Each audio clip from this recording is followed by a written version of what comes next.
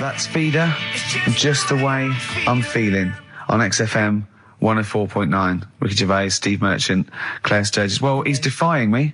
He's not calling in. We're going to give out his number and he's not calling in. That's even more annoying. Who does he think he is? I don't know who he thinks he is. I'll tell you what, I'll tell you who he is. Yeah. He is a little bold Mancunian. Let's never let him forget that. I don't know who he thinks he is, but there's the fact. Just, Karl, call in, because you're annoying me and Steve. He's been slagging you off as well, Steve. Well, go on. In the week, you know, he was slagging you off. I mean, in the week, I was joining in and laughing along, but now I'm thinking but now I'm thinking that you're more on my side than he is. Thanks very much, Rick. I'm glad to see you've come round. He said he was. I was in the pub with him and Johnny. Oh, right. So there's a little audience. Good. And he went, have you seen Men in Black 2? I went, no. He said, have you, Johnny? He went, no. He went, there's a thing in it that looks just like Steve. And I went, what? He went, it's a thing, he's got really gangly arms and bulbous eyes, and it just works really fast in the Aliens registration thing. And I went, all right. I said, we'll bring that up Saturday. Since he's not here, you know, what do you think of that? Well, the reason is that I think the problem I have with is this, that if I was to say things like that about Karl, I'd destroy him. He'd be a broken man after I'd finished with him. Call in, Karl, or Steve's going to say a few things about you. I'm going to get a couple of home truths out there. I can't believe it. I cannot believe it. Yeah, we were, you know, at the time I was joining it, we were having, you know, slagging you off on other things as well. Sure. But now I'm thinking, maybe maybe you were wrong. Maybe I was taking the mickey out of the wrong person behind their back. Because the Night from Patti Smith, co-written, of course, with Bruce Springsteen. Oh, it was a co-write, was it? I thought he wrote it. Yeah. Wow, there you go. Learning something on XFM 104.9. Ricky Gervais, Steve Merchant, Claire Sturgis. No Karl. Well, Karl's annoyed me. He's not playing. He's not ill. Another digit from the number? Yeah, just do one more digit, Claire. You serious? Yeah. Five. Yeah. Five. Good. 5, so 1 5. Okay, great. We'll keep doing that. But I'll tell you what. The best revenge is living well. Indeed. Why don't we just do a brilliant remaining 50 minutes of show, and show the people that we don't need Karl. High five. Let's do it. You don't need Karl. Right, let's go. Starting now. Some brilliant stuff. Bad Company. Can't get enough of your love. I'm in a rock mood because Karl's made my blood boil. Yeah. Really. I might even play a song, you're probably too young, called Spirit of the Radio by Rush. It's sort of like, for rockers, and people like that, it's like the ultimate sort of pomp, rock, progressive pop song ever. It's classic. Yeah, you might hate it, or you'll love it, or you listen to it ironically. I love it. Do you know what I feel like doing? What? Writing a little sort of hymn or a ballad. About to Karl? To Karl. Yeah. We've tried threatening him. That's not worked. Give out one more digit. We got half hour to go. Because they're 3 digits, so it's what is it? 07968. Yeah. 15. Next digit, please. 7. Okay, 157. Right. I hope you're making a note of that. You'll be able to phone Karl, leave messages, tell him what you think of him. Unless he phones. He can stop this at any time by just simply calling here in the studio. You can just call and say, okay, don't... you can just call and say, please don't give my number out. And I'll go, as I always do, when I'm winding him up and I'm slapping his head and I'm sort of like spitting on him and stuff. Eventually he goes, shouts, stop it. And I go, well, you only had to ask. Exactly. So if he calls, I'll go, you only had to ask. Yeah. Oh, the phone's going. Play that break. I'll answer the phone. It might be Karl. Oh. Wow, here's a bit of a turn up for the books. Karl Pilkington on the line. Right. Yeah, where you been? I'm off ill, aren't I? Right. Okay, what's the matter with you? Just, a bit bunged up and that, and got the shakes, got that sort of, that shaky thing to get. Yeah, that's because you didn't eat last time when Suzanne was at work. Yeah, well, I think that's what brought it on. Plus, she was away in the week and I put some wet jeans on. And I think that's what caused the problem. Well, when did you put them on your head? No, they were just on the Maiden and the legs felt dry, but they just were... on the what? On the what? Have you got the Maiden? What was she doing there? What do you mean? On the Maiden that you put clothes on. What? Your clothes horse? Maiden. Your clothes horse? Well, yeah. Right, okay, so you put wet jeans on, yeah? So that's why I'm ill and that. I'm not having a good time. I've been watching the football. So you're just sitting at home watching telly where you could have been sitting here? Well, I would have been better off there because I've got a chair there. I've got no chair at home at the moment because Why? I sold it last week. Why did you sell a chair? What, you only had one chair? What? Look, can't we just, I just was calling up to let you know I was alright and that. We're not interested in that, we want to know about the chair. I sold it. I had a little two-seater and I sold it because I'm getting a new one, but I've got to wait another month. So you've got to sit on the floor for a So month? you sold a chair before you had another one? Well, she might not have wanted to buy it in a month or something. So I got rid of it whilst I could. She was alright, buddy. We'll talk about that next week. Oh, you're going to be in next week?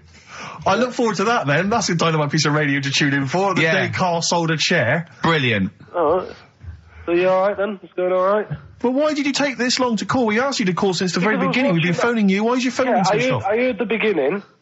I heard the beginning of the show. I thought, yeah, it's going alright, the there and stuff. Turned it off. You turned it off? No, I put a tape in though, because even though I'm ill, I'm still showing an interest in it. Well, you're not. If you're watching football and shaking. Yeah, well, I'll listen back to it later, so I hope you haven't been dissing me. No. Right? Definitely not. Don't listen back to it, it's not worth it, but we haven't been dissing you, no. And I've just been watching a bit of football, right? Did you watch the Monkey programme last night? You told us to watch the Monkey programme. We all stayed and watched the Monkey programme. Alright, wasn't it? It was rubbish, wasn't it? Obviously not half chimp, half human.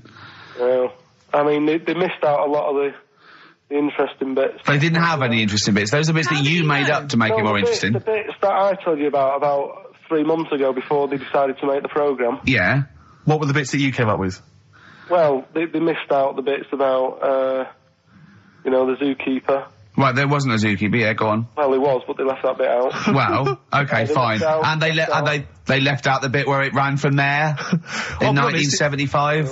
In terms of those that did research, they actually went and filmed it. You read it on the internet. Yeah.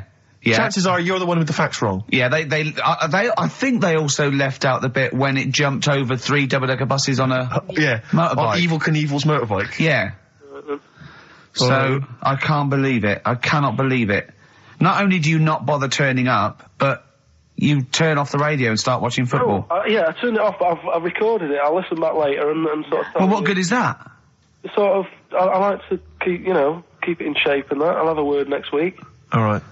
If you receive any phone calls from people you don't know, we don't know anything about that. Instantly, we don't know why that is happening. That is just going to be a weird, spooky thing. So And don't bother telling the story about Men in Black 2 either, because I don't think people will be interested.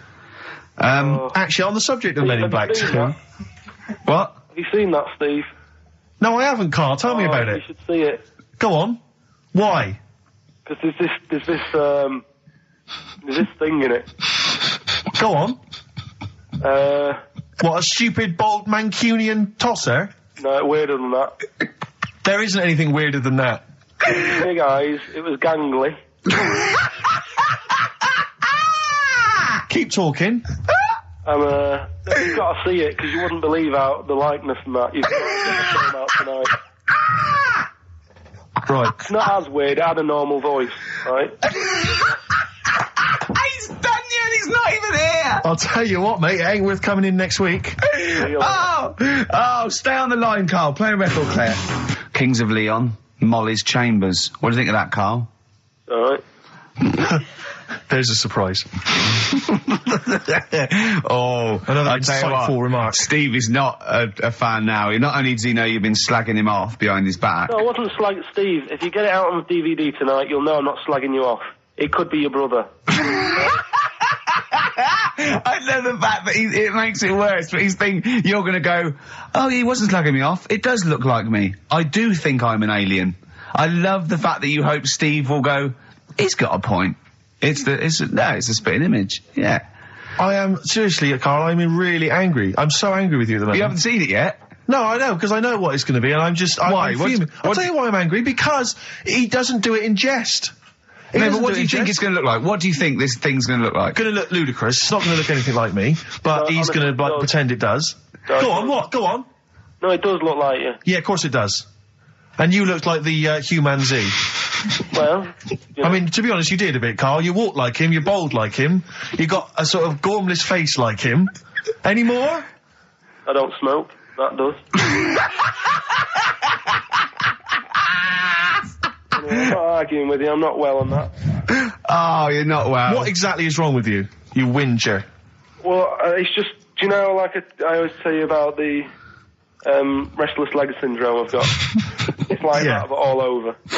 So you're just shaking around the house? I'm just, yeah. What do you look like, Elvis? What are you doing? You're shaking around the house. I'll tell you, with your bald head, you probably look like an enormous vibrator. Oh, God. That's what you probably look like if you strip naked. Oh, you'll have the Scottish widow coming round. Oh, dear. That's, what's her name, by the way? I heard you talking about that. That's, Amanda Lamb. Amanda Lamb, who's in the Place in the Sun programme. Is she actually a widow?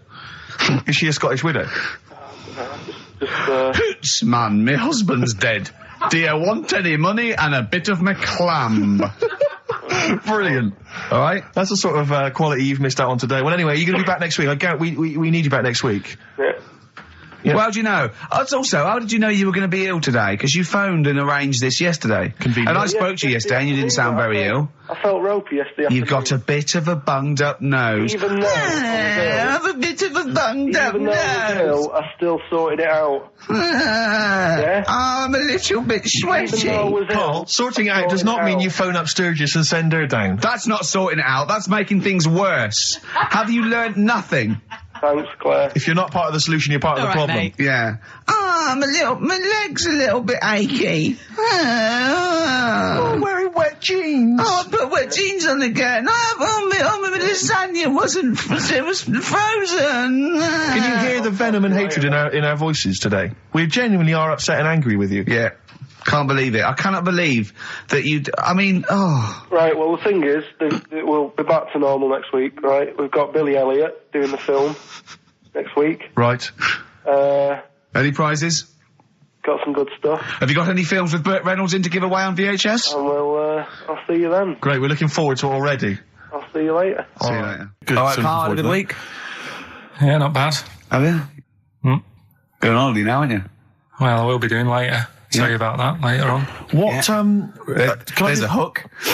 can I just check, because there are rules in place, aren't there? Yeah. There was a big bust up in the week. I don't know if we should talk I'm only about it. allowed to wind him up. I'm not allowed to wind him up socially now. I'm not allowed to. What am I not allowed to do socially?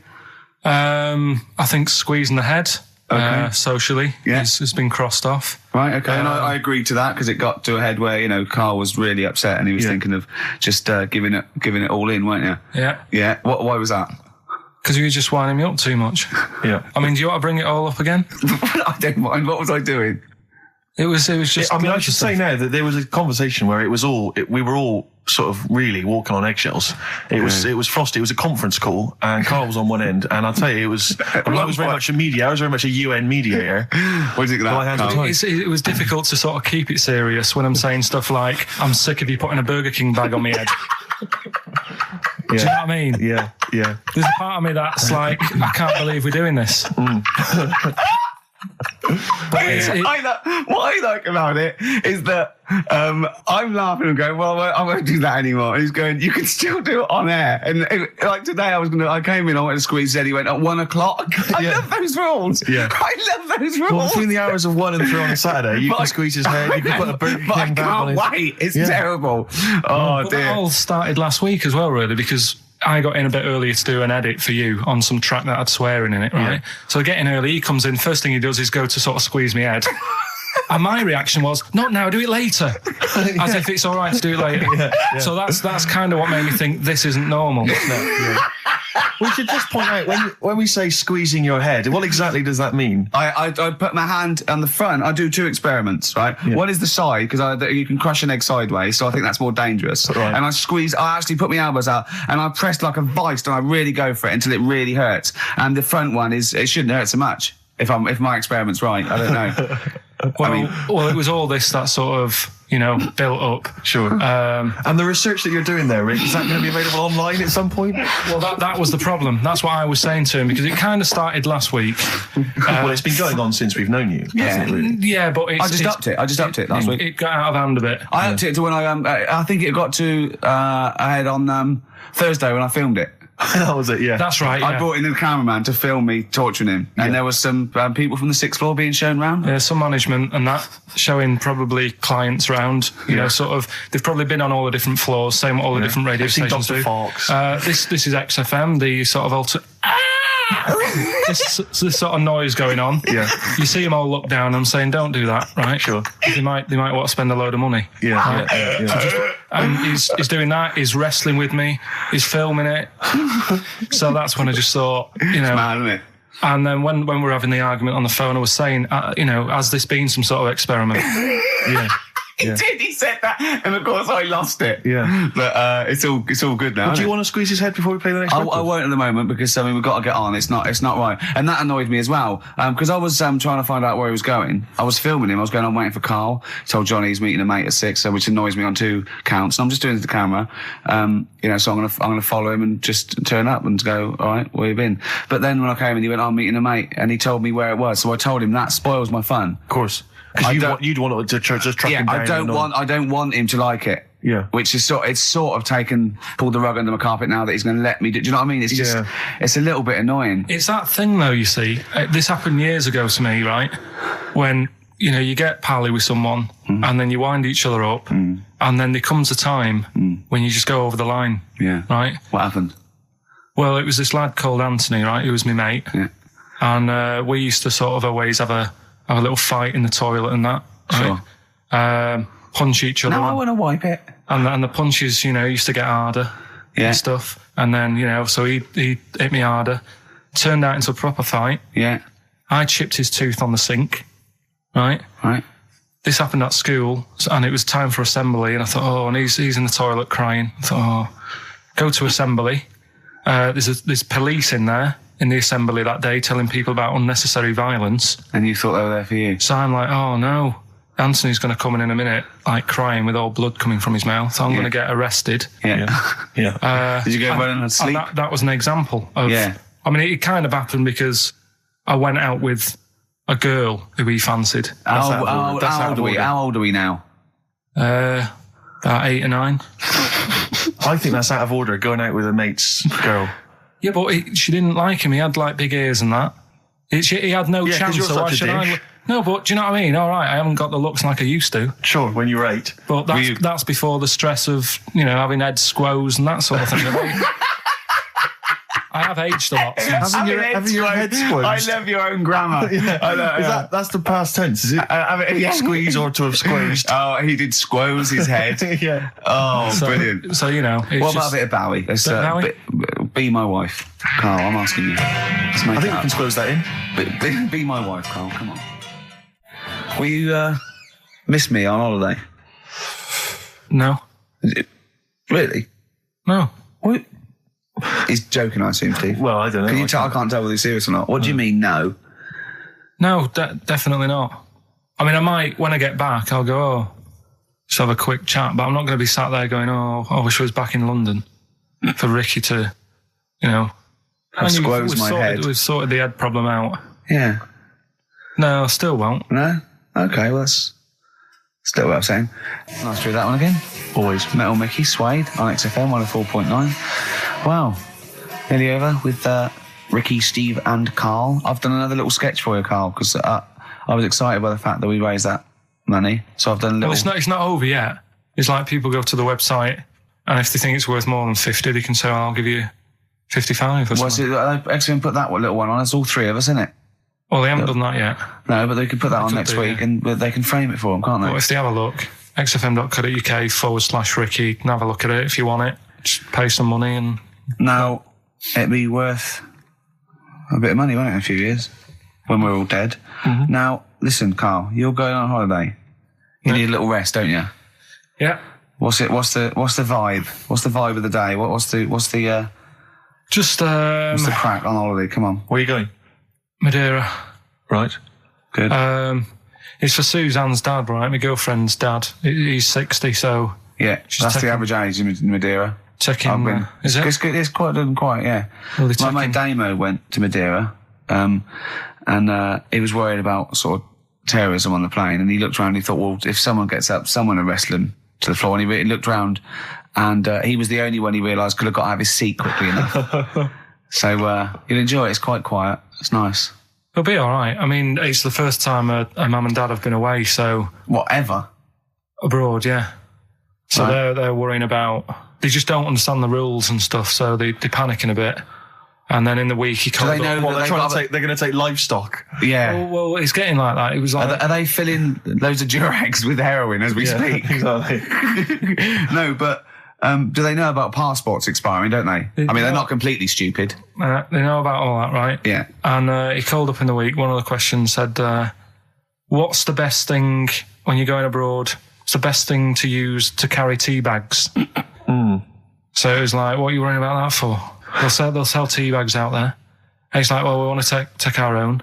It's like they'll sell tea bags. Yeah. And he's worrying about that. He's saying, can I put it in a glass jar? So put it in a glass jar then. He's saying, oh, I'll bubble wrap it. So he's bubble wrapping a tea thing. It's just, I mean, it is annoying me a bit because it's meant to be a week off from you annoying me, and already he's niggling me. Yeah. But you are easily wound up. You are a very finicky little fussy person. You don't like the slightest bit of pressure. See, I thrive on pressure. Working here, working there. That's the way I work as well. That's always doing stuff. Monkey news. Do you know what I mean? Oh yeah, Monkey News. I got an email. I won't read it to on air. It's rubbish, but that's one feature. That's my bit done. That's all I have to do. Well, I'll tell you what. When I'm away next week, do Monkey News and see what you can find out. All right? Oh, there's a challenge. See what you can do. Yeah. I've already told them about the Guinness Book of Records one, so you can't use that. Yeah. Right. We're going to find the best Monkey News ever, Karl. Wow. What was it you said to me about... Because, I mean, the thing is that you don't really like people, do you? That's the truth of it. People annoy you, don't they? They wind you up. Yeah. What was it you said to me about friends? You don't... He doesn't like friends. He doesn't want any more friends. He doesn't want any friends. Is it because one day they'll ask me to help him change a tyre? Yeah. What was it? It's always hassle. Well, The tyre he sits and swings on in his back garden, he means. It's just... They call up, they ask for stuff, they want favours doing. Yeah, they want a pint, they want to chat to you because they like you. I know they're a pain in the arse. I'll tell you what, Karl, you're better off without them, mate. Yeah. Although, to be fair, Rick, friends like you... Yeah. You're not judging them on me, are you? You're not judging all possible friends on like me. him. Just they do sort of, you know... You know, some friends will never touch you around the head or I nether don't want to see you regions. for a week, am I? Oh. You should Do get a you decent get a little squeeze in. squeeze in? I am going to get a little squeezing. Can I come around there and squeeze you? Squeeze him in now. We should play the last Brilliant. tune. Hurry up while we go to ads and that's it, really. Is that it? We've got no Yeah. time for records. That's a shame. We'll have a quick squeeze. A quick squeeze. Well, that's like a Benny Hill slap there on the Yeah, front. all right, that's enough of that. Right. Okay. I'm not squeeze it. All right, that's it. Excellent. Will that See you do you later. for a week? Yeah. All right. See you next week. See you later. See you, Rick. Have a good holiday. All right. Oh no, you should be a weatherman because once again you've predicted wrongly. It's not a beautiful day at all, is it, Stephen? That was you two, XFM 104.9, Ricky Gervais, Steve Merchant, Claire Sturgis. Claire Sturgis in for Karl Pilkington. Karl Pilkington is on holiday Sunning as we speak. himself. Where has he got? Mauritius, was it? Madeira. I think with his girlfriend's parents. You remember last week he was worried they'd never been abroad, and her dad was saying, what's the way to pack tea bags? Yeah. Carl's going, you get him over there. He was going, I'll put him in a jar. He goes, put him in a jar. I phoned him up in the week, just before he went, I think Friday, said, have a nice time.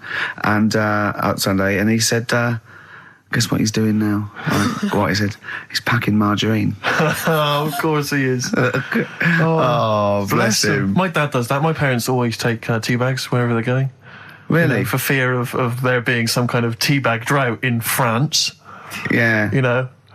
Is it wrong? But I mean, I don't know. Is it because of maybe English breakfast tea you can't get over there? So But you can. Can you though? I mean, You you can get pizza because you know, you can tea is take probably the single most popular drink in the world. I know, but what about the fancy foreign teas, your Earl Greys and the like? Well, I don't know. Because I want good English breakfast. Don't bother me with Earl Grey. I don't know what that cup of tea is. It's not tea to me. It's laughable. It's weak. It's pathetic. Do you know what? Earl Grey with a little bit of skimmed milk isn't so bad. Oh yeah. Yeah. Oh, And is your husband a fan?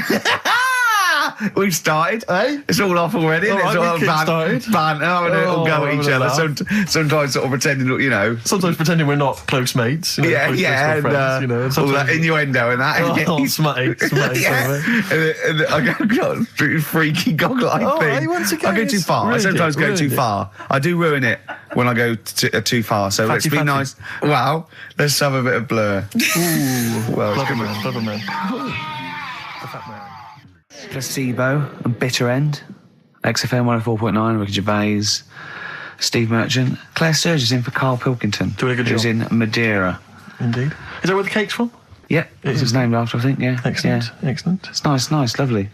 It's sort of, I don't know where Madeira is. it's sort of off Africa. Okay. But it's, I think, There are a lot of Portuguese. old people go there. There are a lot of old people there. There are a lot of Well, old people Karl there. is essentially a He's old before his time, 50-year-old man yeah, in the body yeah. of a 30-year-old. Yeah. I know, yeah. I think it. Whereas Ricky Gervais, Whoa! Party by the pool. It was actually really good. I'd much prefer that than we went to Greece once, and we were wandering this place by mistake, going through this, and it was just full of people in Everton shirts and Liverpool shirts and just drinking lager. Like, oh, where's the fun in that? And just I can't. The idea of Butlins, millions of families screaming around would drive me mental. Butlins is the most extraordinary place I've ever been to. I went there with a bunch of friends. We can't slag it off, but I mean, not Butlins specifically, just anything. No, I'm not slagging Butlins off. No. It's just But it was an I've never been to an Butlins. extraordinary place. The bars themed. One bar themed in the Wild West style. Brilliant. But a tribute band to Status Quo playing. Really? It was extraordinary. So you walk in the swing doors, and there's Status Quo playing, and everyone else is all the staff dressed in cowboy outfits. And cowgirl outfits, serving drinks. I've told you this before, but I sneaked into Butlins. We sneaked in one night, and we didn't know what was on, and they were serving lager and chips, and there's just loads of families and lots of northern men in short sleeve shirts and kids running around and stuff. And so they just arranged the chairs in the sort of dance hall, and they went, and now, ladies and gentlemen, the entertainment for this evening is David Copperfield, not the magician. And it was the bloke from Three of a Kind. Of course. He came out, he did it all, he did all the jokes, he did all the, hello, how are you? Oh, you're nice. You know, to people in the audience. And then his finale was he stood on a chair because there wasn't a stage, and he did Classical Gas, seriously, on guitar. And then they went out, right, and he went, thanks for it. He went off, and they stopped clapping, and he came back on to get his jacket. Oh dear! Oh no! Yeah, it was great. There was also a girl-boy duo in blue satin called Joint Effort, which I was loving. And at the end, right, I think it was on a Saturday night, so people were leaving sort of the next day, or Friday night, they're leaving the next day, and the kids and that were sort of like going to the Redcoats, and they were crying. Right, and all the Redcoats and Joint Effort, and they did We Are the World. Oh wow! Amazing! What an amazing night that was. Extraordinary. Yeah, They are incredible places. yeah. Blur, Out of Time on XFM 104.9. Ricky Gervais with me, Steve Merchant, Karl Pilkington. Yeah. Steve's a bit quiet. He's got a bit of a sore throat. Oh, a bit of a sore throat. Murder all week. It's been murder, Rick. We couldn't work all this week I've been because off sick. Steve's been in Bristol. Karl, you're not impressed? It's just, I don't understand why having a sore throat sort of... Oh, he's done you. Right, what if the sore throat was so painful it was like you've got broken glass and razor blades in your throat? You can hear now that I'm not even speaking from down in the throat, I'm speaking from the very top of it like that, so it sounds a bit weird. But you're right. What? Your hands are all right, aren't they? Yeah, but we talk when we're writing, don't we? I can barely talk. It was agony. I couldn't sleep because it was so painful. Even when I was just lying there, motionless, it was hurting. I just was surprised because I got back off holiday and called Ricky and said, all right, is Steve all right? And he said, he's had to go back home or something, and he's stayed there because he's got a sore throat. Yeah. I didn't understand why you can't, just go home. I mean, how old are you? What? I don't understand why you got to be at your mum and dad's when you're feeling a bit ill. I happened to be at my mum and dad's, now I'm talking like you, when this sore throat really kicked in. So I thought I might as well stay and get a bit of the creature comforts of home. Do you know what I pictured though when he told me? See, my parents aren't like yours, Karl. Your father would have popped down to the phone box and maybe looked to see if there were any kind of throat lozenges. Strepsils. Yeah. Whereas my mum phones at the doctor first thing she can. I'm straight down there with my dad. They're snapping into action. They're trying to sort me out. It's a bit like that Ronnie Corbett thing, isn't it? Sorry. That sorry thing. You're right, Karl. Yes, you're absolutely right. He's just like that. Oh, No, dear. it's just because You just went on holiday with your parents. Well, not with mine. No, with right. Suzanne's, and it won't be happening again. So Well, that's that sort. we'll have more about that a little bit later. Well, luckily we came in a few times, didn't we? We've been here since about 11:30, haven't we? Yeah, sorting stuff out. Doing a show. What, have you been squeezing his head, or? No, that's strictly between the hours of 1 and 3. We established that, and I've kept the rules, haven't I? I did practice the grip in the week, didn't I? Yeah, just to see what method he was going to use today. Yeah. I came in, I did my back on Tuesday. I was sparring and I pulled my back and I was in agony and I had to get an emergency chiropractor out and sort it out. And I was on painkillers and I couldn't walk the next day, but I still came in and did a voiceover that was booked at 4:30, didn't I? I got Johnny to walk me in because I couldn't sit down, so I couldn't take a cab, but I could be upright, and I had to got him to walk me in because I was scared someone was going to bump into me. And I did the voiceover. That's dedication, isn't it? Yeah, but right, I got back off holiday on the Tuesday, right? First day back was going to be on the Wednesday, right? So I thought, well, I'll take it easy, because you do that, don't you, when you've been on holiday? The first day you just want to sort of... I don't, I'm straight back into it. Well, yeah, but it's nice to, do you know what I mean? Yeah. Just sort of look at your emails, go through all them, work out what people need and stuff. Sure. Doss around, yeah, sure. So I thought, I'll take it easy. As soon as I got in, I was told that Ricky had been booked in to do a voiceover. And I thought, can't handle that. Do you know what I mean? On the first day, him coming in annoying me, probably trying to get a week's worth of head squeezing in. So I called him up and he said, I might not come in because I've got a bad back. I thought, well, that's all right, right? Then you just turned up, didn't you? He said, I managed to get in a cab. Yeah, Johnny walked me in, and that's what, yeah. And he did the stuff, which I haven't got it here at the moment, but I'll find it on the system and I'll play you what he did. That he's been paid to do as well. It's all right. Yeah, well, it's not all right. I had to pretend it was all right when I played it to all my bosses to try and look, let's play that a little bit later. But now, as we're all back together, Steve, would you say the boys are back in town? Yeah. Brilliant. Well, do you want a bit now, or what? What no, I wanted you to tell Steve about your holiday, because you told me in the week. Go on. Steve, I mean, bad idea. I had a feeling anyway about going away with, like, Suzanne's mum and dad, because I've never been into sort of family holidays anyway, right? Even when you see it, whenever I've been on holiday and you see like families on planes and that, and they're all having a laugh and a joke, loving it, and then on the plane going back, you can see that they've gone off into groups, and like, you know, the dad isn't talking to the daughter and all that business. So I thought, asking for trouble, but you know, I do everything once. Do you know what I mean? Boxing, dancing, going on holiday with parents and that. Give it a go, see how it goes, right? So not your A-levels, but fair enough. It started off. It started off bad, didn't it? Because last week I told you that you know, our dad called us up and said, you know, I want to take some tea bags with us to Madeira. Yeah. What's the best way of packing them? Yeah. Right, so I knew there was going to be problems like that, because the thing with Suzanne's family, right, they like having a routine. They know what they're doing every day. They know what they're having for tea every day. It's the same thing every week and stuff like that. Yeah. So I thought, this is going to be interesting, this, because they can't do what they normally do. Sure. Right? I love it. I love you treating it like an experiment. Yeah. Right? Just watching them all the time. So the first problem was they'd never flown before. So I was winding them up a bit, saying, it's murder. It's really horrible. You know, plane goes all over the place.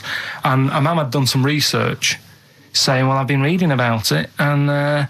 she got a funny accent? More people, there's more chance of me being killed on a donkey than there is on a plane.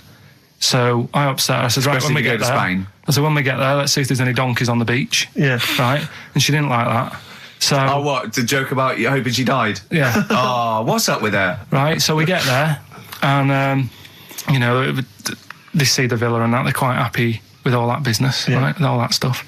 And then, as time went on, I was getting a bit sort of fed up with them being around us all the time, because I think you should have your own time when you go on holiday with the family. You should say, right, you go off and do your thing, we'll do our thing, and we'll meet up later and talk about what we've been doing and stuff. Anyway, so it gets to like the Thursday. We've been away since Monday, right? And I said, right, we're going out tonight. So our mum says, yeah, we'll come with you. I said, no, it's just us. We're having a bit of time on our own, right? Is it true you said to her, you told me this, you said to her, you started to annoy me, I want some time on my own? Well, I told her at the start, I said, it's going to be interesting, this, because people annoy me when they're around me a lot. Sure. So I wasn't nasty to her, I just was saying people, not her. Oh, right. Yeah. Do you know what I mean? I'm just saying, you're going to get on my nerves.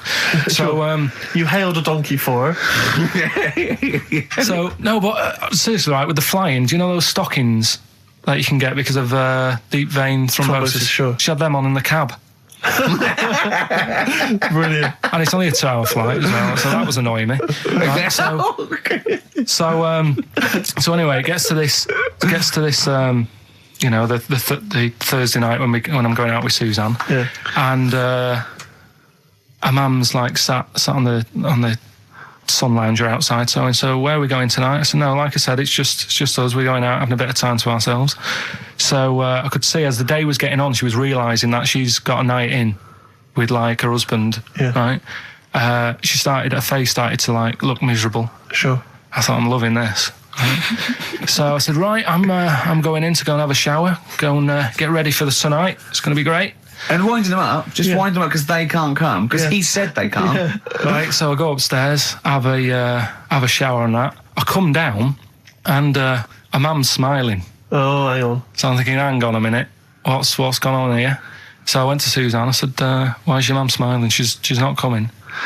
She said, no, but my dad said he'll take her out now.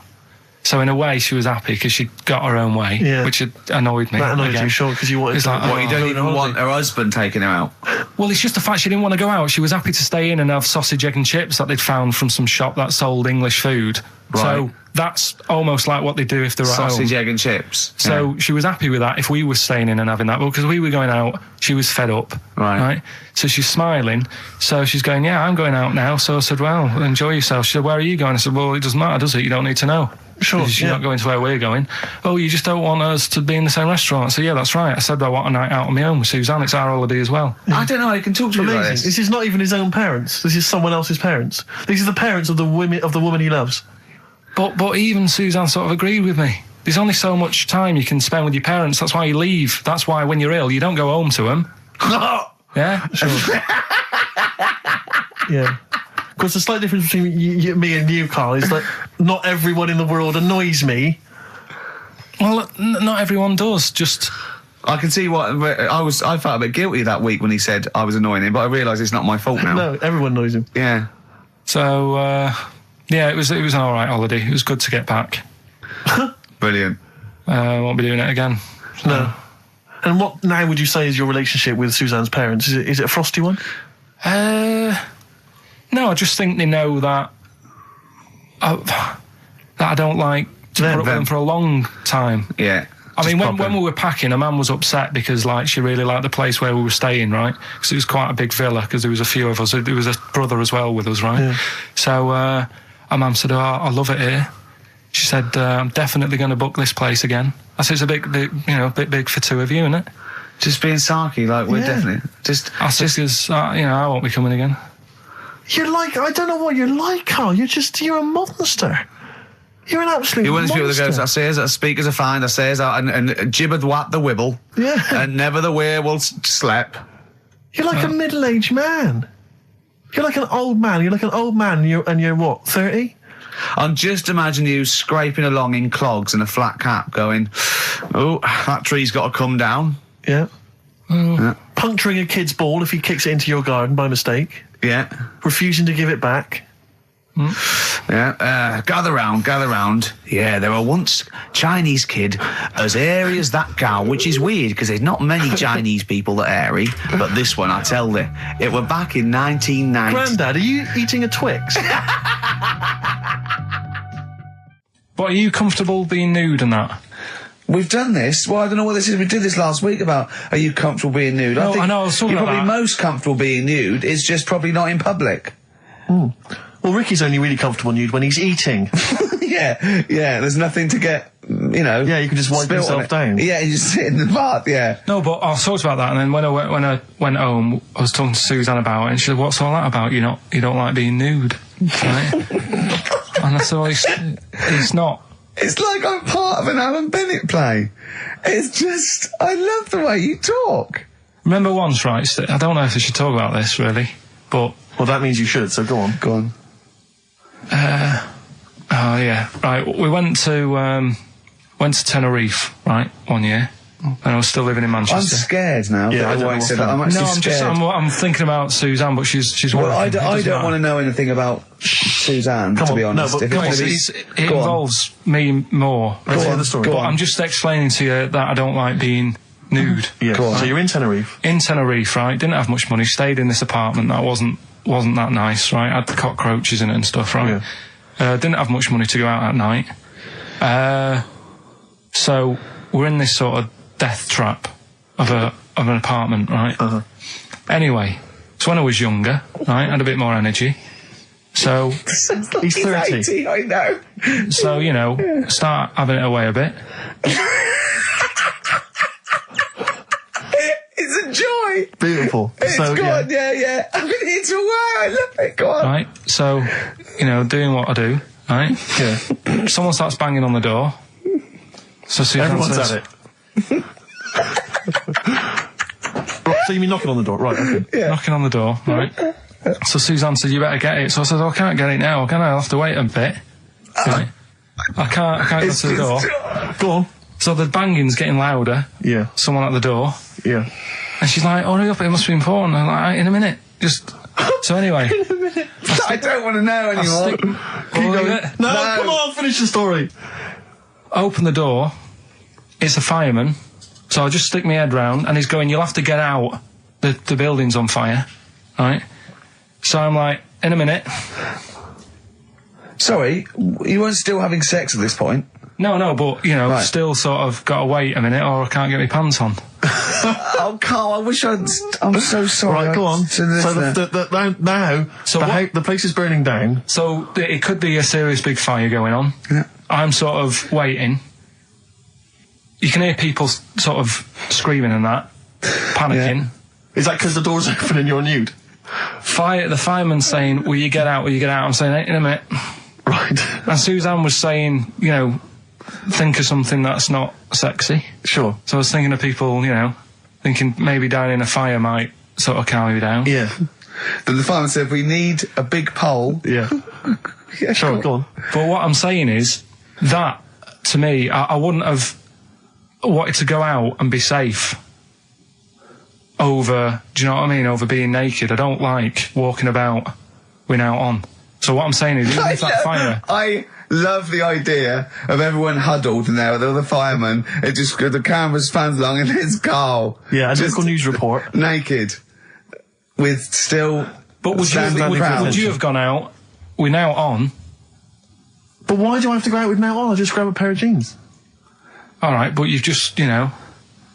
What? There's a fire, Karl. Yeah, but See, not everyone looks at men's packets. That's only you, remember. Most of the other firemen wouldn't be going, "Oh, look at him." But what I'm interested in is he's pleased to see us. Karl, how long did it take? And did the thought of dying in a fire help? After a bit, but the fireman sort of had a go at me. Sure. What do you mean? Well, he wasn't happy that I was dawdling. Well, to be fair... But what can you do? Answers on a postcard. To the usual address, XFM, care of Leicester record. Square. Well, let's just get these rocks. So let's play a record. Let's have Rockbusters and Monkey News. We don't have time for afterwards. monkey news. We'll squeeze them in. Wow. Lil Kim, and I believe that's Mr. Cheeks there, just busted it on the mic, and that's called The Jump Off. Talking of cheeks, Karl, have we got another instalment of Cheeky Freak of the Week this week? Yeah. Have we? Excellent, look forward to that. Is there some monkey news? Goes without saying. Of course. Does it really? That monkey news is safe, isn't it? It's not like, You're always going home with monkey news. You know it's there. Yeah. It's like songs of praise on a Sunday. when I came back, I've been on holiday for a week, and I sort of sat in by the pool and stuff, and I sort of wrote about 40-minute stand-up with my new show, and I was going to Karl and said, "It's great when you get away. It's sort of like you relax and you just think clearly." He went, "Ian, I know." He said, "I was away when I came up with Rockbusters." Yeah, indeed. Absolutely. I was buzzing about writing 40 minutes of brand new stand-up. Yeah. He equated that to coming up with Rockbusters. Should I be insulted, Steve, or is Rockbusters as good as everyone's saying it is? Is it the one good idea? Is it like E equals MC squared was to Einstein is to, Rockbusters is to Karl? What if I do this, Rick? What if I played you some adverts right now? Yeah, and then we we came talk back about it. with some Rockbusters. Yeah. You could make the jump for yourself. Maybe I'll do Rockbusters and show people how easy it is to do it wrong. Adverts, then Rockbusters. And a cup of lovely coffee. Cup of coffee in the cup. Yeah, Cup. I want a cup of coffee. So I wanted to ask you something. Remember, again, we've got to be careful here. You know when you wouldn't leave the building that was on fire because you were standing proud? Hang on, we need this. Some people now don't know what you're talking about. Karl, you were on holiday. Yeah. on holiday in Tenerife, right? Yeah. You'd had a moment of intimacy with your girlfriend. Yeah. Yeah. A knock on the door. You had to stop and get up. You peeked around the door. It was a fireman saying, get out. But you didn't want to leave because you had a... Yeah. Yeah. It was a little... Yeah. Yeah. But what I don't understand is you maintained that while looking at a Spanish man dressed as a fireman. Yeah. Is that true? Is that the fact? You maintained... I'm sorry to say, you maintained arousal whilst looking at a gentleman dressed as a fireman. No, these are the facts, and they are undisputed, right? Did you maintain... I'm not a machine, though. Do you know what I mean? I can't turn it on, turn it off. Right? But you were talking... I just thought, talking to a fireman, you'd have probably lost it. I don't know, but you didn't. No, but the other thing was, I mean, I was talking to Suzanne about it again, right? Yeah. She said, what are you talking about that for? Right? I said, oh, it just cropped up, right? Yeah. And the dilemma was, you see, I wanted to try and make sure that it was a proper fire because that was the last condom we had, right? So it would have ruined the night. So I didn't want to it was like, well, what's going on? Is it, do we need to get out? Yeah. Is it a proper fire? Yeah. And you, and talking to this man in uniform, what did he look like? Was he good looking? Did he look like Ricky Martin, say? Was he good looking? Was he good looking in his uniform? I can't remember. Can't remember. Did he have a moustache? Better play a record, didn't we? Is this bringing it back? What? You look uncomfortable. What? Did you just switch this on with your hand? Why wouldn't you go to the monkey sanctuary down in Cornwall and just go around cuddling as many monkeys as you can? I'm going to tell you something now. Go on. Go in there next week. Are you? Yeah. Taking my mum and dad away, because like Suzanne's mum and dad. What, you're donating them? Most people put them in a home. What are you going to say? Even monkey sanctuary is cheaper. Taking them down, taking them down to Cornwall. Hold on, I thought you said you'd never go away with parents again. No, but that was Suzanne's mum and dad. Oh, is this to get even or something? So we'll do that, and then we'll can it, then. That was your outing. Your phone and both sets of parents, and it goes, right, you won't be seeing us ever again on holiday. We've taken you away, Be careful that the monkey people don't buy you off your parents. Yeah. And don't make sure they don't leave any of the monkeys' food in the telephone box, because Dad will have that away. Yeah. No. I was talking to him about that the other day. About the nicking in phone boxes. And he should we just explain that to people? They live in a small village in Wales, and it's like one sort of utility store, and when it's shut, they leave you shopping in the telephone box across the road. And Karl's dad found out about this and goes and helps himself. Yeah, to other people shopping. That's terrible. Yeah, go on. And I was talking to him about that, saying, have you picked up many surprises in the phone box? And he said, no. We were talking about other stuff he used to do. One of them used to be going in this supermarket, right, in Manchester. Yeah. Needs a new pair of shoes. Yeah. Go in, take a new pair off the shelf, pop them on, leave his old ones there. Really? And walk out again. Yeah, brilliant. And then you go in after and buy his old ones back like an idiot. Yeah. You'd go in the next day. They look nice. Yeah. My dad's got a pair just like that. I've always wanted some. Can I have those? Incidentally, we don't advocate the stealing of shoes from shops. Or the joyriding and killing people. Unless you've got one day left. Okay. Or phone boxes.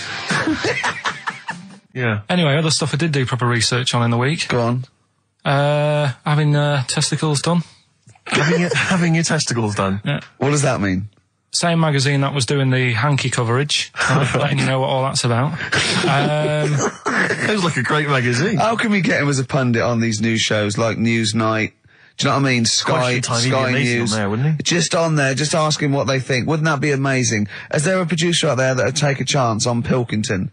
It's Pilkington, Raggy Omar, Ian Hislop, and a panel of people, and they just ask people. Yeah. Yeah. So you can have your testicles made bigger. Why would you want to do that? Well, that's what I was asking. What's the point? Well, the actual testicles, or do they just inflate your ball bag? Because you could do that, couldn't you? You could have some air injected so it was like a big... so they'd look bigger, but they'd rattle around inside, wouldn't they?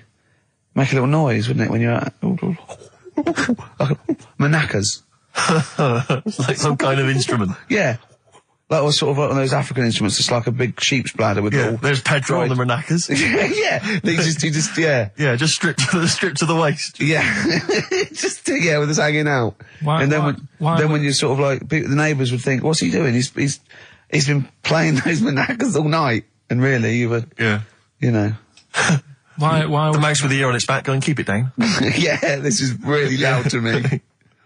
Hey, why would someone have that done then? You brought it up. Well, presumably so that they could draw a little funny face on them. Yeah. Obviously. And you could let them down after the holiday, like you do a Lilo. Exactly. Just let 'em on holiday, you're floating round, you know, like you're just in the sea with your big instrumental maracas, right? Just floating. You're having a whale of a time. People playing it as they go past. Exactly. All right, Karl. All right, Become a bit of a sort of local celebrity. Yeah, there's Karl with his floating maracas, like a big jellyfish, right? Yeah. And then the end of the holiday, or Saturday. If you've got a little pair of tight Speedos, it'll be like Jordan walking around. And then you just like... Just let them down when you come back. Let the knackers down for the plane. Yeah. Because apparently they do get bigger, don't they, as you get older? When you're an old fella. No, I think they get lower. I think that's it, that testicles and breasts get lower. Is that purely gravity? I think so, yeah. Probably stretching a bit, innit? So is it wear and tear? Is the old fellas who are walking about saying, "Oh, sick of these"? No, they don't tread on them. Well, that's why old people have always got to have a little sit down. You know, 100 metres. Yeah. Stick them in the socks. Exactly. Yeah. Or they can have I suppose you can have like a little ball lift. You can have a facelift, can't you? Have a little nip and tuck. Or probably a facelift would help, wouldn't it? Because if you pull your face up. That's going to bring the skin up. Bring up a little bit, yeah. Don't go too far. You'll have a little knob as a tie. But you can, you can tighten stuff up. Speak for yourself. Steve with his kipper tie. That's a lovely tie you've got there, Steve. And you look so young. Yeah. What's that little sack underneath it? That little brooch. Well, wait. Playing with your little maracas all night, Karl. So, a chicken with teeth. And you can have your balls done. Imagine Kirsty Ward, whatever her name is, on Newsnight, saying that. And now, 2 features of the week. The war in Iraq, let's forget that. Who wants their knackers done? And look at this chicken. Careful, it bites. I think we should send this link to Dr. Fox and see if he thinks there's an improvement on what he heard during the sonas. Play a record. Yeah, get this link, send it to Dr. Fox. He'd love it. All right. Plus, he'd be able to offer some kind of medical explanation. Yeah, exactly. Teenage Fan Club. Oh, brilliant. Foo Fighters, Best of You on XFM 104.9. I'm Ricky Gervais, with me, Steve Merchant and Karl Pilkington. All right. Karl's had a bad week. I'm going to say it straight away. He tries to rule out stress in his life. Yeah. But he's had a bit too much stress this week, haven't you? One, a phone call from his mum, stressed him a little bit. Right. Something he said in a magazine about his auntie. Okay. Came back to haunt him. Auntie Nora? Auntie Nora, yeah. Don't name her. No. Oh, she knows who she is. No. Okay, we won't name her. Right, we just say it's the one who farted for 5 minutes, and as he saw a skirt when he was young, and I found it like a split tennis ball. So it could be any of me aunties. We're that coming up, and also a bloke in Times Online, Chris Campling, did a review of the show, right, and basically said that Karl Pilkington is a creation of Gervais and Merchant. Well, if only that were the case. He said. He started off saying he liked the show. Yeah. He was excited. Said it was a good show. A lot of the jokes. I'm already questioning his critical faculties. Yeah, exactly. And basically said that we didn't contribute much, or seemingly didn't seem to contribute much, and we couldn't sort of like ad lib or anything. We just laughed at, particularly me, laughed at Karl Pilkington, who was coming up with some, quite funny stuff. Yeah. Right? But then he does a twist on it. He goes, but the thing is, we're the puppet masters. He's a created person. We've created the persona Karl Pilkington for our own amusement. Right. He bases this on simply that we talked about... What was it we talked about? The Chinese not aging well, and he heard him talk about that on my DVD. But clearly I say, Karl, remember when you were talking about that? It's a news, or remember in the week, and so he thinks it's all scripted now. Imagine if this show was scripted. I'd be ashamed. Yeah. If this show was scripted, I would send back the BAFTAs for the actual shows we've written, and I would say... I'm having a go at Chris Campling. He's nice about our other work. He likes The Office, and he likes my stand-up and everything, and he likes the show, but he's saying because we're not spontaneous, we scripted this and invented Karl. So he's like, you know, we've invented another Gareth. If we had created Karl, I would not have squandered a character that good on this poxy radio station. Absolutely. Also, does he know that we spend about 3 months on half an hour script? So how long does 2 hours of drivel? But the main thing is, as if this could be scripted, it's dreadful. It's shocking. Or maybe this is scripted. Hang on, you've lost me there. Let me just check the script. Maybe Chris Campling does not exist. Maybe I've made him up. I don't know what to believe. See, the name doesn't wash with me.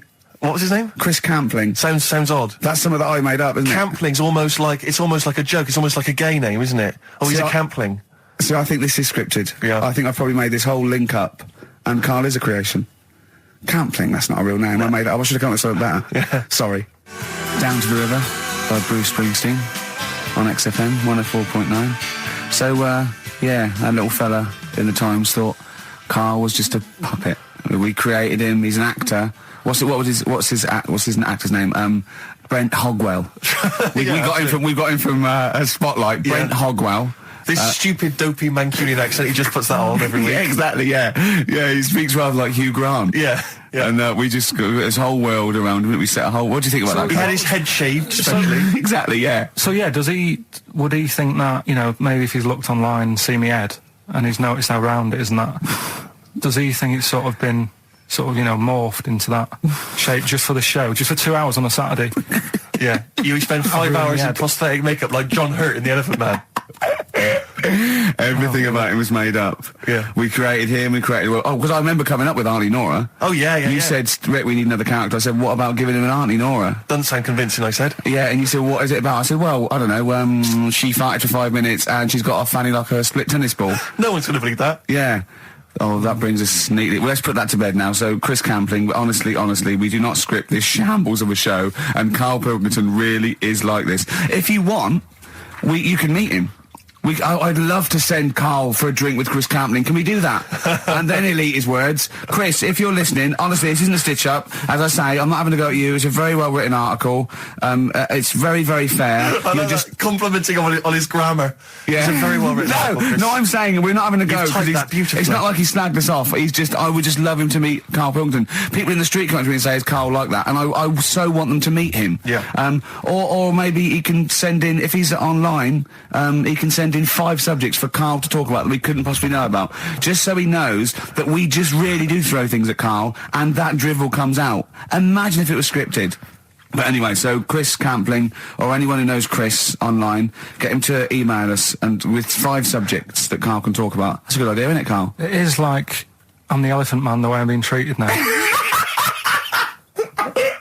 Just sort of like... I scripted that. I wrote that joke last night. Are you sure? Or was it yours? I don't know. Karl enters and says, I'm like the Elephant Man. Hang on, let me just check the credits on the script. I'll tell you what though, Steve, that I found out about the Elephant Man when I was talking to Ricky. What? You know the only bit that was normal on him? Oh yeah, no, it was in the film. You know that bit in the film? I was watching it one day, it was on, and I said, look, your favourite film's on. And it came to the bit where he was being exhibited, and he was naked behind the screen to all the doctors. Go on, what did you say? And there's a bit where he goes, and strangely, the only thing that is normal are his genitals. They're untouched by this disease. They are totally normal. Right, what did you say? It's a bit annoying, isn't it? It's like the only bit that you'd want as an elephant. The only bit you'd want that was like an elephant. Yeah, no, I can see. And he said, and he got the head. So other stressful things. But so anyway, what's the Auntie Nora thing? Sorry, Auntie X. Auntie X. What did she? Yeah. Why is she upset? Well, he mentioned her in Zoo. He did this thing for Zoo magazine, and he mentioned about when he looked up her dress. She had by accident. Remember? You were going around looking up your elderly relatives' dresses in case they weren't wearing... For people who've not heard Karl talk about this in the past, just explain quickly again what we're talking about. Right. He didn't want to talk about it at all. When I was a kid, right, Auntie Nora used to come round. My auntie used to come round.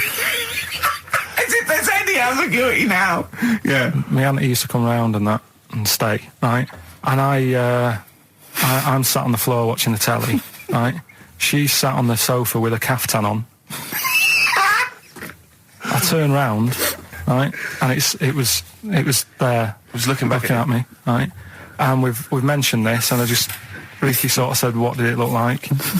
And, a split tennis ball came to mind. That's what we talked about, right? So anyway, Zoo magazine, when they did the interview... And she's the one that used to put a valance on everything, isn't it?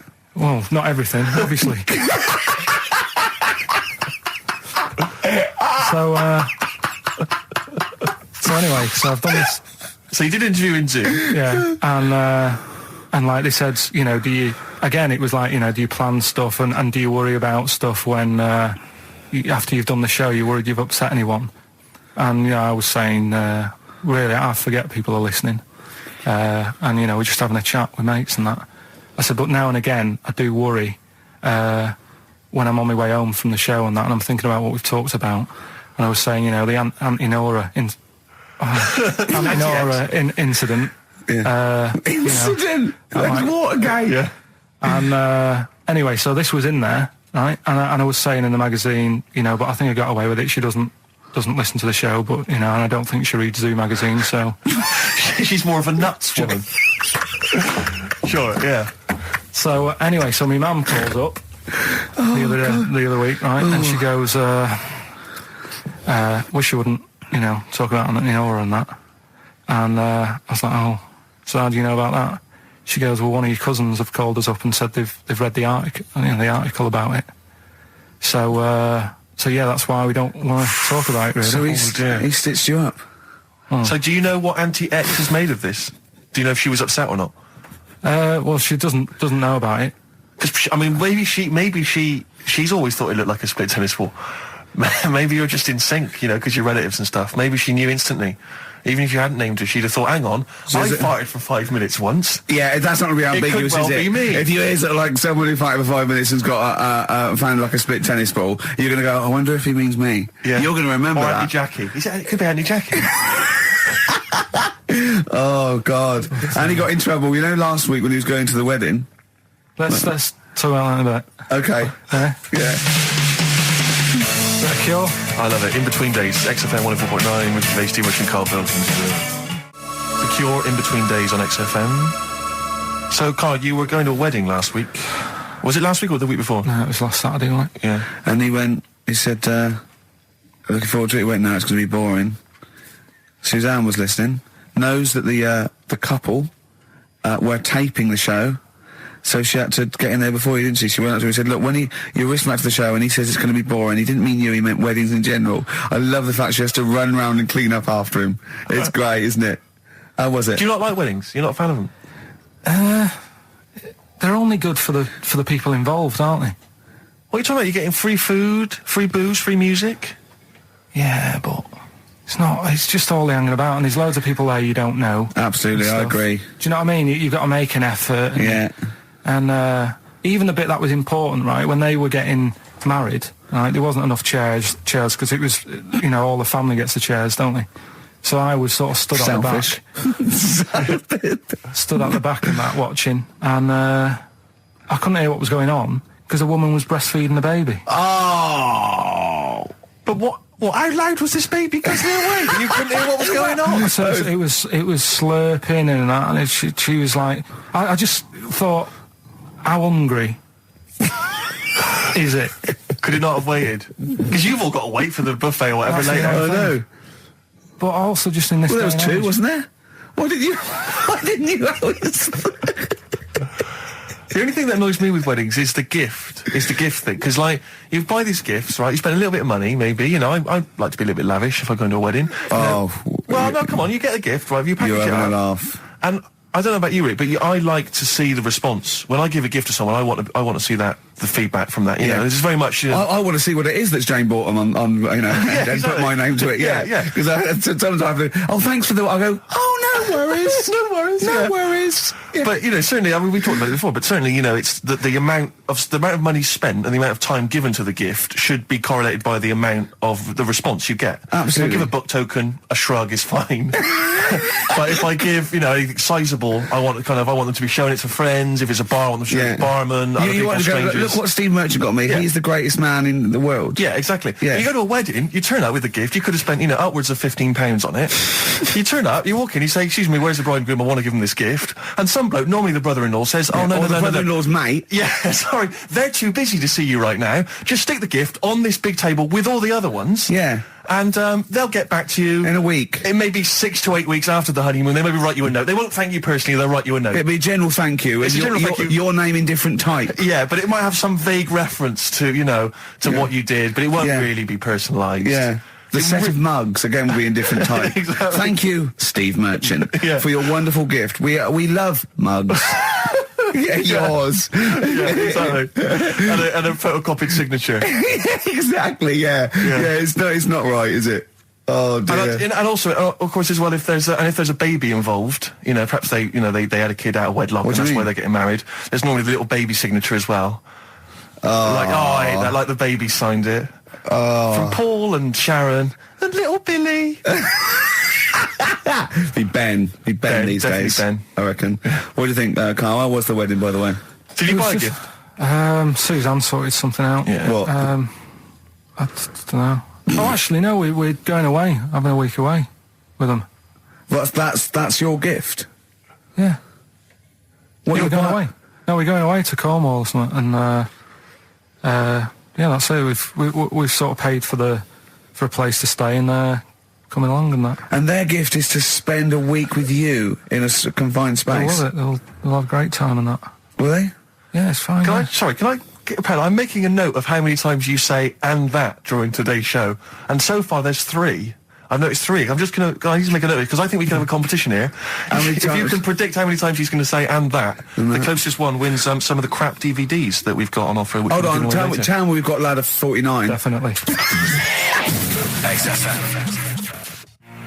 Landed Ben Folds on XFM 104.9. We've had an email, Rick, from Simon Whittaker. He says, he's throwing the question to Karl. Have you seen the video for that Ben Folds song where there's apparently a monkey working the sound desk and shifting the piano?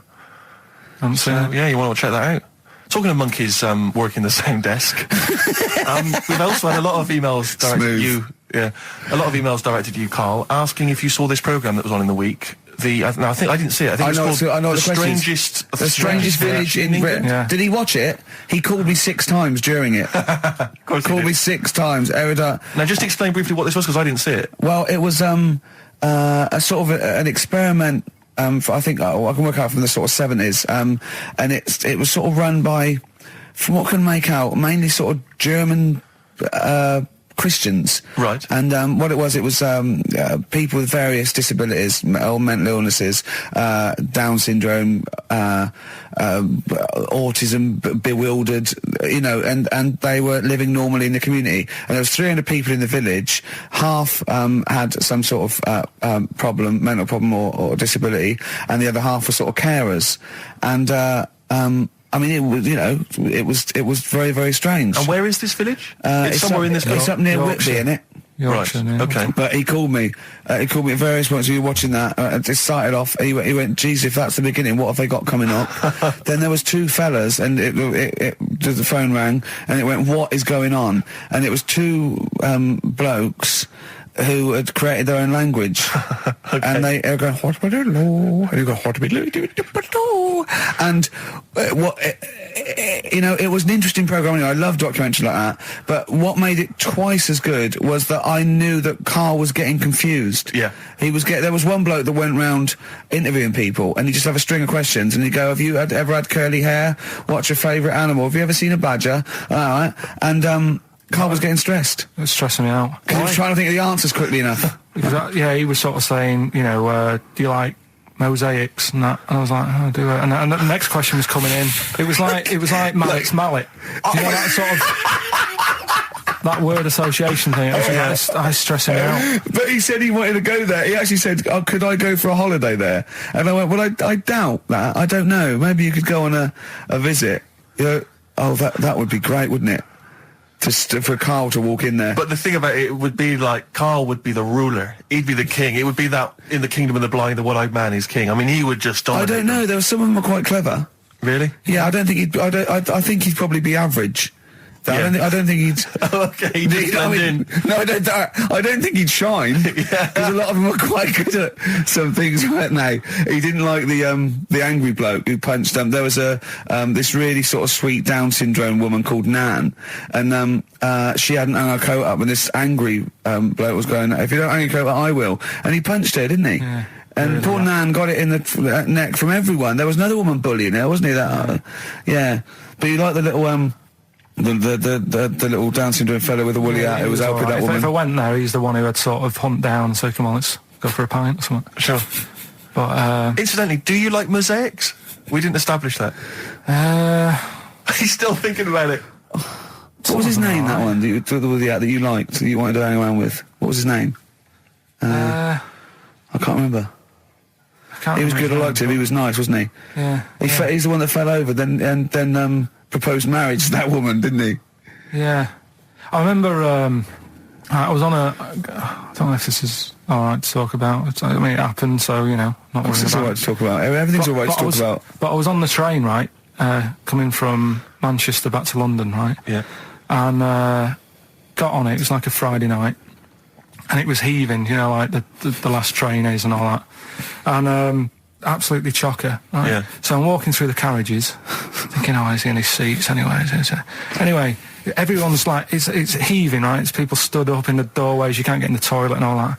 There's not going to be any chair knocking about. So walking through, and anyway, I see this one empty chair sort of in front of me, right? I think, why ain't anyone sat there, right? I'll just rush to that, get I'll get myself a seat, plonk myself down, right? And sort of turn round, see who I'm facing, see who you're sort of having a chat with. Little fella there, right? Little, Down syndrome kid. Right. Sat there. And he goes, all right. And I thought, right. Not bad, but do you know what I mean? They're always talking, aren't they? You ask a lot of questions. Right, so I was like, here we go, 2.5 hours. And I couldn't get up because the thing is, that's obvious. Sure. Right? So that's like mean. I never want to be mean, do you know what I mean? No. At the end of the day. So anyway, I think, I'll go to sleep. Clever. Right, so I shut my eyes, and he leaves me alone and that. So then, my phone goes, and I think, right, what do I do? Do I ignore it? Or do I open my eyes and see who it is? Anyway, I open my eyes, it's Ricky calling about something. About nothing, probably, actually, thinking about it. It wasn't even worth answering, right? So anyway, but I'm awake now, aren't I? So he's like, hello? And I'm like, all right, mate. And he says, you're muscly. You're right. Oh, God! And I said, yeah. And he goes, why? So I said, no, just am. It's, again, stressing me out, because I was thinking, why am I muscly? I don't go to the gym. And, I'm not muscly, I'm in good shape. And that. Well. So then he wants an arm wrestle. On a crammed train from Manchester, so I've got another hour and a half of this. When you talk back, he'd soon have got up and left. If you'd have started asking him questions, he'd have got up and left with the drivel you come out with. So anyway, do you know when you're under pressure, you're thinking, well, he's said that I'm muscly, right? So do I do it or not? And there's people watching, not joining in, not sort of having a laugh and that with me, just like watching but pretending they're not. Oh, and I'm God. at one of those table seats, and he kept saying, come on, I want to arm wrestle. So, and he was getting loud, and I thought, I best just have an arm wrestle. What do you mean? I best just have an arm wrestle? What do you mean? Get it over and done with. I had to... if he's going to keep asking, I had another hour and a half on the train. Oh, God. So anyway... Oh, my God. I'm thinking who won. Well, I'm thinking, were people putting bets on? How was it working? It was stopped, and just as well, really. What do you mean it was stopped? Was it game? No, he was winning, I was struggling a bit, right? Yeah. And he was really like, taking my arm down, and then he sort of let go and started laughing. And I thought, thank God he let go, because I would have made, you know what I mean? If I lost that, everyone's in the train looking, and all the rest of it. I never felt it's suddenly serious to him. He's got to win this. Anyway, Pilkington. But then he just, then we were chatting about favourite food and that. He likes sausages. And I said, he said, do you like sausages? I said, yeah, they're all right. I like a bit of Chinese and that as well. And he was saying, I can't have Chinese. Not allowed Chinese. Why? Don't know. He just said, it's not allowed to have it. But yeah, I had a good long chat about stuff and that. But so you enjoyed it in the end? In the end, it was all right. Yeah, it's just. What do you expect? Okay. No, but it's that thing, isn't it? It's whenever you're faced with something different, it's always awkward, isn't it? And that's the thing. You're talking about him now, are you? And I think I did all right because everyone else was ignoring him, but I probably made his day pretty good. Yeah. We were a nice bloke. I like the idea that newlywed couple are probably thinking that's going to be a similar journey down to Cornwall. Rick, I know you like to occasionally share your musical tastes with the audience, and just talk about what you're raving about at the moment. But I can't get enough of this Bright Eyes album. I'm wide awake. It's morning. It's brilliant. Beautiful. It's beautiful. There's so many great tunes on there. It's one of those albums where it actually holds together as an album. You want to listen to it from the beginning to the end. It's dynamite stuff. I'd say go out and buy it. Oh, I recommend it to anyone. Talking of going out and buying stuff, Rick, remember? Well, you wouldn't know about that. Well, no. This is why I had to put out that appeal for free stuff, and we did mention that at the beginning of the first show. Because, we don't tend to get sent a lot of the usual kind of treats that a lot of radio stations and radio DJs get sent. Certainly we never get sent music, Rick. I mean, we're probably one of the only DJs on this station that's allowed to play their own records. We're totally unplaylisted. No one ever sends us any records. I know, it's unbelievable. But we do get sent now, I'm pleased to say, some other stuff. And people are now beginning to see that, yes, if you do send us stuff, we will shamelessly plug it. We've just been sent the book of British hit singles and albums. That's proper the new gift. edition. A great gift. That is not a CD from an unknown band who pressed it in their garage. Yeah, exactly. That is not a, will you review this book I've done about the history of punk? That is a lovely. I could easily give that as a gift at Christmas time, and someone would think that. Now you're thinking. Exactly. You're thinking you've saved 25 quid there, aren't you? Easily. Well done. Well, look, I mean, it's a lovely day, and if anyone's thinking of having a barbecue, could I suggest a lovely Banrock Station wine? Okay. If you don't know about, let me tell you about this. You know Tony Charlie, the manager of Banrock Station. Oh yeah. Well, he comments, being an Australian wine brand, we are very much pro the outdoor way of life, enjoying a barbecue with a bottle of wine amongst friends. Here. I agree with Tony Charlie, and it's a lovely. Lovely do they fruity do both red and white wine? I think they do, but I mean, I love the full-bodied taste of the Banrock Red with maybe a fish dish. Absolutely. Although I've made an error. What am I doing drinking red with fish? Oh, come along. Well, I'll tell you, if you've perhaps finished the barbecue, we've got some guests around. The night is, it's still a balmy evening. Yeah. Perhaps you'd care for some Hope and Greenwood confectionery. I would love some. What sort of things are involved in that? We've got some delicious chocolates from Hope and Greenwood. They do make, and as you can see here, there's a wonderful presentation box. That is lovely. So if again you need perhaps to take a gift to perhaps a wedding or someone else's kind of barbecue party, then I'd have thought a lovely bottle of Banrock Station and some Hope and Greenwood would be the ideal. And if you've got anything to shamelessly plug, we've only got 2 weeks left, so please send things that are worth it, things we can drink, eat. Please do send it in soon.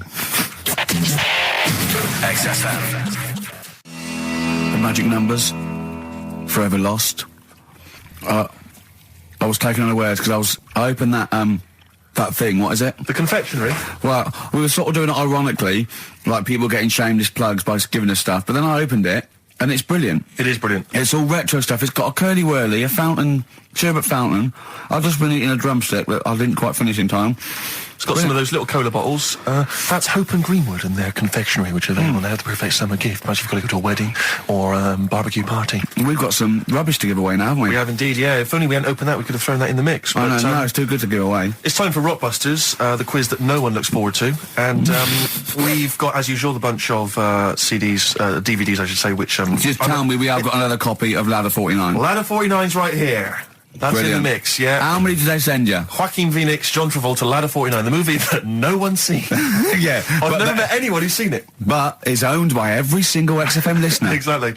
Also in the mix, as I said before, we've got Priscilla, Queen of the Desert, which, if you haven't seen that on telly, be very surprised. French and Saunders at the movie, the best of all the French and Saunders movie spoofs, which is, I think, on TV every single night. Yeah. It's a very gay giveaway so far, it's isn't very it? Gay. Well, got Ladder 49, the people in uniform. You've got Queen of the Desert and French and Saunders. Well, the gays love them. You know how much a fan of Chevy Chase. You know I love Chevy Chase. Yeah. Well, we've also got here National Lampoon's Christmas Vacation 2, which doesn't feature Chevy Chase. It was so bad, even Chevy wouldn't agree to be in it. So instead, Randy Quaid, who plays Cousin Eddie, it's him. Right. And on the back, I notice it says special appearance by Eric Idle. Brilliant. I mean, let's be honest, if a film's got a special appearance by Eric Idle, I know. It's probably not a classic, is all I'm saying. Do you reckon they do Always Walk on the Live on the bright side of life. Anyway, that's just some of the DVDs which you can win. And obviously the real reason you should enter is because you go forward to this big prize draw, which is in our last show, where you can win some actual quality. A signed Matt Groening drawing. And if you can see him drawing that on rickygervais.com, it is totally genuine. It's just there, him actually drawing it in front of your very eyes. Also, us made as Flanimals, and a signed poster by Nigel Tufnell. Christopher Guest. Sure. So proper good prizes. Yep. Just that this is, I think it should be the last one to get into it. Maybe next week, the 4 that we've got get down to 2 maybe. And then we get them on the line in the last, what do you think? Well, I'll be honest, I wish we'd thought it through. I don't know about you, but I wish we thought this whole Chris thing Campling, if he's got any ideas to how this show could have run, see, we should have scripted this. What we said, we just said go in a drawer, didn't we? Did we? So We hadn't thought it through though. yeah, but we can't keep swapping and changing. Well, we haven't we can done do what anything we yet. want. We can do what we want, yeah. Do you know how many BAFTAs we've won? We can do exactly what we want. High five. Well, listen. 6. Right, let's get down to business then. Right, so Rockbusters, let's explain briefly what this quiz is for those that have only just started listening to the show. It's basically blockbusters. Well, you say that, Rick, but it's not, is it? I mean, that Blockbusters made sense. Yeah, This well, is this just is the incoherent drivel. thing. Carl thinks this is a cryptic clue and going, right, a fella is walking along and oh, look, there's the fish. What does that mean? Trout spinners. Some of them are hard because they've dug them all Some out. are hard because they don't make sense. No, but they've dug them all out because they're going to put them all on the website for people to play along with, and they came to me for the answers, and some of them are pretty tricky. I couldn't answer them. So I love that. Anyway, the only man that can outwit himself. Right then. So the first one then, here we go. Why don't you borrow some land off Mr. Boardman or Mr. Laurel or Mr. Fletcher? All right? Why don't you borrow a little bit of land? Oh, it's changed already. Already changed. Already off changed. Mr. Boardman. Well, no, do it again and do it exactly the same each time. Do it again. Why don't you borrow some land off Mr. Boardman or Mr. Laurel or Mr. Fletcher if you need a bit of it? What's changing? Okay, and what are the initials? Right, LS. LS, that's a band or an artist. Who am I talking about? Second one. I'm gonna.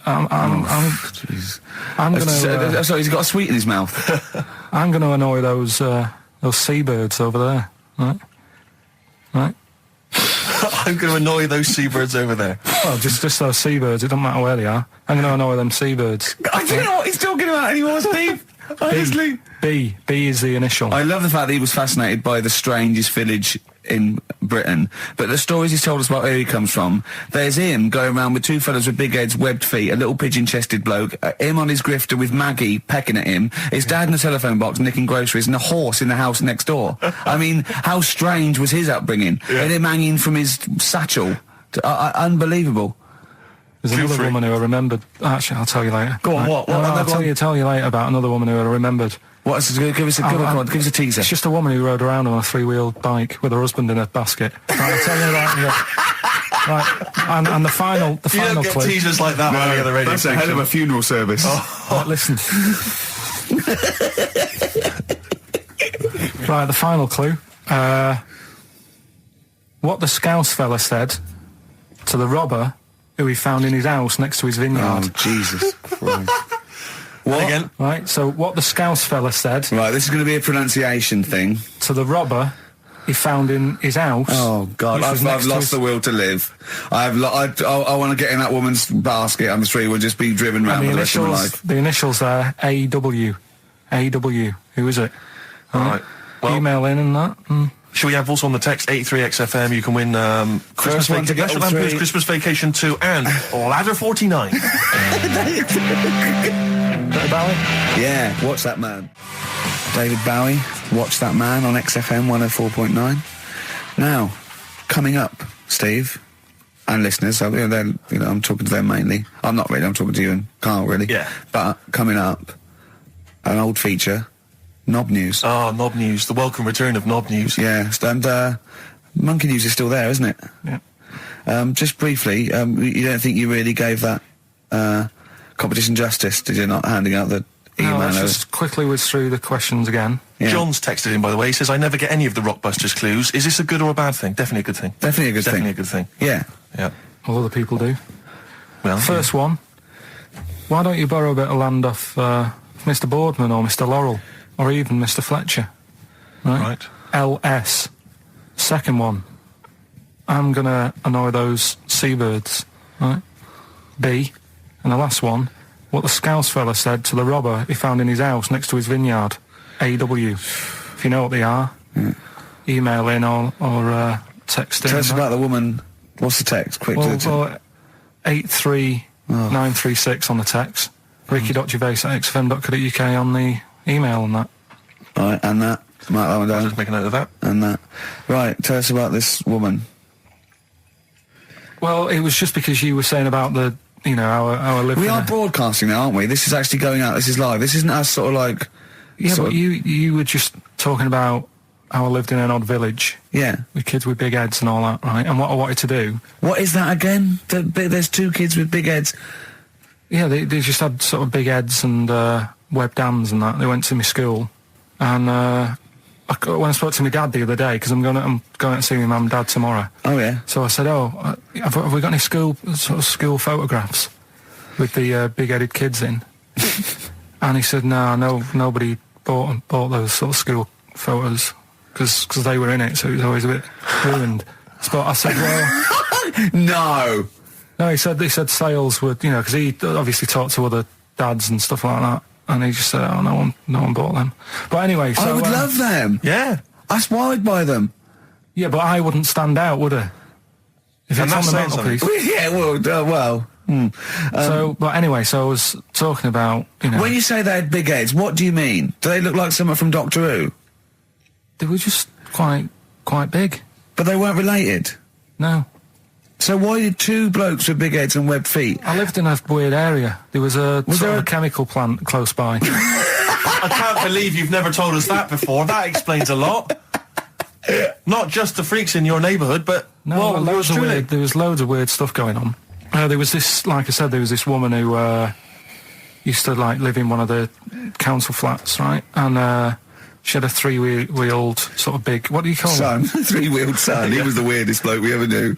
What do you call it? Like a big tricycle, but for an adult rather than one for a kid. It was a big one. It wasn't a motorbike though. It was a no. It was a push bike thing. Right, yeah. And she used to sort of ride down the road with a fella sat in the basket on the back with his legs dangling over. And they'd be going to the pub and what have you. Was it a different fella each time or the same one? Yeah, same little sort of bald-headed fella. So it wasn't collection for organs and things. Bring out your ale. And then people just throw Grandad just in the back and go, right, we're getting £4 for Grandad. But she's got a lovely pair of testicles on him. They're very low, but they bring out your dead or nearly dead. She used to pick on her husband quite a lot. They'd be in the pub and what have you, and they'd be sat by themselves, but she'd always be sort of, having a go at him, moaning at him, sort of pushing him about and that. So my dad and his mate, right, they went round to their house, knocked on the door, she answered, and he said he was a copper, right? He said, Detective Pilkington, gonna come in and have a word. So I'm just going to make a note of impersonating a police officer. Yeah, but for the good, he went in and sort of said, now, I've heard, superhero. Yeah. I've heard, you picking on your husband a lot. Yeah. We'll be keeping an eye on you. Do it again, and there'll be trouble. And she backed off after that. She was all right. And that was the husband. Was he still in the basket, though? Was he allowed to ever sort of, ride up front with her? Or was he just always in the bar? She'd sort of stopped picking on him in public places and stuff. That's good. You can't get done, can you, just for doing that? I think impersonating a police officer. Well, you probably did. There was no gain. I think you can't impersonate a police officer full stop. But I think they'd probably be lenient on him that he was. But let's face it. He's not going to be caught because why would anyone know about it? It's not like his son's going to say it on a radio station, is it? And stitch him right up. Is this something you did generally? Kind of a little bit of light vigilante work? Just whatever, him and his mate, just, if they saw something going on, they go, what can we do? What little scam can we do, or whatever? That's fantastic. That is brilliant. Right, okay, coming up, Knob News. And Monkey News. And the answers to Rockbusters. What a show. Signs on XFM by Snoop Doggy Dogg and Justin Timberlake and a bunch of other people. Yeah. Ricky Gervais, Steve Merchant, Karl Pilkington. Sorry, I was just enjoying that Hope and Greenwood confectionery. Lovely. I wish I had something to wash that down with, Rick. Well, won't you have a glass of lovely Banrock Station red wine. Oh, lovely. It's barbecue friendly. Yeah, perfect. Good. So just keep sending stuff in for Free free. stuff, please, free stuff. Good stuff. Carl, what are we talking? What are we doing?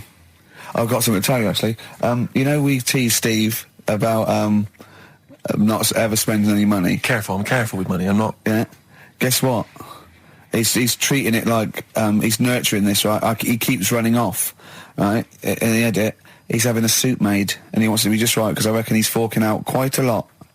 He's having a suit made. Think of that, him. Let me tell you this though. I don't want you thinking I'm getting all flash with my cash. It's very hard to buy off the peg when you're 6'7". So it was a necessity. Carl, I don't want you thinking that this is the beginning of some new phase. Well, is everything you buy sort of made to measure? Or? No, I'm afraid if only I could afford it, mate. But no, I'm off the peg generally. But in so this what, instance, like properly done and that? Just yeah. It's the full thing. The full works. Got to keep going back for fittings. They got that little bit of chalk, the pins. That's where I had mine made. You know how good I look all the time. Did you have to have that thing done where they say what side do you wear your member? What side you dress? They don't say what side you wear your member. That would hardly be a euphemism, would it? So they say what side you dress, sir. It means what side your little poke, your little John Thomas leans, doesn't it, on rest, usually to the left, isn't it? Your little left testicles. If I said to you now, what side do you wear? Hang on. Do you know? It would be left. It would be the left. That's what I mean. If standing there, right, with nothing restricting it or holding it in or holding it up, right, it sort of leans. Your one ball is sort of like slightly back and lower, isn't it? And your little John Thomas rests there, so it's left. And the reason they ask it is so they don't put the tape measure up on the left and squash your willy or touch your willy. So it's nothing to do with like, well, you'll need a bit more room of sort of more material on that side, or. Well, no, I don't think they compensate. It's just when they when they stick that up into your groin, they don't want to come in contact with your little. The thing is, I don't know what side I wear stuff on. I just sort of pull my pants up and wherever it wants to go that day. But maybe it's not big enough to sort of make any, real decision. But like now, I'm sat here right with my jeans on. I don't know where I am. Well, that's clear from hearing you talk. No, but what I mean is, if a fella said to me, "What side are you? What side's your member on?" Member. What is this? What is this? The use of the word member suddenly? I'd go. Well, it's not. It's usually not appropriate. And also, I imagine in the old days they had big baggy pants. They used to sort of like hang down. And now, like with those stretchy boxers and briefs, it's sort of held up in a nice little, neat little parcel, isn't it? So it's probably not appropriate. It doesn't come in contact with your little snake. So, Did you ever? What have you ever heard that? Are you telling me a tailor has asked you that and you went, "What do you mean, mate?" No, I've never. I've not really had one made to measure. I had one made when I was a kid, but since then I've sort of bought a suit off the hook. But when you were saying about buying a suit, I know that question sort of crops up, and I don't know what the answer is. It just annoys me the way I don't know. There's no surprises anymore. Do you know what I mean? People know. What do you mean? He's going to go, right, I'm going to measure you now. Which side shall I measure? Go, well, pot luck, go on, have a look. Right, there you go. Oh, you got it. You checked me out. What do you mean there's no surprises anymore? What are you talking about? Everything you say is a surprise. Everything you say, every opinion you have is a surprise to me. What I mean is, why aren't people just happy just to go, well, depends, doesn't it? I'll just pull the pants up wherever it wants to go. I'm happy. What do you mean? Why is this such a big issue? But Carl, when they ask you this question, they're not making a note of it somewhere. It's not statistical research to find out what the kind of common leaning is. It's a question so he doesn't touch it when he's using his tape measure. Just be careful. But he is being careful by asking the question. But what's wrong with him touching it anyway? If he's, it's only a slight. Fair enough. But if he just sort of, knocks it a little bit, you can just go. Do that again? To me, it's the same as the prostate thing. It's just happening all over again. But the doctor doesn't go, what side's your arse on, sir? Trying to avoid the arse. He wants to go, he knows where your arse is and he's aiming for it and he wants to get it up there. He's aiming for it for a good cause. This little fella's going, well, I've got to measure his leg. I don't want to touch the knob. I'll just ask him, sir, do you mind telling me where your cock is so I can avoid it? It's a big difference. But like I'm saying to you, I'd have to have a look first to let him know. I don't know where it is now. I don't know. It could be the left, could be the right. Are you telling me you don't know where your knob is without now? looking? Well, what do you mean how out looking? How could...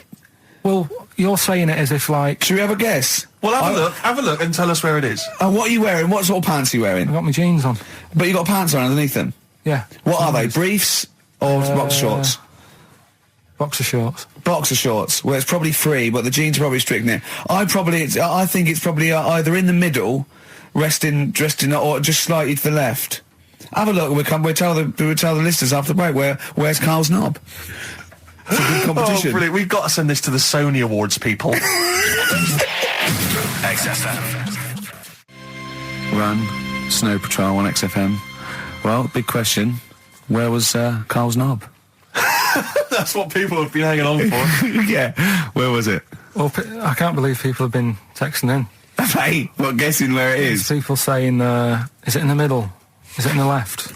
It cost them 10p. It cost them 10p to find out. Just wait, I'm going to give out the answer. You don't win anything, right? Like, strike it lucky.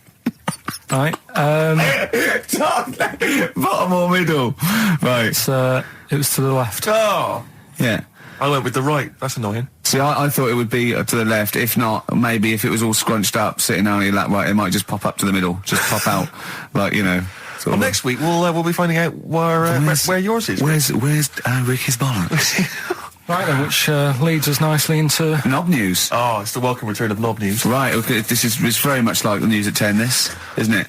I do a bong, or in this case a schlong, and he gives me the headlines, the knob news of the day. The big, where have you collected all this knob news? Was there a lot of knob news this week? It was mental this week. The amount of stuff. The way it works, you give us the bong. Yeah. I'll give you the headline. Okay. Steve decides which stories we're going to talk about. And now on XFM, knob news. Schlong. Man grows knob on his arm. Schlong. Man gets doctors to make him a second knob. Schlong. Turkish prisoners made hole in cell wall to produce third inmate. Schlong. Doctors accidentally remove man's testicles. So, well, can I straight away go for the accidental removal of the testicles? Well, it's happened before, hasn't it? We've talked about that before. Well, how did what did he go in for a tonsillitis? What are they called? Tonsillectomy. And he went in the wrong way. What are you talking about? How can they accidentally remove his testicles? It says he didn't look at his folder, and the doctor said to the fella, "Oh, we've removed your testicles and we wanted to take out your prostate gland." So that's what happened. There's the story. This is what I mean. That's why I don't like going to the doctors. It happens, doesn't it? Because all these sort of it's when they say things like, "Oh, it's just we do loads of these operations." That's when they're not concentrating. Brilliant. Do you know what I mean? When they say it's procedure, that's like having a boring job that you do every day when you're not going to be concentrating. I prefer them to go, "This is a tricky one, this." I know what you mean. I sort of do know what you mean. People, you watch TV programmes about, like, you know, removing someone's second head or whatever, and there's like the best surgeons from all over the world. It's televised. They can't make a mistake. They can't go, "We took his legs off by mistake." Whereas the fella who's having a prostate's like, "Oh, do you want to do it? I'm sick of doing that." Yeah. And they're probably doing a crossword whilst they're at it. Of course they are. I've seen that actually in operating theatres. They're doing a crossword. That's what I mean. Yeah. I was just examining some of the other knob news, Rick, a little bit more closely. Man gets doctors to make him a second penis. I'm sure we're all interested in what happened there. Yeah. A German who persuaded doctors to give him a second penis has lost his wife after he showed her the result. Biker Michael Gruber lost his original penis in a motorbike accident, and doctors built him a second one using a mixture of skin, bone and other tissues. Bone?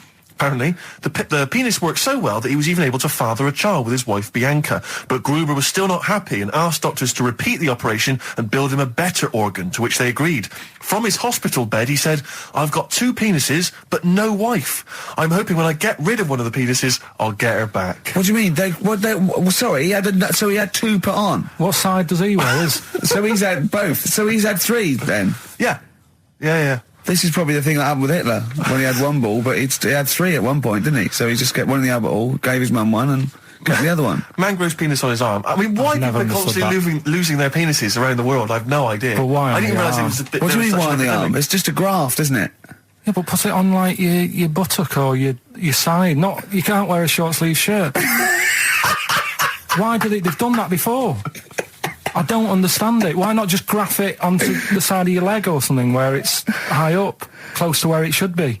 I don't know. To get it used to the environment, like when you were like released a duck into the wild. I've never understood that. If there's a doctor, again, we had a doctor last time. There's someone who can let us know why they put it on the arm. So they can keep an eye on it, presumably. He's not going to work with this knob on his arm. He's probably in a hospital bed and under examination. Right. So what do you think? They pop the knob on the arm, say, come back in 3 weeks. What do you do, by the way? I'm a mechanic. Keep the knob, keep the long sleeve shirt, because the blokes go, why have you got a knob on your arm, mate? What are you talking about? He doesn't go back to normal as a teacher. Sir, what is it, Simpkins? You got a knob on your arm. No, don't worry about that. Do your maths. What do you think this bloke's walking around with a big knob coming out of his arm? Why on the arm? So they can keep an eye on it. So it's not... But if he's in bed, just get him to not put any undies on or whatever and just have a little sly look at how it's going. Even in hospital, if you're in a shared, like, little hospital room, people going, oh, I've had heart problems, what's your problem? He's there with his arm out. He's got his knob out. Yeah, but I don't think it counts as indecent exposure when they're grafting a knob on your arm, sticking that up the bed. Imagine if he's driving, he's just got it out the window. People driving by. Yeah. At the end Is that bloke giving me the finger? At the end of the man grows penis on his arm story, it says, a Moscow surgeon said the man will be able to have sex in a few months. He said, women will never suspect. But what kind of a doctor talks like that? Yeah. I'll tell you, it's his cock now, seriously. The birds will never know. He'll be able to go berserk. Yeah. They'll never realise we grew it on his arm. That is unbelievable. Will he have a little scar on his arm, do you think? Yeah, I don't get it. Like I say, 83936 if there's a doctor out there. Or indeed if you've ever grown... Or a tailor. Making you a shirt. What side do you wear your cock on, sir? It's on my left arm. What's this? Bit of Stones? Yeah, beautiful. Lay it on me.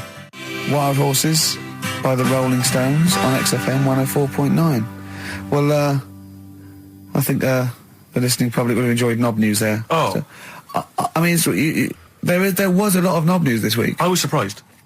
I would have thought it would be hard sometimes to get knob news together, but... I would have thought it would have been part of a bigger news programme, but, I mean, I don't think we'd dedicate a whole sort of, like John Craven's news round. Yeah. A whole 5 minutes to knob-related news. Yeah. There was other news, was there, in the week at all? Karl, it wasn't just all knob-related, you didn't just research. No, they're the ones that sort of stand out. There was Christ on a crisp. Right, what's that? That's obviously a crisp that someone vaguely thinks looks a bit like Robert Powell. Yeah. Yeah, what a load of twaddle, yeah. There was a bloke who can blow up balloons using his ears. What do you mean? Look at him. Well, it's all connected, isn't it? That's, you're just redirecting it, aren't you? Pointless, though, isn't it? It is pointless. No, I'm sort of downplaying it like it's no big deal, but it is pretty impressive. It's not. When was the last time you blew up a balloon? Oh, I don't know. That's what I mean. It's not needed. It's not impressive. That's what I mean. That's why. But you could say that about any form of sort of like bizarre entertainment. I don't think you have to hang yourself from hooks, but a lot of people go and see Jim Rowe's circus. I mean, I wouldn't. I don't see the... But would you go and see that? What, a man blowing up balloons did? No. If it was a mate of mine, I'd go, do that thing you can do. To a group of new friends, I go, all right, then I'd get on with it. To me, it's below an average card trick doing something like that. Apparently, though, he does make balloon animals with his penis, so... Which is pretty good, isn't it? Him up with his ears. It's always a snake. It's a little snake. I go, yeah, well done. Back to the news. Right, now listen then. What about another feature we'd like doing? What? Song with a story. Okay, he's been working on this, hasn't he? He's like a producer, isn't he? Yeah. But with a completely round head. Just I was saying that, you were saying I don't like music, but I'm saying I do if I can hear what they're singing about. And there's a reason to sort of listen to it. Have you turned into 50s dad? What is this? No, but it's like, it's nice to have a song where you go, I can't turn it off because I need to know how it ends. You know what I mean? It's like a mini. Right. It's like a mini film. a He little can't mini film. sit through a film unless it's got a grotesque in it. He can watch The Elephant Man because he's getting a glimpse of this. He's waiting to see the bloke's face. That's all he's waiting for, right? And so 3 minutes is about as much as you can maintain his. Well, last week we did Babushka. Yeah. You know, that woman dressing up, sort of tricking her husband, and it sort of backfires and that. Don't know how it ended properly. I don't know if they split up or whatever. But this week, There's no follow-up. Kate Bush isn't now penning the sequel. Right, go on then. So what's this week? Pinball Wizard. Right, okay, what's the story there?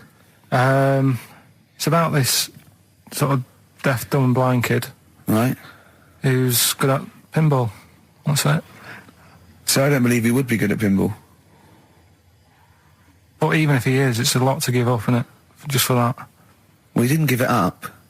No, but it's not like, well, you can't even say to him, oh, you know, a lot of bad news and that, but you're good at pinball. It's just a bit rubbish. I mean, does he even know he's playing pinball? Is what I'm saying. Do you know what I mean? And it's not hard, it's just moving the thing, you know, just hitting the buttons hard. Yeah. It's not like, you know, if he was good at Pac-Man or something, you go, oh, yeah. But It wouldn't scan, would it? Well, I mean, what were they thinking of? What were the Who thinking of when they wrote this? well, let's have a listen to it. But you see now, being He's a Pac-Man wizard. it kind of works. Yeah. He's deaf, dumb, and blind though. Yeah, That's pretty grim, isn't it? it's rubbish, isn't it? Well, don't say that. Oh, that's all right. I can't hear you. No, but it is like, it's just the worst, isn't it? I can't imagine what that would be like. It's pointless. Like being a tapeworm or something, isn't it? It's just... No, but what I'm saying is, what sort of a life is that? It's horrible. It is a bit like being one of those creatures deep in the ocean. Well, look, can I just answer your questions? It must be terrible. Yeah, that's what I'm saying. Yeah. Job done. But would you want a song about it? And, you know, he's good at pinball. But it's not a real person. We were getting onto the realms of Well, people, let's have a- but he is not a bloke that existed. They sang a song about. Well, listen to it. Anyway, Well, it's not a true story. I don't need to listen to let's it. have a listen. Oh, okay. Pinball Wizard by The Who. A little song with a story there about a little deaf, dumb and blind kid. Thoughts, Karl? I just, it's depressing, like I say. I don't know why. Is he enjoying playing the game? I don't know, let's get Pete Townsend on the phone. Karl, what are you talking about? I'm just trying to Listen to the lyrics, right? Deaf, dumb, blind kid. He can't hear no bells and bells. He can't see any flashing lights. He plays by sense of smell. Now, I'm pretty sure that isn't a scientific document Pete Townsend is reading out there when he wrote this song. He's making it up. But the thing is, with all songs or stories, there's got to be a little bit of realism to it. What, do you know what I mean? Why bother putting money in it? Just let him hit the buttons if he's happy. That's true. That's a fair point. That is a fair point. That is a fair point. Yeah. That is great. Yeah, oh, well, I think you've made Daltrey and Entwistle and the whole crew look fools. Yeah, they won't get fooled again. Yeah. Nice. But I mean, of all the things, I mean, it is horrible. We're not, like, having a go. This is what I always worry about when we play. But at the end of the day, that's what he's singing about, so we're not having a go. No. And it's not a real person. It doesn't really exist. I say again, it's a fictional person playing pinball and always getting a replay. Okay? This fella's saying that he's good at pinball. He's played from Surrey to Bromley, but there's this little deaf, dumb and blind kid. He can't believe it. He cannot believe it. If you had to lose something, Steve, right? It wouldn't be money. That's fair enough. Your sight or your ears. What? That's too much. I can't decide. That's too painful. Sight or your ears? What about you? Intuitively, it would be hearing, because I couldn't... No, I think it's got to be sight for me. Yeah. Well, you're always together, so that's all right. Anyway, listen, is it almost time? Well, I've got to ask Karl. I'm sorry, I've got to ask Karl. I'm sorry, go on. Karl, what would you rather be, deaf or blind? When does this question ever really come up? When the doctor goes, well, listen, you've got well, we can either lose your eyes or your ears. It's up for you. This is never a decision that has to be made by anyone ever in life. But go on then, would you rather be blind or deaf? It depends where you live. So. I'm not even sure these are PC terms, blind and deaf anymore. Would you rather use your sense of sight or sight of hearing? Depends where you live. What do you mean it depends where you live? Well, if say if you lived in, like, a barren sort of, you know, Africa or whatever, right? Naught to see, right? Sure. So you could lose your sight. Sure. But if you lived in a woman's locker room... Well, if you lived in... Quite noisy. Yeah, it's quite noisy. Stop banging that door. Yeah, I'll have my sight, lose my hearing. But if you live in, like, New York, loads to see, but a little bit noisy. Sure. So... Perfect. That is a brilliant answer. Unbelievable, once again. Can we have monkey news? Oh, this show's like one long monkey news, isn't it? When you're tuning to hear Karl Pilkington. I don't know. I'll tell you what, why don't we play a little short track? Right? What was short track? What? What is it, Steve? It's Green Day. Green Day. If you like. A bit of Green Day. We'll cram in the monkey news. We'll play the ads. Justin's here. That'll be that. Right? Go on. That's what we'll do. Green Day on XFM 104.9. Ricky Gervais, Steve Merchant and Karl Pilkington. We need the answers quickly, Karl. Rockbusters. We're running out of time. We've got Rockbusters and monkey news to come in this fun-packed show. Give us the clues. Give us the answers. Right. The first one was, why don't you borrow a little bit of land off Mr. Boardman or Mr. Laurel or Mr. Fletcher? Go on then. Right. Sure. What am I getting at there? The initials were LS. Right. Lease a Stan's field. Right, because you're borrowing it, that's leasing it. It's Stan Boardman, Stan Laurel, and it's a field and that, isn't it? Second one, I'm gonna annoy those seabirds. That was B. What you doing when you're annoying a bird? You're bugging it. What's a seabird? A gull. Buggles. Right, bug gulls. I don't know where to start, mate. Right, don't worry about it. I don't know where to start. If we had more time, don't worry. I'd throw him out of a window. Right. What the Scouse fella said to the robber he found in his house next to his vineyard. Go on then. That was AW. Yeah. That was A, me Winehouse. Right? A, me Winehouse. What? A, me Winehouse. What do you mean Winehouse? It's a vineyard. It's a cottage in a vineyard, so that's like a winehouse. Say it again. What's the clue again? Amy Winehouse. Well, yeah, but what do you mean? Amy.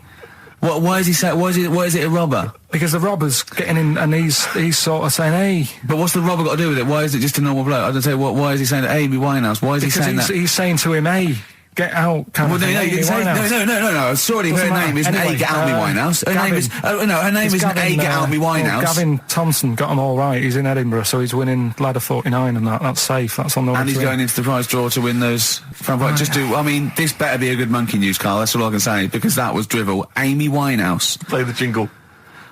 Oh, chimpanzee, that monkey news. Right. There's this monkey, right? Yeah. And it had been, do you know you hear about monkeys being badly treated and stuff like that? Yeah. So, anyway, it goes into this home. It's 14, this monkey. It's called, Matty, right? Goes into this home where it's looked after. What do you mean home? Just like, just a little monkey home, right? Okay, so zoo. Yeah, kind of, yeah, but they haven't got any other monkeys there, right? What have they got there? They've got just other animals and that, but not that many monkeys. But anyway, because he's there on his own, again, you know... When you say monkey, do you mean a chimpanzee, by the way? Because you usually do. Yeah. I can't believe that journalist thought this was scripted. Amazing. So anyway, yeah. So he gets sort of pally with the people working there and that, and it's smoking fags. It's having a drink at night and all this, right? What do you mean it's having a drink at night? How? It's all here, Steve. I mean, we haven't really got time, but well, don't say it's all here like it's proof. You've got another stupid story that someone has put onto the internet. Someone sitting at home in their bedroom has put onto the internet. So it's having a fag. It's drinking a lovely glass of Bang Rock Station. Yeah, the wine that's perfect for a barbecue. Yeah. Anyway, it's loving life. It's forgetting about its past and everything, right? When this other monkey comes along. Oh no. Trouble's brewing. Go on. Right? That comes in. Something said. Right, forget it then. Forget it. XFM. That worked, didn't it? See, panic over, calm now. You're on holiday soon, aren't you? Yeah. You got to go off early. Well, about How many holidays have you had? Because I only ever have time off when I'm working, like doing another job, like, you know, filming or something. But you seem to have a lot of holidays, just like, and you were sick as well. You were just like, because you had wet trousers, which is a little bit. Do you not care about the job? I mean, I've got to ask because, you know what I mean? If I was in charge, I'd worry about your motivation because yesterday we were trying to work out what you enjoyed doing, and we got to Manchester United and moaning, and that is the two we came up with. I don't know where you get the moaning thing. You're from. always whinging About what? everything. When did I last have a moan? Just before we came on air. Right, and why was that? I don't know, I can't remember. Because we were in good mood. We were in a good mood, me and Rick. I'll tell you why. Go on. Because you brought a song in at 10 to 1. Yeah. With a load of effing and jeffing in it. Yeah. And saying, can you edit this? Yeah. But that's your job. You could have brought it in yesterday. No, I couldn't. Why not? I hadn't thought of it. But why are you whinging? That's your job. And I didn't come in 10 minutes before. It was a good 20 minutes before. It just took you ages because you were whinging and moaning to even get started. I'm not being dragged into this. You are always... I'm on my holiday now. Well, not yet. No, you're not on yet. You're still working. Well, that's what's funny. This isn't even work, right? And yet it should be. Compared to what I do in the week, this is a doddle. Well, it's because you're not putting any effort in, clearly. Where are you going anyway? Where are you heading? Cornwall. Yeah? What's happening down there? Well, there's a monkey world. You're excited about that? We'll go and see that. Probably go twice to that. Yeah. Whilst I'm down there. How long are you waiting for? The whole week? Yeah. Yeah. So, this is with your parents, isn't it? Yeah. Taking them out. Your father, what do you think your father will be up to? What's he going to be nicking on this holiday? Well, There's a lot of tin in Cornwall. Since they've shut the mines. He's just called Suzanne, said they've got there, said it's a nice little place. Mm-hmm. There'll be no towels when you get there. So what are you going to do? What are you going to do? Just going to chill out and sort of like go to the pub and stuff? Yeah, like I say, I mean, all I've got planned is probably probably Tuesday and Thursday at Monkey World. What about Wednesday? What are you thinking of Wednesday? Just wandering around?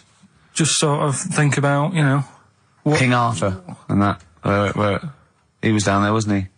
I don't know, but I'll tell Where you going? something. What town? I don't know. I don't know where it is. Suzanne sorted it out. Yeah, she's sorted it out. I heard you on the phone to her saying, well, pack 2 pairs.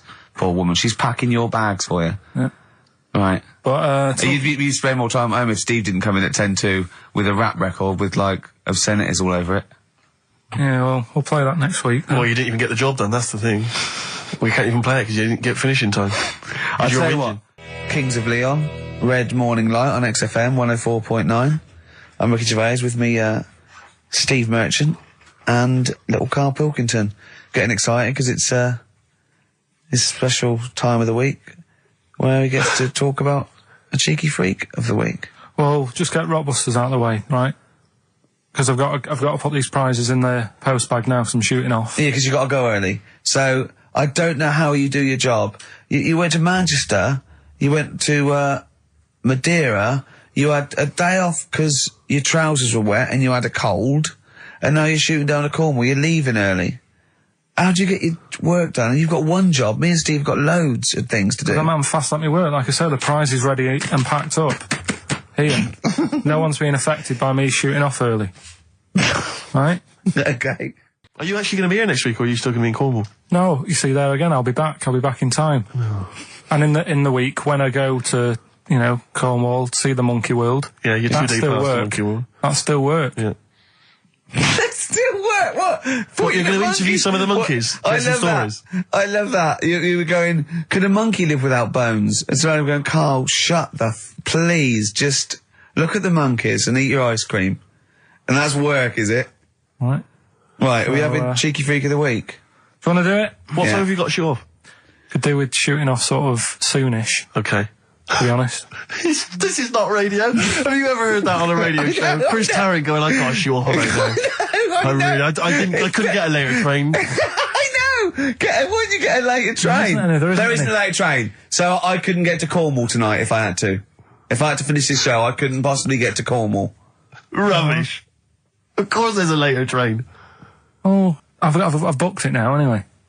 Right, well, that's the point, isn't it? Yeah. You're not thought whatever. I don't think the show's lost anything. I think we've still had the, Freak of the Week's coming up now.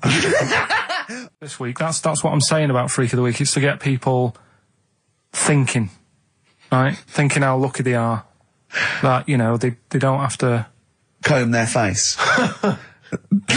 What are you talking about? What do you mean? Freak of the Week is to let people know how lucky they are. What about the little freak you're talking about? What are they thinking? They're going, oh, he's talking about me. I'm a little hairy lizard man on a stick. Pop in, give us a call. I thought, that's what I'd like to do on a TV programme. That's what I want to do. I want to go and, meet these people and say, right, let's just go shopping. Let's, we'll film what your normal day's like. Yeah. Let's pop out. nip into Sainsbury's or whatever. Yeah. Buy a comb. Park right up close to it. You know what I mean? Yeah, yeah. So what you're saying is you just want to get a little message out there, which is that there's always someone worse off than you. Well, there's proof of that in this room. You know what I mean? Oh, Karl, when's your train? In a minute, I'm going to get going now. I'll see you later. Thanks, Karl. Brilliant. What are you playing? You going to play a song? Kirsty McCall. Yeah. I'll see you later. Kirsty McCall, New England. Karl Pilkington has left the building. He's rushed away. He's on his way down to Cornwall. And we're left by ourselves. Indeed. In the room. See, if we can do this... If we can press all the buttons and not make any mistakes, strictly speaking, there's no need for Karl. I don't mind if we make mistakes. Well, no, exactly. We never were in the old days. No, sure. I think Karl is going to love Cornwall. Because I think, one, the mayor is probably an animal. Yes. And I imagine the townsfolk think like Karl. Yeah. Do you know what I mean? I imagine he'll stay there. He'll be made king. Have you ever seen Return of the Jedi? In Return of the Jedi, the Ewoks, the little furry creatures, they see C-3PO, and because he can talk and he can speak their language, they actually elevate him he's to godlike back. status. What are you doing here? Hooray! He's back. What are you doing? You could have stayed till the end. No, I'll see you later. What are you doing? What are you doing? Right. Right, well, there he is. He's on his way. Yeah, if down to you're Cornwall. listening online in Cornwall, I mean, I can't imagine that's ever going to happen. But, you know... on a clothesline with a bean tin at one end and a big bean tin in London. Or if I'm cool in London. Yeah, or if the foil helmet you wear to fend off laser rays from aliens out of space are somehow picking up the show, then Karl's on his way. Look forward to meet the bold one. Because he's got a sort of like, the obligatory sort of red face that would go well down there now. Because I think he's been out in the sun, or he was...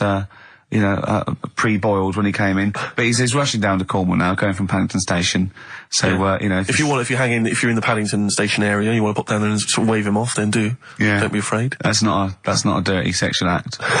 Wave him off. Yeah, I'd love to wave him off. And, call in the week as well, karl.pilkington@xfm.co.uk. Send him anything. Just clog up his email. Yeah. I mean, because he gets stressed at work. So if you can send him 3 or 4 emails each over the next week, so he's got to read them all, but disguise them, don't make them look rubbish, so at least he's got to sort of open them and look at them, or some of them might be correspondence, so he will just phone his line as well, just ask for XFM, ask Karl, and leave long messages on his voicemail. So if you can just for us, just for me and Steve, remember it is mine and Steve's show. Karl is merely like the icing on the cake. If Karl can come back maybe next Friday or Saturday or Monday, whenever he comes back, to about 250 emails and 200 voicemail messages. If you put down, when it says what's the name of the message, the title of the message, if you put monkey news or monkey information, he'll have to open it then because he'll be intrigued, even if it's not about monkeys. Yeah. Do that anyway. Yeah. Voicemail messages. Leave them long. I like there's information. Disguise it so it might be important. Yeah. Just so he has to listen through. I wish I'd give his mobile out, but that is just too cool. But anyone can get him at XFM, and of course we've given out his email before, so I mean, go mental. There are plenty of ways to torture Karl Pilkington. I mean, we're doing all we can on a Saturday, but we're only 2 people. But we're only 2 men. You know what I mean? So listen, go berserk. We'll be back next Saturday, and we'll leave with song for the lovers, song for the ladies, whatever. It's a beautiful track. A song for the sunshine. Song for the Sunshine. It's Lily White by Cat Stevens. And we've done it. We don't need Karl. Definitely not. See you next week, Rick. Bye. Well, there's the darkness. They believe in a thing called love. Karl, do you?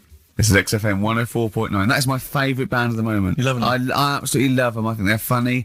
I think they're straight down the line with a little bit of tongue-in-cheek. Brilliant. Did you see them on Jules Holland last night? I didn't, sadly, no. Brilliant. Were they good? Yeah, absolutely. Jules didn't know what to do.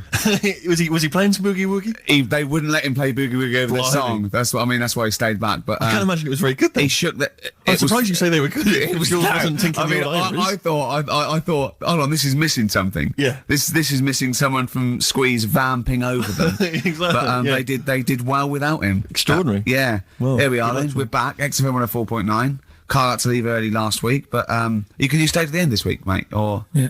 You don't need another holiday. Oh, he started already. I mean, Steve's made you look like a bit of a twat already, and it's only 1:05. But the only reason you don't go on holiday is because you have to spend money. and he's gone straight back. Well, He's gone straight back. I can't come back to that. It's just dynamite. It's just absolute. That was Although the searing. last and cut to holiday, the chase. last holiday Steve had, he sort of found a third world country so he could live like a king for a week. It was Cuba, wasn't it? Going to Cuba, amazing. You can almost rule the place. If it weren't for Castro, I'd have been in charge. Kind of cash I was flashing around. I mean, they do anything for $1 over there. It's extraordinary, literally. I mean, it's amazing. Yeah. Oh, Definitely. And I went to Kenya before that. So he thought, and the prostitute said no. You were going. Yeah, well, it was $2. I mean, I'm not made of money. Did you have a good holiday, Karl? Yeah, it was all right. It's all right. Went down to Cornwall. Now Tell you're you going what, to the monkey some odd sanctuary. people down there, Steve. Well, don't look at me. I'm not from Cornwall. Well, you're from that sort of area. Well, not really, but never mind. Genetically, he means. Right. They're weird. Well, you must have slotted right in.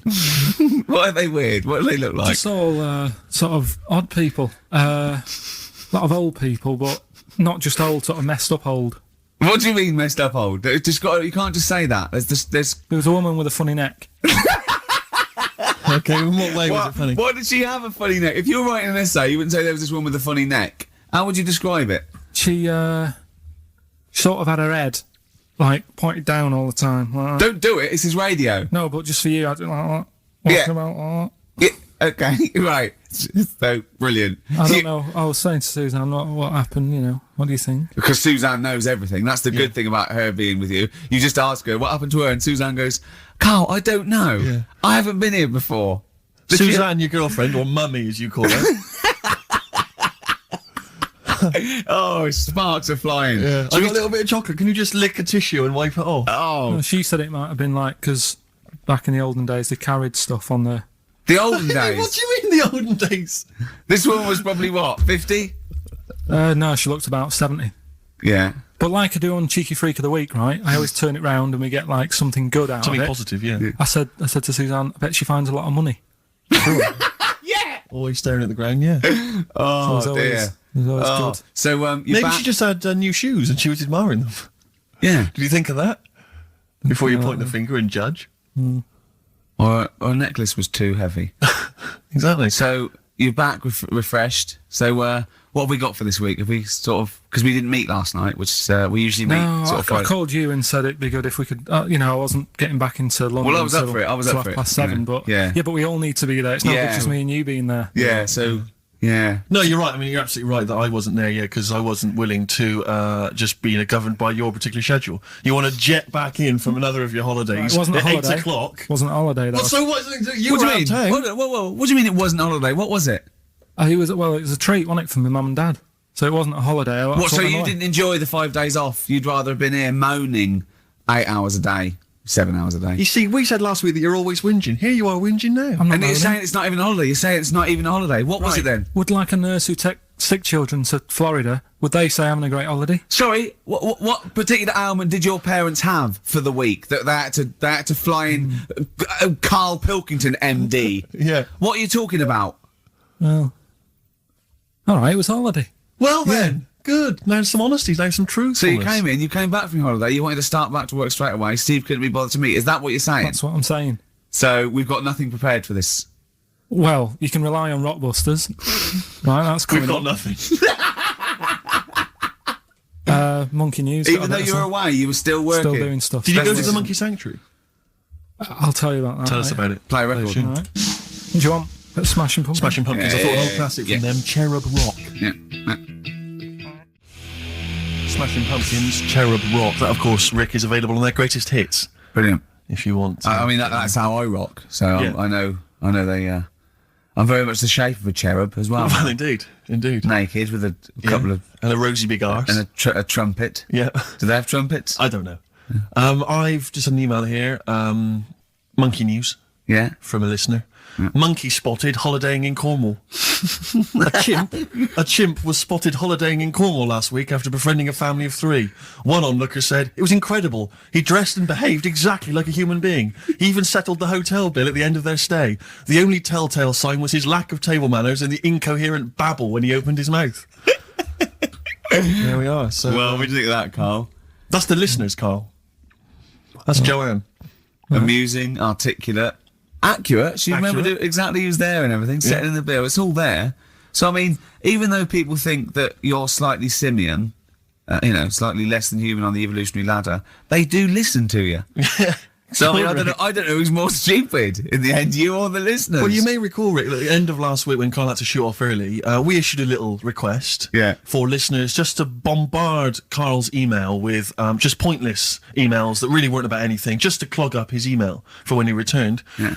Rick, they sent them all to us. Brilliant. I mean, that's the kind of listeners that we've got. We've got reams here on our email of just junk. I mean, it's like a Marx Brothers plot, isn't it? I mean, just listen. Listen to what we say. I got one about a shaved cat. Well, that's not pointless. I'll be reading that later. Oh, yeah.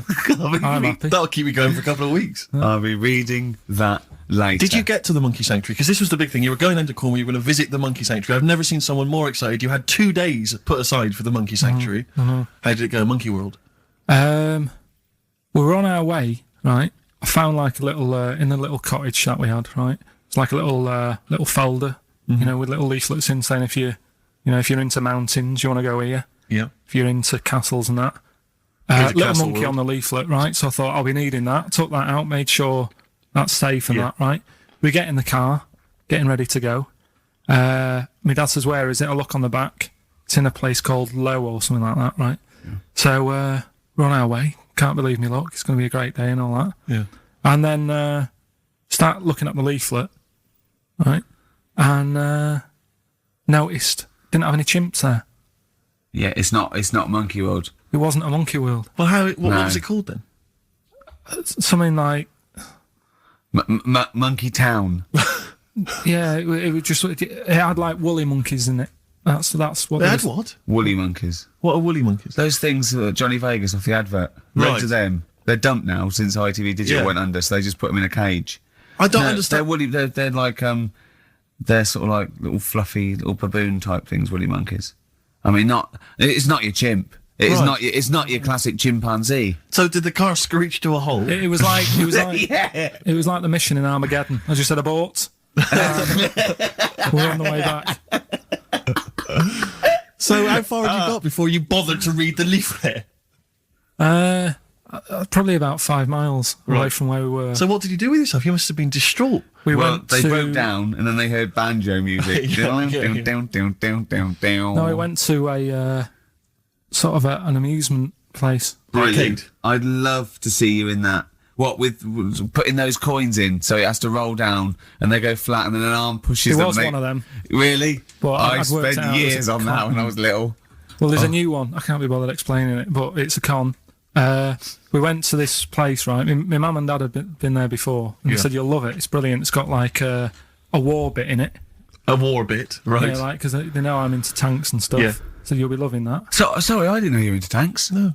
Well, they're all right. Brilliant. It's gone from one of his childhood passions to they're all right. I know, yeah. Go on. And but it was awful. I mean, my mum and dad had been there before, and he said, "No, you'll love it." But it was like a really miserable day. Sure. Right? All the rides and that were broke. Yeah. Broke. It just reminded you of Manchester. My dad just ended up, he was more interested, there was a really fat family there. Well, presumably he was breaking into the machines, trying to scoop off the cash. I like the fact that those poor fat family were going, why are those people looking at us? Yeah. Oh, do you want to ride one? No, but we're not a ride. They were massive, and he just like, look at the state of that. A whole family. Yeah. Just, fat. Bloaters, yeah. All right. No, but because fat, there's no need for it, is there? And he was really like, oh, God. And then he wanted to follow them into the House of Mirrors to see what they'd look like. But my mum had got bored. She went off to buy a little Snow White figure. She couldn't believe her luck. It was only $2.99. Yeah. She thought it was going to be really expensive. Sure, so she bought one of them. Yeah. So she enjoyed that. And then my dad says, come on, we go in. It's rubbish, this. What, the fat family wouldn't let him play with them? So he just said on the way home, he said, I can safely say that I never want to go there again before I die. So that was that. And then we went home. Why would he ever give you that information? In case it was like a secret birthday present. Yeah. Oh, God, what if they get me a trip to here? Or if he's in a coma and you go, I'll tell you what, bring him out of it. That fat couple. yeah. By his bedside. Yeah. But Suzanne said she now realises why I am the way I am. After spending like a week with them, Well, they told her that they dropped you on your head as a kid, or? No, just like, you know, the way they act and that. Right, yeah. They were saying things like, Suzanne, so, why is the moon out at night in the sun of the day? Yeah. Oh, God. Yeah. Oh, God, there's 3 of them. Suzanne, can you tie my shoelaces again? It was the bit when my dad said, don't waste money on a coffin for him, just put him in a bin bag. Your father said that? About himself? Yeah. Oh, that's a great idea. I'm glad you mentioned that, because That is great. that gives me an idea. Saves a bit of money. My dog. Nelly, Ride With Me. That's featuring City Spud. I don't know if you're aware of that, but there we are. Good, nice summer tune. Carl, tell Steve what you just told me when Steve was in the toilet then. Right, you know, I'd just been away with my mum and dad and that. And one of the things I always like doing is having a good chat with my dad about stuff he got up to when he was a kid and that. Yeah. Right, because he got up to loads of stuff, and every time I see him, he tells me something, and I'm just like, why are you just telling me that now? It's brilliant. Yeah. Right?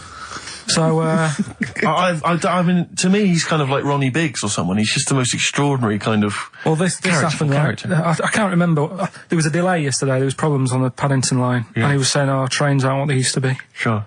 He said, you know, I was looking. They used to be horses, didn't they? Well, he was looking in the booklet, and it was saying how you can have your bags collected if you want, but it costs you £5. Yeah. So that's outrageous. Sure, of course. Right, so he said that's the problem with this country. We've got good with computers and that, but when it comes to, like, getting service, it's gone out the window. Yeah. Right? So he said, when I worked on the trains, you know, and he was going on like this, that and the other. So I said, oh, I didn't know you worked on the trains. He said, yeah, when I was 18, right, it was his job to get the coal, right, and chuck it in the engine. Right? And one day he's in Grand Central Station in Manchester, which is now the GMEX Centre. Right. Right? And that was like the main station. And he was in there. The fella who should have been sort of driving the train, right? He said, oh, I'm just nipping to the pub. Sure. So you just stay here, keep the engine topped up and stuff. Yeah. So he's like, yeah. For a quick getaway. Yeah. Right? So the fella goes in the pub, and my dad's in there, you know, putting the coal on. He did his bacon and eggs on a little shovel. Yep. And anyway, fella comes up. He says, right, can you move the train forward now? Oh, blimey. So he was like, oh. So he didn't want to say, oh, the fella's in the pub, because he'd say, what's he doing in the pub? He should be working, right? So he said, yeah, no problem. I'll sort it out. Right, so he puts it into gear or whatever you do on them trains. Sure, right? puts it into first, yeah. Starts going forward. Now, people who don't know about trains, something that I learnt is if you're carrying a load of coal or whatever on the back of it, they don't have brakes on each carriage, right? It's only the engine that has brakes on it. So when you pull the brakes on the engine, the whole weight of what it's pulling is pushing you forward. Sure. Right? Yeah. So he doesn't realise this though, because he's just used to cooking bacon and eggs and chucking coal in. Of course, the thing, yeah. right? So you've got to slam the brakes on sooner than you would normally. Yeah. Well, you have to anticipate it, I suppose. Yeah. But he didn't know that, so he's pulling in, he's thinking, right, Well, I'll put the brakes on now. Yeah. Right? Puts the brakes on, the train just keeps going, he's going, oh god, it's not stopping. Sure. It ploughs right through the signal box. Right? Loads of damage. Pulling the signal, don't know what to do. Yeah. Loads of damage done. Apparently, if it was today's money, it'd be about £3 to £4 million worth of damage. It shut the station off for 4 weeks. But he didn't lose his job. The fella lost his job, the one who was in the pub. Yeah. He said the funny thing was, he said like £4 million worth of damage. He did his ankle, his wrist in. He had 3 weeks off sick and got paid. So it's brilliant. So I love your family. It's extraordinary. The Pilkington gene. weird, isn't it? I'd like to see a documentary following you and your family. You'd have to get the family involved. No, the sort of stuff my dad goes on about. They'd never put it on telly.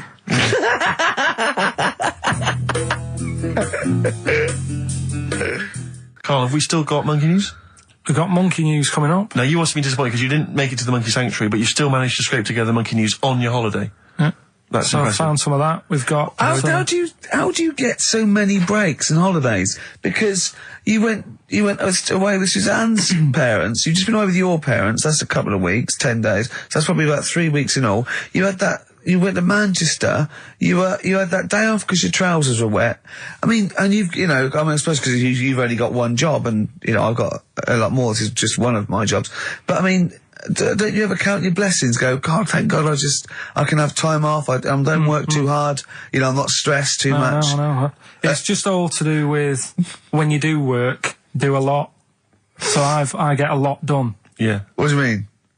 I'm always doing stuff. I mean, even though when I was in Cornwall, right, I'm sat there on the grass. I'd love to just sit on the grass. Oh, yeah, you're too busy. I know, yeah, well, Me dad and Suzanne are playing crib, right? I'd sort of fallen out with him at Your that dad point. and Suzanne are playing crib. Why did you fallen out you with did it who? in the 1940s. Yeah, why had you fallen out? Because with crib, have you ever played crib? Yeah. Right, you've got to be pretty good at maths. Sure.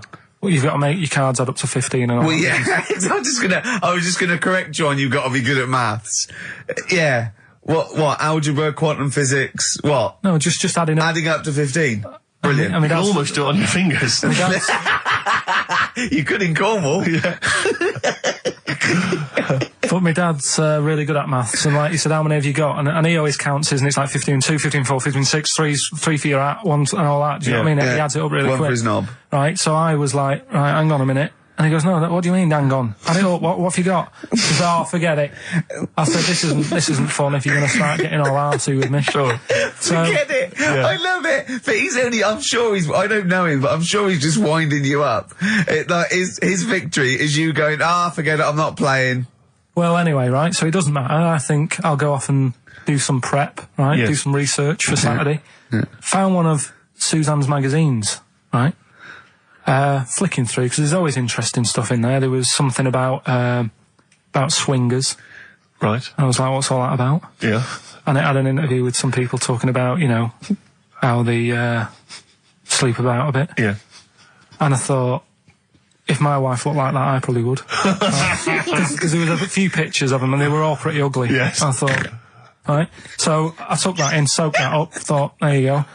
Carried on reading. There was a bit in there about how women still have crushes, right? Yes. And the woman was going on about how she's 38, right? But she still fancies Chris Martin from Coldplay. And, even though it'll never happen, she's still got that little bit in her head that thinks one day she'll leave Gwyneth, right? And end up with her, right? Right. Anyway, so I'm thinking this is a bit boring, but I'm flicking through it all. And, Is this a Rockbusters clue? No. Right. And I read further on, right? And, she said, I like to go out with my mates, and we come up with lists in pubs of people who they'd be nice to go out with. She also came up with a list of unlikely lust objects, I think she called them. Yeah. Guess who was in that list? Ricky Gervais. Think again. Karl Pilkington. Right. Next one. Johnny Vegas. Said, lanky co-writer. Rubbish. Lanky co-writer. What do you mean lanky co-writer? Well, do I need to say any more? She said, hang on, wait a minute. Let's not talk about... I don't know why you're laughing at my expense. I'm an unlikely lust object. yeah, But what was it called? The list? The unlikely lust object Yes. list. You were in there, right? Who else was? Well, you weren't in there. Richard Madeley, Fine. Yeah. He's a good-looking guy. Alistair Campbell. Brilliant. Another handsome dude. What are you talking about? You think I'm ashamed or embarrassed about that? I'm proud of it. What magazine was it? I need to buy a couple of copies. It was. Need to get a t-shirt made. And did she leave her number? Yeah. What magazine was it? I'm just out of interest. I think it's called Red. Yeah, sure. Yeah. But now you've dissed those people that are putting themselves in their swingers because you've said they're ugly. So now we know what magazine it is. People are going to look at that. People are going to look at that poor woman, and they're going to know you think she's a hog. No, but I think they even know. Was there a picture of the woman who'd know. drawn up the list of unlikely lust objects? Mm-hmm. What was she like? I wouldn't waste my time. Thanks, mate. I know you're on my side. Cardigans. You're the Storm on XFM 104.9. Well, nearly the end of the show, but we wouldn't let them down, would we? You know what it is now, don't you? Oh, chimpanzee that monkey news.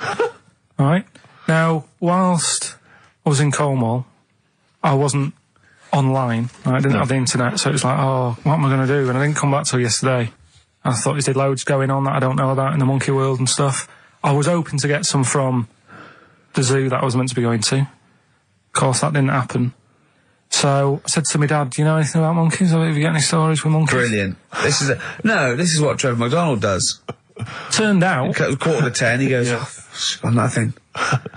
Dad, anything happened? You got anything politics? Anything politics, Dad? No. This isn't monkey news, I'm just giving you this free. Yeah, brilliant. Turned out one of his mates used to have a chimp. Right. What do you mean one of his mates used to have a chimp? Well, two of his mates. Oh, sorry, yeah, I was thinking it sounded a bit far-fetched living in Manchester, like. But if there was two of them... He had a chimp, had to thump it in the head. We're doing what? Answering back? Oh, God! Tried it on with his wife. Had to thump it in the head for trying it on with his wife! I love it. It's a proper fist fight in a pub in Manchester. Oh. I'd call him up, but he's one of them who, like, swears all the time. Right. Oh. I mean, it'd be good to get him on and just... Let's interview him. Can we not interview him pre-record? We can bleep out the swear. I'd love to hear his story. Do a lot of work, that. Yeah, well, we're not scared of work, are we, Steve? I'll get myself if you can't be bothered. Yeah, I'll have a word, I'll sort it out. Yeah, try to sort that out next week. Sort that out, yeah. Well, don't tell us the rest of the story then. Let's let him say in his own No, words. but there was another one as well. When you say you can get him on, but he swears a lot, you mean the monkey? I'm assuming he's more coherent than your dad's mate. But there's him, and there's some other fella who he knows who had a funny name. I'll have to find out, because you'll love his name. But he was a drag artist. Yeah. And, I think he said my dad went round one day, I don't know why, right? Went around there, knocked on the door, chimp answered. Carl, I don't know what you're doing, mate. I don't know where this place you live, next door there's an horse in the front room. There's chimps running round. Mad. Anyway, chimpanzee! Is that it? Is that the end of the story? There's a chimp answering the door and that's the end. You sure it wasn't the drag artist before he'd shaved?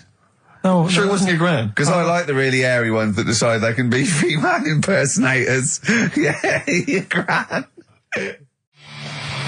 Oh, proper rock band. Best band since Thin Lizzy. The Darkness. Well, big words. Growing on Me. XFM 104.9. Bit rash, I think. R. Gervais, S. Merchant, K. Pilkington. With a little bit of... I know for a fact that Steve is getting a little bit sick of Carl's attitude. Oh, his attitude's appalling. I quite like it though, because it's straight away friction, and he's sort of like, you know. To be fair, I genuinely don't think I'm the culprit in this. I think I come in and I just ask him a simple request. Yeah. And immediately on my back. Whinging, moaning, whining. I don't know if there's any evidence. Well, it's funny you say that actually, because in a survey, it came up this week. It's quite extensive. Mancunians take more sick days than anyone else. Mancunians take more sick days than workers in any other city in Britain and Ireland, according to Manchester-based employment firm.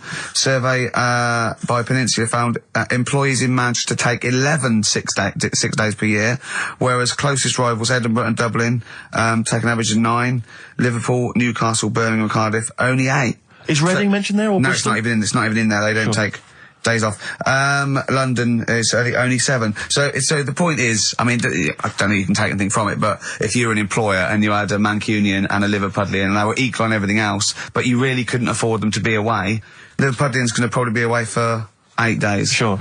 The Manc's going to be away for 11, phoning in sick. And so what can you, I mean, just analysing the data there, what would you extrapolate from that? I really don't know. I mean, call in if you've got any clues, or email us in if you've got any. I don't know why I think maybe, I don't know, Mancunians... I don't really know many people from Manchester. Well, I only know one, but I know he was off sick because he put on wet trousers and he got a cold, I think. Yeah, well, he just said he didn't come in for... Yeah. He left early as well once. Yeah. But I don't know. I mean, that's the survey, I don't know. I mean, it's evidence because it's statistics, so... There you go. It's guaranteed evidence that's proof. Any thoughts on that, Ricky.Gervais at xfm.co.uk? I mean, oddly enough, you're from Manchester, Karl. Yeah, I am, yeah. What are your thoughts on that? On what, sorry? No, on the survey. Well, wasn't really listening. Sure. Well, Mancunians take off more sick days. They call in sick. I mean, presumably spuriously. Yeah. I mean, because they've got the same body. They're biologically the same. So they're obviously making up their life. Yeah, some of the days. Maybe there's just the 3 extra they're making up. Yeah, they're moaning. Probably because we work a lot harder than the others, so we're tired, so you're sick, so you need time off. Probably. Wow. Seems unlikely. I mean, the Scousers, to be honest, yeah, take them on, let them work in your office. But you know how many computers are going to go missing? Right, that So offensive. is offensive. Right. This is a survey that proved you just made that up. You just carried on the myth that Liverpudlians thieve. Now that's not true. That is not true. Well, it's not. Well, some of them do. There's been no survey that you're more likely to thieve if you're from Liverpool than if you're in Manchester. So that hasn't been proven yet. So all I've got is the evidence from a survey of, I think, 3,500 people. It's proof that Mancunians take off more sick days. XFM 104.9. This is April Come She Will by Simon and Garfunkel. Brilliant. So, if you're from Manchester, sorry about that. I mean, it is true. We weren't making that up. We weren't doing a stupid stereotype like Karl did with Liverpudlians. It's just a survey that Mancunians take off more sick days. But they might be genuine. They might be sort of an iller people, or it might just be people who are in Manchester go, oh, I can't be bothered to go to work, it's rubbish. Whereas if you're in London, you go, I can't wait to go to work. What a lovely place this is. Some great jobs, don't you? Great jobs, don't they? Yeah. Jane's Addiction, Just Because on XFM 104.9, broadcasting from London, where people prefer to only be off sick when they actually are ill. Sure. Yeah, I don't think I've ever taken a day off sick. Except when I had that terrible tonsillitis. is that when you went home, stayed with your mum and dad? Yeah. Why is that a problem? No, it's back to health. No, I'm not saying it's a It's problem. back to health. Yeah, I've got a loving family. So sue me.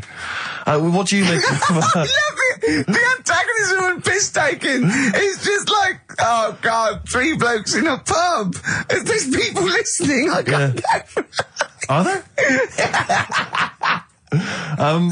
So what have we got? It's 1:20. What have we got? We're on till 3. Well, we've been talking, we've been doing well, we've been playing some great rock and roll, we've been playing some lovely songs, we've told them, we've explained a survey, just for employees, be careful. Yeah. We've, put that out there, we put a shout out there, people know I mean, would you say it was probably safest if you are an employer to never employ Mancunians? Well, I wouldn't go that just a far. I general wouldn't go rule that of far thumb? because, you see, that's only an average. So I imagine some Mancunians, like, Londoners, are nice, reliable people. It's probably just a few bad eggs that throw the stats up a little bit. People that would go, I'm not coming in today, I'll put on some wet trousers. Sure. All right, stay in bed. Yeah. Stay in bed. Yeah. You still got them on? Yeah. Well, pop them off. Yeah. Put them on the radiator and go to bed with a little duvet. That'd be the best thing to do. Yeah. Yeah. So, all right, Karl? Right, what's your attitude? Is it because you're tired? Yeah. Well, why are you tired, though? You weren't saying that watching those Channel 5 films again, were you? Did you ever go on a picnic, Karl? Was there places to go in Manchester, or was it like Quarryland, mostly? The problem with those adverts, like when I was growing up, they'd sort of give you ideas, because remember the Charlie's one, right? And we were on holiday, right? And I met these 2 lads who are knocking about with like mates and that. And that advert came on, and we thought it'd be a good idea to wind his mum up, because this advert had just been on saying, kids are going missing in Wales, right? Yeah. So we said, oh, this will be a good laugh. We put the kid in the wardrobe. His mum came back from shopping. We said, oh, he's gone missing. We haven't seen him for hours. That's terrifying. I know. That's an appalling How thing old to were do. you? About 13.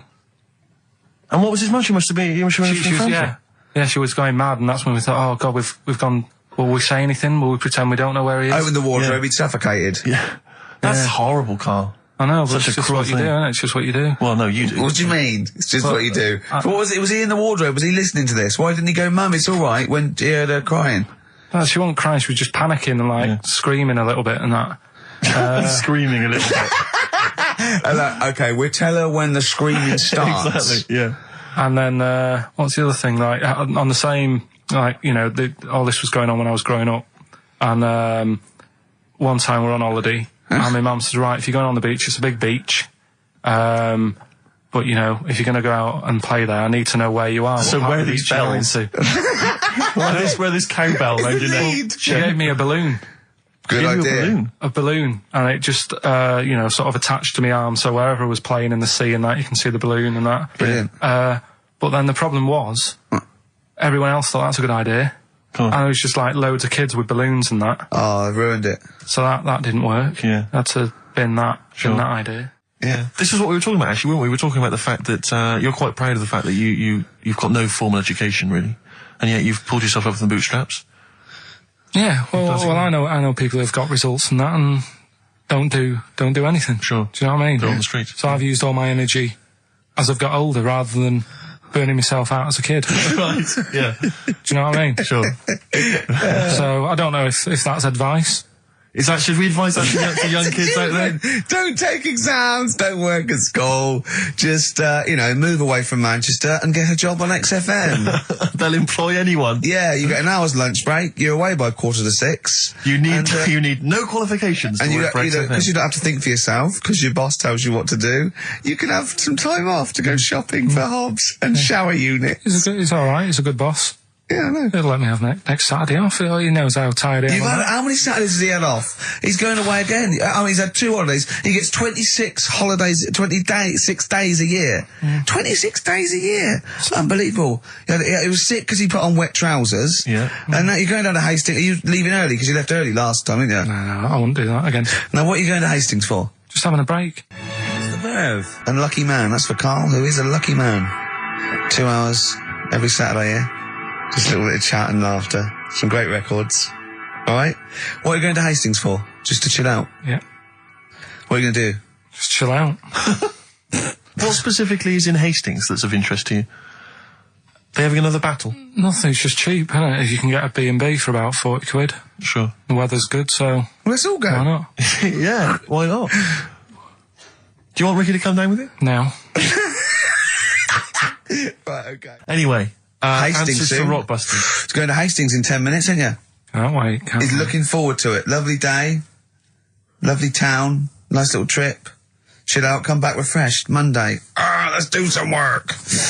Ooh, you'll sleep tonight. What does the boss want me to do? He's done you there, Karl. I was letting it lie. And he comes back with that after we were getting on. Alright. Off to Hastings. Off you See you go. later. Eminem, Business on XFM 104.9. Karl, can I ask, because after last week's show, when you had your breakdown, you went off to Hastings with your girlfriend, stroke carer, Suzanne. Now, what does she... Because whenever we meet Suzanne, we bumped into Suzanne recently at the BBC, Ricky and I. She's always very nice to us, very polite, we have a nice little chat. But I'm always wondering, what is it that she thinks of us, really? You know, because I'm assuming you immediately go home and whinge. No, but they tortured me. You saw they tortured me on air. Now, what does she make of us? Did she listen to the show last week? Yeah, she did, yeah. She knew I was annoyed. Right. So, she sort of gave me a look like... You know what I mean? Like that, when because we went to Hastings. That wasn't because you had, like, Marmite or something over your face. No, it was just like, that's good. That's Then, last week, after your nervous breakdown, you went to Hastings. Yeah. Can I ask, why the hell did you go to Hastings? It's so arbitrary. What do you mean? Why go to Hastings? You lost him on arbitrary.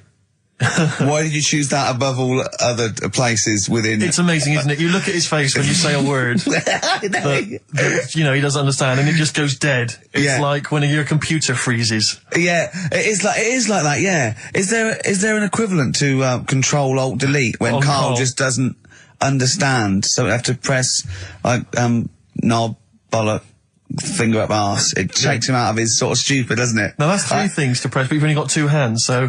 Wow. Yeah, I know. God, what would I do? I'd have, hold on, so I could have the thumb of my right hand, pop that up his arse. I'd have probably my index finger of my left hand on his knob. How would I press his testicles? What would I use? I'd have to use some other part. Should we try it? Yeah, let's go around there. Let's about. Look, come on. What? Sit I just think it's time you had a little kiss. No, you've been so welcome. I've already had a little, What happened, Karl?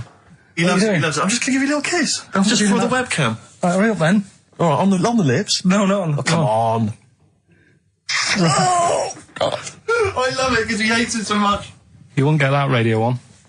But maybe I could have kissed Chris Moyles.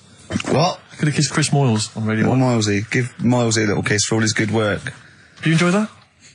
Yeah, it's good, yeah. What happened to Chris Molesy's show? Is he not on anymore? On the TV? Yeah. No. Turns out he was too fat and talentless. Do you want to tell us about Hastings? Where did that come from? Eh? What? Yeah, Hastings. Yeah. It's alright, yeah. What's there? Not much. It's just one of them Is there places. Yeah, it's good. I think that's what's good about it. Nobody knows, right? Because last weekend it was roasting and you saw pictures of Brighton and it was heaving. Yeah. Right? Hastings, hardly anyone there. And yeah, it's got a nice little beach. Yeah. Sand? Sandy No, beach? pebbles. Well, that's alright, isn't it? You don't want the sand. Why does he want sand? Of course you want sand. A little bit, don't it? It's murder building a sandcastle. No, you just sit there. You can't walk on pebbles, can you? It's, What do you mean? Well, it's all kind of, it's sort of a bit, dodgy underfoot. It's alright. The only annoying thing is, right, it's one of them places that it's great to visit for a day. Yeah. But I wonder how people who live there get by. Why? Because all the shops are like them things that you go in and it's like a little pebble with a pebble stuck on the top and it says Hastings on it. Yeah. So every shop does that. If you want bread and milk, you're done for. It's murder. Yeah. There must be a supermarket. I didn't see any. Seriously, it's all novelty things like that. Yeah. And then when I got back into London... Their houses. Yeah. Just covered in pebbles and, like, seashells and stuff. Oh, not rock for tea again. Well, the funny thing is, right, it's the first time I sort of noticed somewhere like that when you go, what do you do if you just want some Brillo pads or whatever? With the slang thing, did I tell you I was trying to read that book about the governor? Oh, yes. And that was full of that, and it had a page on the front that you had to keep going to when, do you know what I mean? When he used a bit of slang, you had to sort of go, right, I don't know what he means. Glossary. Right. Just nip back, have a look. I thought you meant, when you said there's a page at the front, I thought you meant the cover with his face on. I can't remember who I'm reading about. Oh, there he is. Is this the book that you nearly finished reading, but you realised all the pages were in the wrong order? No. He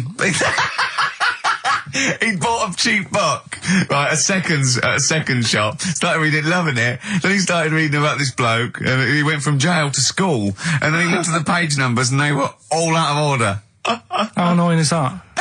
You never read books, do you? I never read one, right? And Suzanne, it was a weekend when we were going to Hastings because you two had done me head in, right? She said, I'm going to take you away so you relax and what have you. So, ended up not relaxing because it was like putting the jigsaw together. I'd started reading it on the train, thinking, loving this. It's a really interesting story about this fella who, didn't have a great life as a kid, starts getting into a bit of crime, what have you, turns out to be the governor. But it wasn't as easy as that, because like you say, it started off at school, then he was in prison, and he's like, oh God, he started young. And then, next thing, he's like married, and he's like, hang on. He's like 12. And then he's had a heart attack. And then, but I just thought it was part of the thing because I read chapter 1 and then it did say chapter 12, but I thought, right, it's like that sort of done in that stylish way that everyone's doing. What kind of a biography starts messing with the medium? I was born in the East End. Take one onion, add some... this is the idea that an East End villain's going to write his autobiography, but think, I'm just going to play with the form a bit. I'm going to get quite postmodern with this. No, but... He's barely able to write, probably. Yeah, well, you can say that about him, Steve. I wouldn't. I think he's an educated man. Go on, next, Karl. But, yeah, just because it was like 2 for a tenner, that shouldn't be like... Oh well, you got a good offer. So no, that's rare. I'm sure the bloke selling it did not know that the page was out of order. Let's face it, Karl. You read it and didn't realise. Yeah. So you can't really blame him. You got almost half the way through before you realised. I know. Yeah.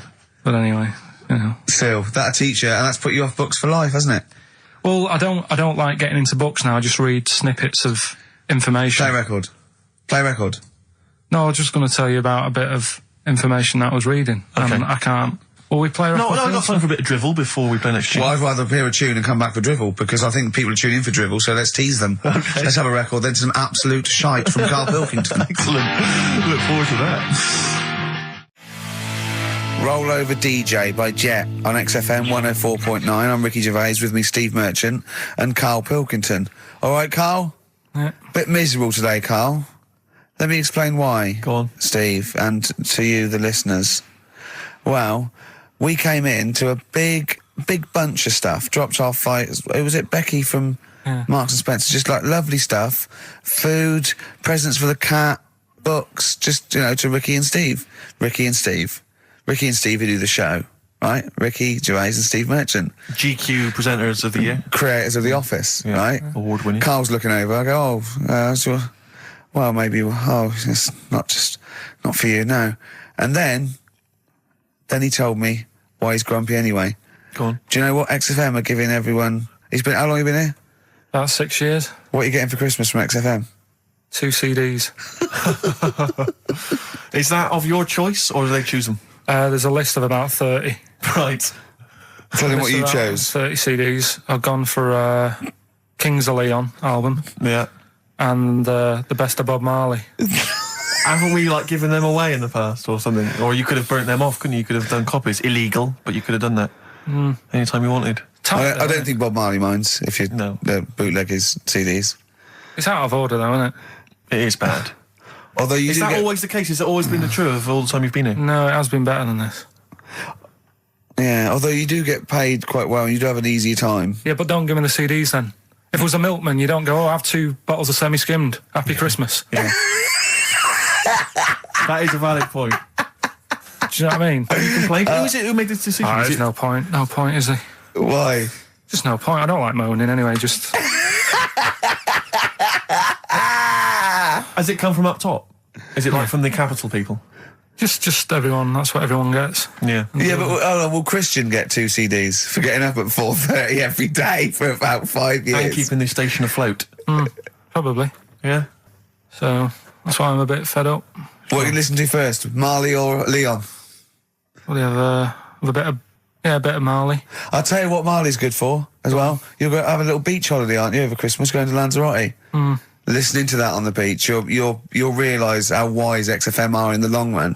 You go, well, look, they could have given me 400 quid, right? Well, I'd have spent that. But this is, the legend lives on. It keeps on giving. So you're probably, you know what I mean? Think how much what you got to think of is how much all his great songs took, not only from the depth of his soul and, all his sort of angst and knowledge and love, and then all the studio time, the marketing, and they're just giving you one that. They go, don't worry about that, Karl, just have it. And you go, what? But all the time we spent with Bob Marley and everything is there. Have it, Karl, have it, Karl. And practice. Have that. Thanks, well done. Carry on. We're still going to pay you for the work. Yeah. That's just some on top. Here's a little piece of Bob, free. Yeah, so don't moan, it's extra. So, they didn't have to give you it at all. Play a record, you ungrateful little swine. Some people, like the homeless, aren't getting anything this Christmas. This is my favourite Elvis Costello track of all time. It's Alison. This wasn't on the list. Right. Karl's found love on the street before, haven't you? How's it going with your bird, Karl? Are you married? No. How long have you been out with her? 7 years. Because, you're quite a simple man. Yeah. You're sort of a simple in a nice way. Ways. I mean, you're like Helen from Big Brother. Yeah, you're sort of nice enough, but I look normal. Well, yeah, you sort of do. But you could be one of those that just suddenly go mental with a pen. Yeah, do you know just what I mean? Stab people through the eyes. Yeah, you sort of look normal. But if I wouldn't really want to wind you up to a point of frenzy. How did you meet your girlfriend? Through work. What, through her work? What, you phoned up and said... We worked at the same place. Oh, you're right. Yeah. You're quite an enigma, aren't you? Could you give us more on that? At work. You met her at work. What, she came in selling sandwiches? She was going through the bins outside. What do you mean you met her at work? Why are you having an attack on me? You're the one who's sad and lonely. No, he's done you again. Yeah, but what I thought was interesting was I just scratched at him and he just went mental. Yeah, no, it's like a bear caught in a trap. It's funny, isn't it? You'll never learn. No, I was just interested to find out what the story was, because it might be a really romantic story. Well, it's not. All right, jeez. I love the fact he doesn't want to talk about his love affair. I was thinking about you in the week, and does it worry you? I mean, you sort of joke about it now, and we're talking about it in the office, is Steve really touchy about the way he looks? And, what's this? Where's that come from? He's done it again. He's done you again. I was walking home the other night, and I was thinking about it. And do you worry that when you're old, you will be on your own? You did start it, though, didn't you? Well, Karl, I'm glad you brought this up. because I mean, for me, a lightweight, frothy entertainment show on XFM on a Saturday afternoon is exactly the place where I want to discuss the desperate, lonely future that's inevitably coming my way. Oh, God. I'll tell you what will cheer you up and forget all that. A bit of Embrace. Oh, one of the most hated bands. There's only one bird that has a penis. It's not a joke. It's not a joke. This is a genuine trivia question. I'd say...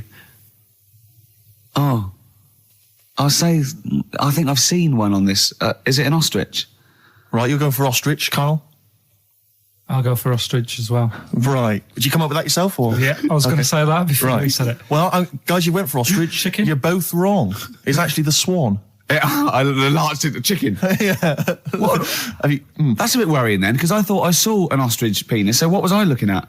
I don't know. Were you just examining it closely at the zoo? What were you? I just. It was probably a strap on. It was probably two lesser ostriches giving each other one. Exactly. And that's how that can influence people. Things like that. Dirty, filthy lesser ostriches can confuse a child if he's at the zoo and he doesn't know. A swan's got. That's really annoying. I'd never give a swan a knob.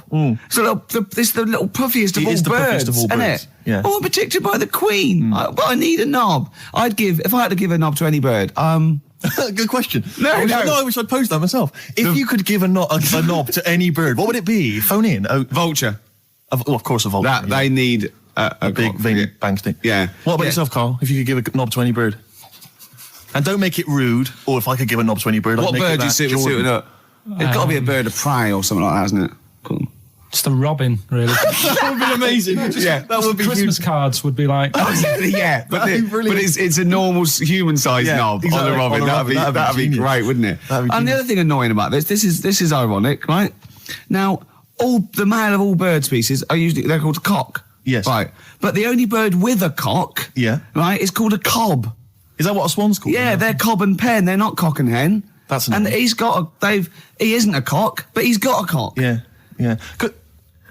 Quick query there, Rick. Go on. When you said then cock, presumably you meant male bird the first time you said it. Yeah. The second time you said it, you said cock. Did you mean the penis? Well, you're showing off the whole farce of radio broadcasting. Because you're not really allowed to say cock. No, exactly, no. One cock would cause great offence. Yeah. The other cock's fine. Exactly. It's weird, isn't it? It is strange. It is strange. So, I mean, if I said now to you, I like cocks. Yeah. Meaning birds. Yeah, that's that'd be fine. Yeah. But if I meant penises, it would be a problem. If you like cocks and it was penis, that would be... Karl, do you like cocks? Do you like cocks? No. Right, okay, that's fine. I was asking if you like... No, I like, Yeah. Well, I'm a big fan of tits. The small birds that come down and peck at you. Yeah. Yeah, you like tits and cocks. There's nothing... Tits and cocks. There's nothing wrong with... There's nothing... Karl, don't worry. There's nothing wrong with saying tits and cocks. When I said tits, I meant the little birds. Yeah, and when I said cocks, I mean the big birds. Yeah. Do you know when... Go on. No, it's just that... It's when you're talking about tits. Yeah. At the milk. Do you... I like the fact they flutter away when they hear the milkman coming. Oh, come on. So when... What? What are you talking about? No, when the milkman's coming, when he's walking up... Ash, and sometimes, lovely song. Got to apologise to our producer there, because he was worried about... There was nothing wrong with it. It's just like saying, you like watching birds in the garden. It's just that I think you're better than that. I know, it's cheap, isn't it, to say, I like tits. Yeah, I like cocks. So are we a bit more literary now? One of my favourite things is Fanny by Gaslight. Really? That's interesting. I'm a big fan of Moby Dick. The book, Moby Dick. Yeah, not the medical condition. There's nothing innuendo. No, it's the big, horrible thing that used to swallow semen. Yeah. Now, in the winter... Yeah. Steve. Go on. There's nothing I like more than to keep my hands warm in a muff. No, sure. You mean those kind of furry things that sort of classy-looking ladies... Yeah, posh ladies often put their hands... you know when you have a nice, a party and they'll leave it... Yeah, a winter party. And you might take the wrong hat or something. There's nothing I like more than to see two posh women with their hands in each other's muffs. Oh, that's always a And they're going, oh, this must be yours. Yeah, that is always funny. Yeah. That's always funny. Yeah.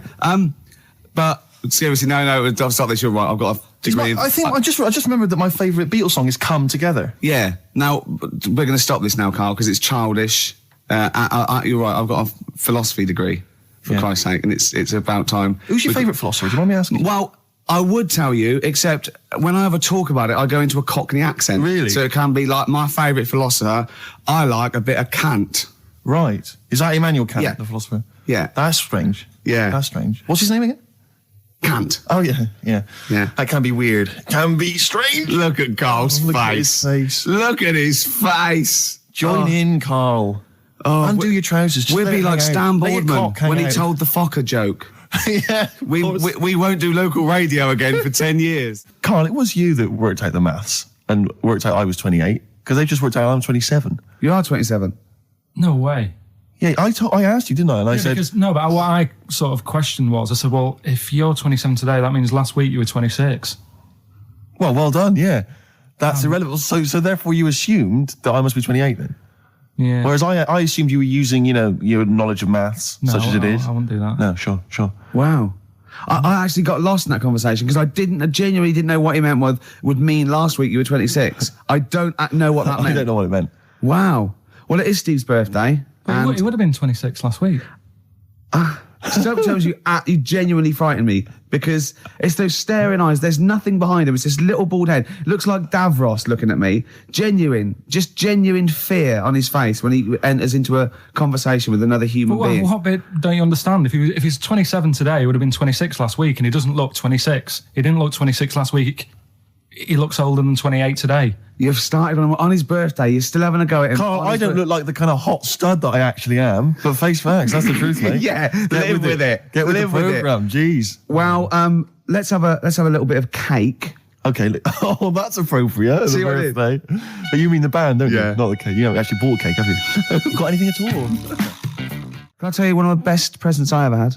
Go on. Without doubt, all I ever wanted was a go-kart. This is true. I was like sort of 5, 6, 7. And I eventually, for Christmas, I wasn't sort of spoiled in the sense that I got pocket money, but I always got what I wanted at Christmas eventually. Because, working class mothers, they'd get it out the catalogue and pay for it for the rest of the year. So I always got, I had, really, as many presents as anyone else. And I got this go-kart. It was a little red go-kart and it was a pedal one.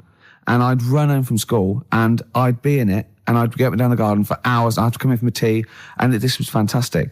And this went on for like weeks and weeks and went through the summer. The next night, it was fantastic go-kart. I'd show off.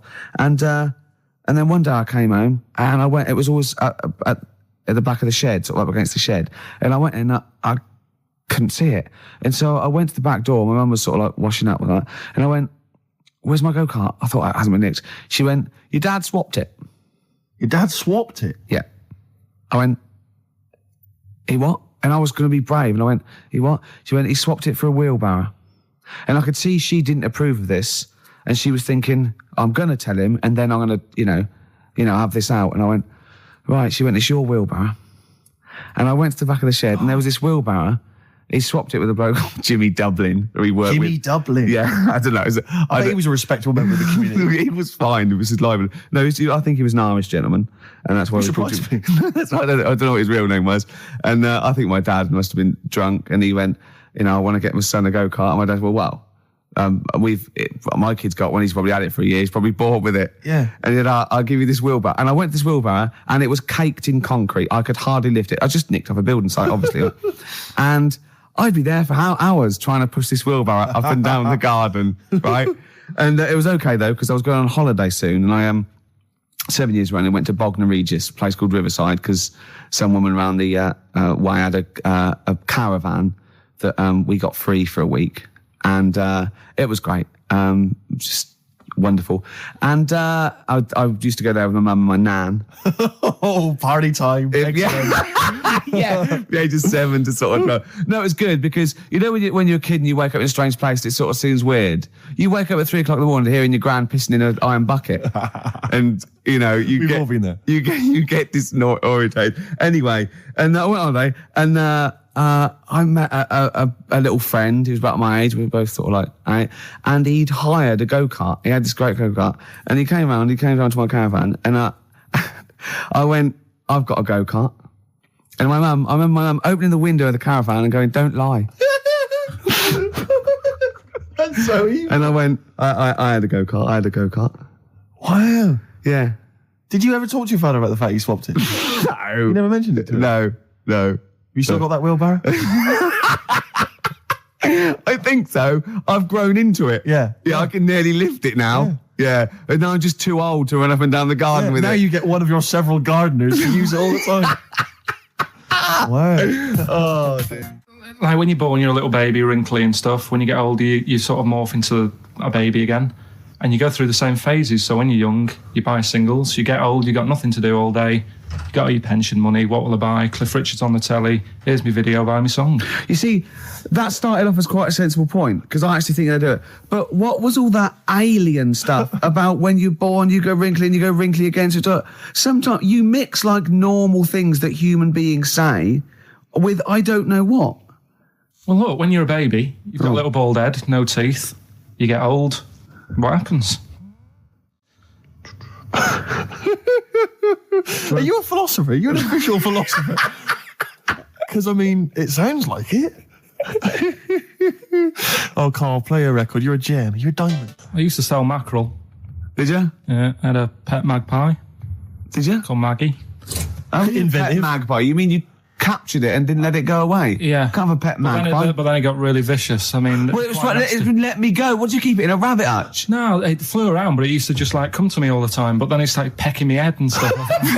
That's not a pet magpie. That's a bird in the garden. No, but I could actually... I could hold it and stuff. It wasn't scared of me, and it knew it was me. It used to come down from, like, the top... It hated you. That's why it wanted to peck you. Is that... And the other thing... I always remember being younger and like walking through the woods to school with my mum, and like, I was chasing a butterfly, and she said, "Oh, don't do that, Karl." And I said, "Why?" She said, "Because they only live a day." I said, "Oh, all right, I'll get a dead one in the morning." That's genius. That's great. That's quick thinking, isn't it? Oh, that's sweet. Let's play a song.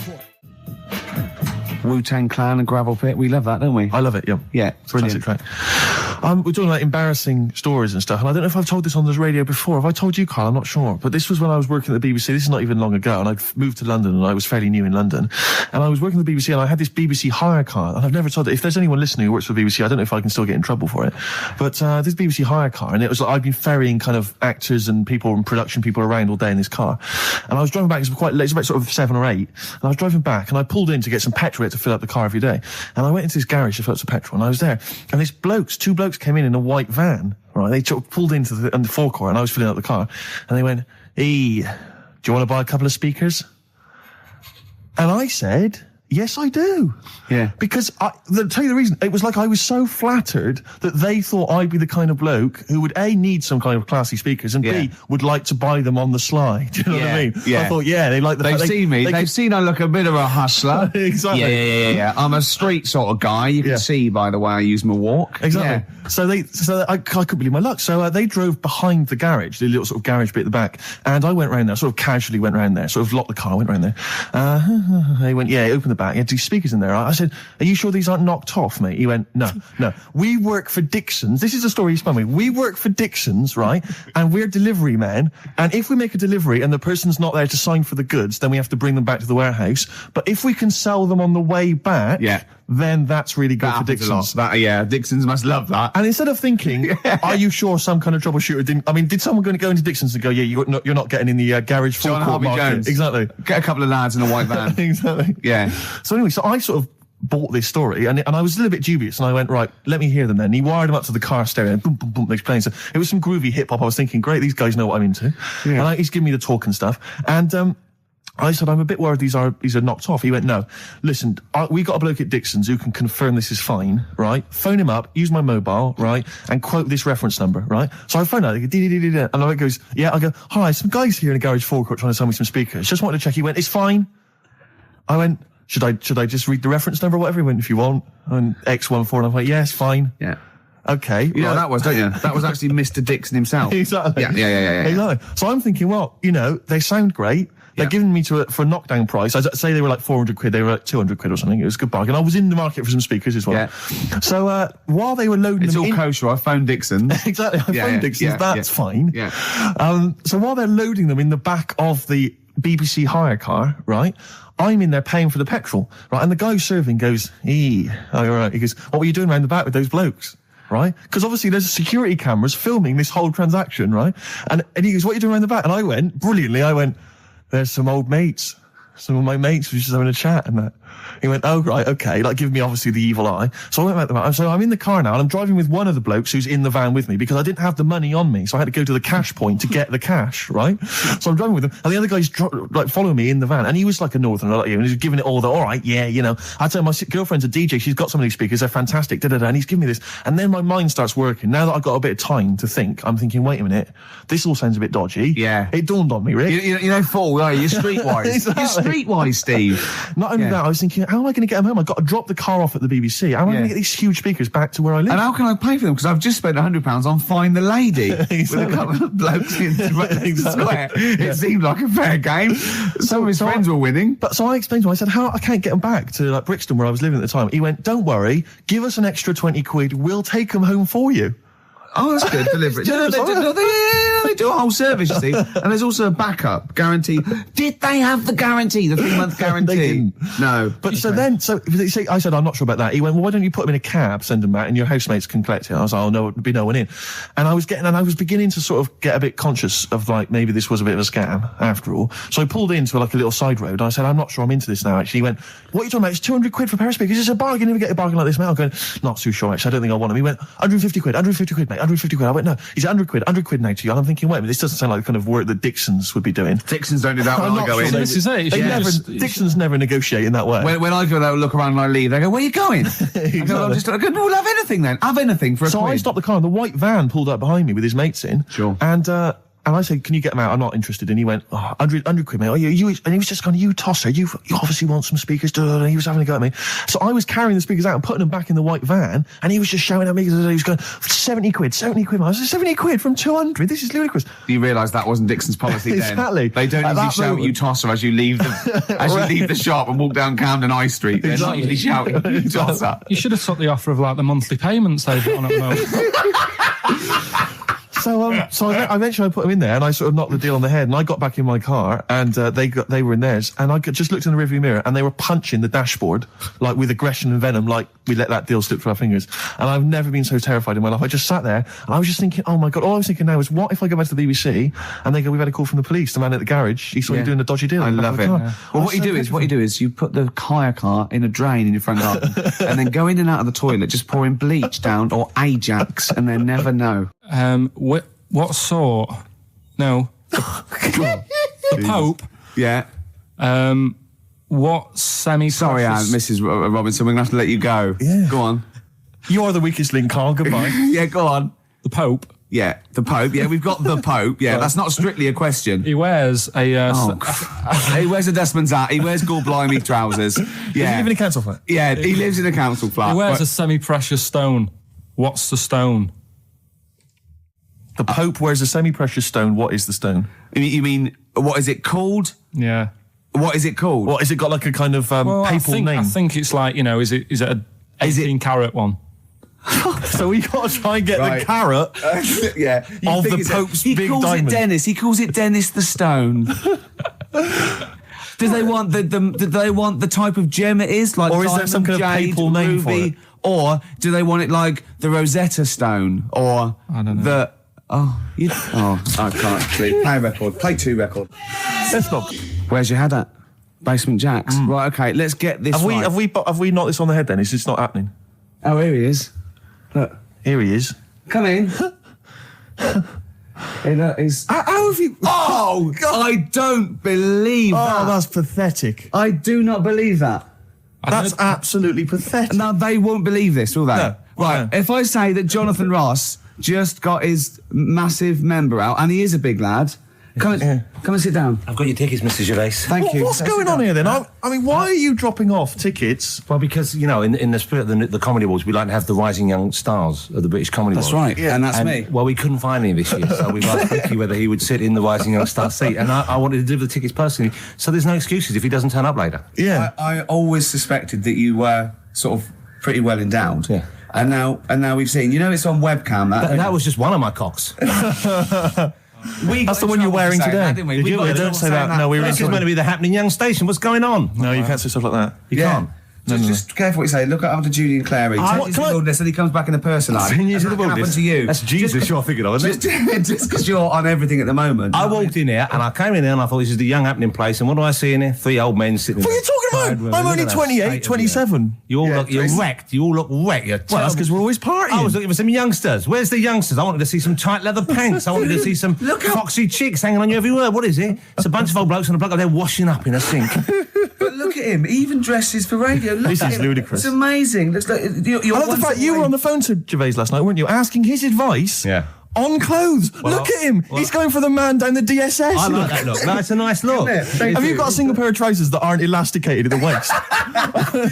They're maternity jeans, aren't they? They've got a whole panel that pushes The forward. thing is, what I do at the end of the week, I can pop these in the pan and I can make a nice soup with all the food that's encrusted in As them. his years as a homeless come to the fore there. Look at you, But one why- step away from Lawrence Llewellyn Bowen. I'd like to be that bit closer. But why are you dropping off tickets? Are you a little bit... Because I thought you were married and stuff. Why do you suddenly got this obsession with Gervais? Because I'm a bit rough, ain't I? yeah, it's like when you see Dale Winton out with those rough boys. I'd like to get one of my own. When a top celebrity in a lovely looking suit walks down the corridor with his penis out, Yes. Yeah. I know that I'm still an You attractive know man. you've arrived. I was inaugurated the same way. For me, it was Des O'Connor. It's the passing on of the baton, if I may use that euphemism. and you've been battened. But it's fantastic. Well, it is a pleasure. I don't think I'm complacent just because I'm mixed with you. I still wake up and think, I don't believe it. I'm mates with Jono. Can I just point out? Jono. I was listening to the show last week, and I heard you, as always, revealing a little too much about yourself, if you don't mind me saying so. Yeah. Steve, Not as much as you. No, but that was just for the benefit of the room. Yeah. And talking about when you used to occasionally urinate in the sink. Yeah. When you were around my house last time, and I came in the kitchen, and you looked a bit shifty. No, please reassure me. It was more ownership. That Yeah. I was like, I went to my territory, and then other people that come in that go, has Gervais been round here? It's like just marking my territory. Because my coffee the next morning had a hazelnut tang to it that I don't remember putting in. Can I just say something? Because I mean, I used to, mention to you, Gervais, when we first started getting involved in the business. Yeah. I used to say, if there was one celebrity I'd like to be friends with, it's Jonathan Ross. Yeah. Lo and behold, Ricky's befriended Jonathan Ross. I'm nowhere to be seen. But Not Ricky invited told me- round. Ricky told me that I could be his friend, providing I never extended the arm of friendship. Right. with you. Yeah, if you ever... I thought as much. He tries to keep everyone else down he works with, from the office, all the other shows. He Yeah. tries to keep them down. He's I didn't even want I'm you number coming in. one. I wanted to meet you on the steps. Yeah. I didn't even want to tell him you were around. But you called. He went, who's that? And he saw your name come up and he went, well, can I meet him? Well, you're all coming tonight, aren't you? This isn't Radio 2, by the way. These links are way too long. This is snappy radio. We have to play out... Yeah. You might The be kids have lost interest. But the kids want to hear Coldplay, Catatonia, You know what I like? Faithless. How about some more of that instantly forgettable hip hop you play each week? One of those obscure hip hop hooray. That's the worst feature on British radio. You should be ashamed of yourself. Wait a minute, I've heard your quiz on Radio 2. You're having a laugh. The hip hop's had its day. You told me that one. Put it away. Put it away. I'm Carl. Carl, how you doing? I'm all right. Got a question for you. Quiet man. Got a question. Yeah. The Pope. Yeah. What semi-precious stone does the Pope wear? It's easy. Go on. Topaz. Is that the right answer? I don't know. I might have wrote it down. I'm really sorry, Jonathan. It's not what he publicly admits to, but I have to know because I was hanging out with him at the Groucho one night, and he was saying, "Oh, look at this, look at that topaz. Go and buy that. Look at that. Vatican City." Look at that. We can make a nice ring out of that, he said. Didn't go anywhere, but thanks for asking. I better go. I've got to go. I've got to go and buy you. some winkle pickers. Thank you very much. Okay. Enjoy Nice to it. meet you, Stephen. Yes. Carl, I wish I could say it'd been a pleasure, but actually it was quite creepy. See you later. The reason you became king of the universe, of course, is because of your fascinating French bread anecdote. Oh yeah, come on the then. story? How did baguettes come about? If this is going to be someone cooked a loaf a bit wrong and said I can still make a sandwich out of it, I'm going to hit you. No. Go on then. Right. Napoleon, when he was at war and that with Russia, 1812, yeah. yeah, all his soldiers were like, not used to the cold weather and that. So they said, take some clothes in your bag with you because it's going to be nippy out there. So they put all the clothes in the bag. Sure.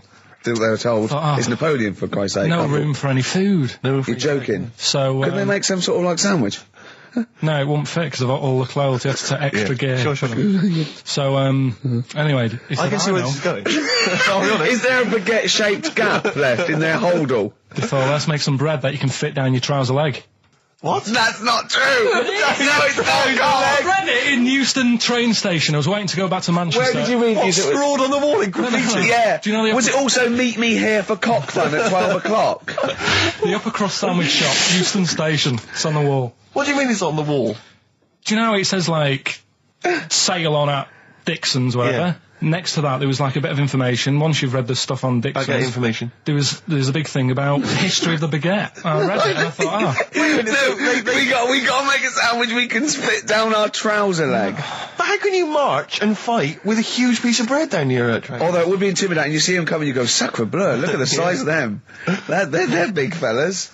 Well, blimey. I can't help but feel that could be a practical joke at your expense. Yeah. Do that. Well, the Earl of Do you ever Sandwich... question anything you read? If it's printed up, is that, like, fact for you then? Well, it's not funny. I mean, if they were trying to be funny, it's like, it's not, is it? So it's information. Have you heard us?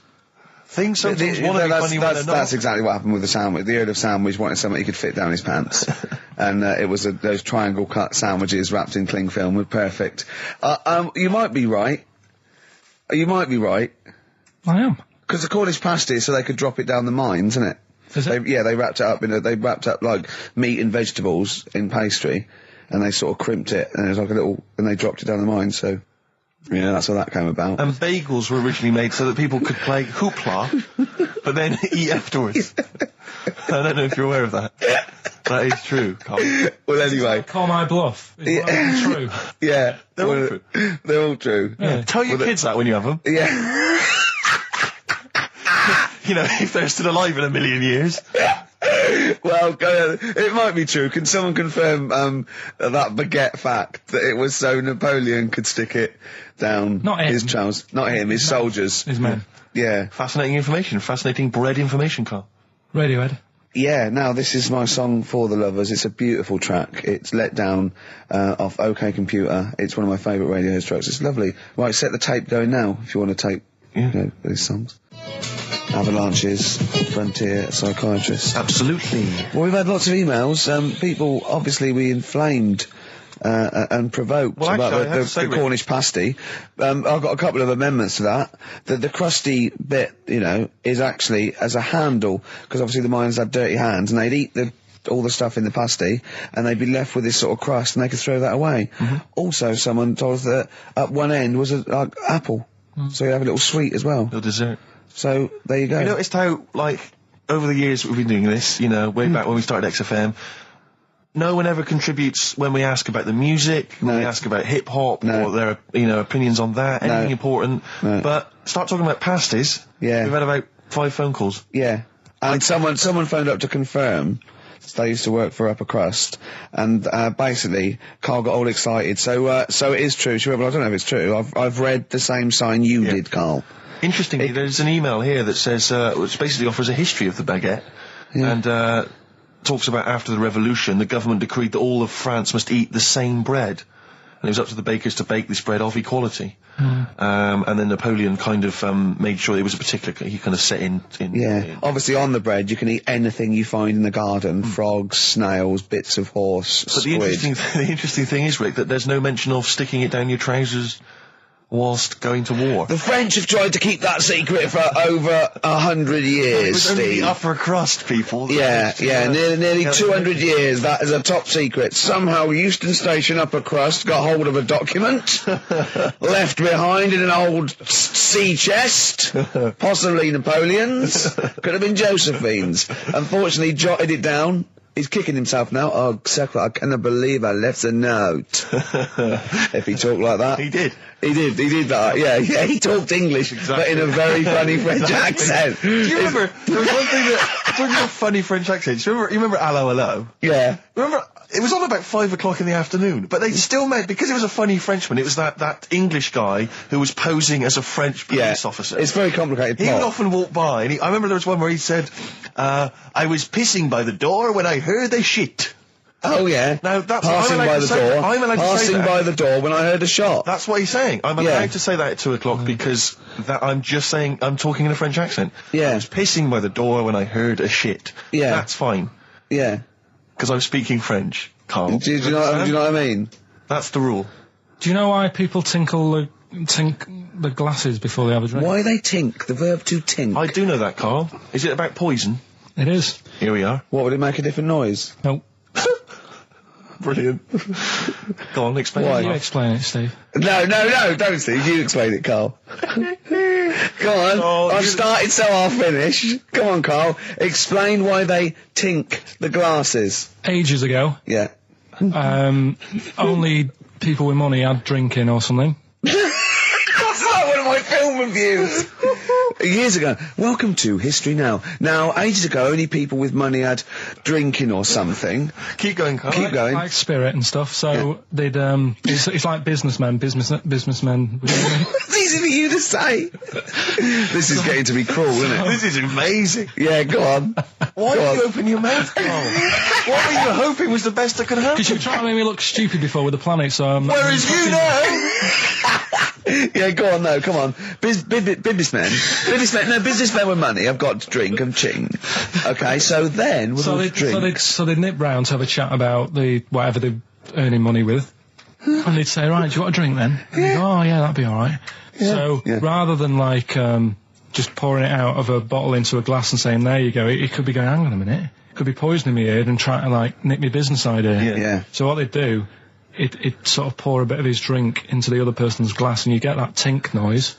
And that's like cheers, you know. No, Karl, I just have a slight amendment there. I think what it was you're absolutely right that they would then test each other's drinks to show that it wasn't poison. But over the years, that was reduced to just chinking the glasses by way of saying, let's not actually bother going through the whole rigmarole. They just did the chinking of the glasses.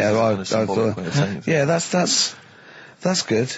It was exhausting though, wasn't it? I know. Was it worth it, do you think? Well, I like that, because people carry that with them, though. When they do that, they'll think, oh, that bloke's definitely not trying to poison me. Yeah. So the horrible thing is that now, when I do the glasses, I can laugh and go, they don't know I've poisoned them. Exactly. You should always do the pouring back and forth. It's a shortcut, it's a slippery slope. You know, just be careful. You were going to tell us a little story about just a Volvo past my estate? test. Yeah. My parents had a big Volvo estate, and there's quite a big car to drive. My parents didn't have a car. But I know you don't drive cars, Rick, but it's got a big car to drive if you've just passed your test. It's safe though, isn't it? It is very safe, that was the thing. Yeah. And I come from the West Country, obviously, there's quite a lot of windy lanes. No, you're joking, do you? They have cars there. Here he comes. Blimey, Karl. Learnt on a tractor, automatic it was. Do you want me to tell it or not? Oh! Don't give up the accent! Oh no, I'm not worried. Oh, go on. Go on. So I went to this party. You never got him being from the north. Not when he's telling an anecdote. He's never told an anecdote. Oh yeah, fair point. Yeah, go on. So I went to a party and I was quite excited because I had the car, the motor, and there was a chick heading down to the party that I was like, I had my eye on. And I thought, now I've got a car and going to the party, it's going to be amazing, right? And various friends had said, like, can we get a lift? I thought, yeah, groovy. Yeah, I'll pick up the chick as well, who's a friend of a friend. Yeah. So cruising down to the party in the motor, the Volvo estate, and there's nothing sexier than that. Slipping a little bit of Billy Joel on the stereo or whatever. Something classic. Go Exactly. And maybe it was Billy Ocean. I think it was quite a Billy. Maybe it was thing. Get out of my dreams, get into my car. Ideally. Yeah. So I get to the party, and inevitably it was one of those house parties where the chick that I had my eye on, she kind of was chatting to other guys, and she wasn't really paying attention to me, and I was sort of... Found out to get, was she again? Same old story. Oh, they make me They laugh. know how to tease, don't they, the ladies? Laugh. Who are they kidding? So I'd follow her like a dog, from room to room. Yeah. And watch her Quite while... literally, sometimes he was barking. Yeah. And while, just watch her while she talked to other blokes. And then, obviously because I was driving, I wasn't drinking, so I was not really enjoying myself. And then somebody said, should we go and pick up Vera?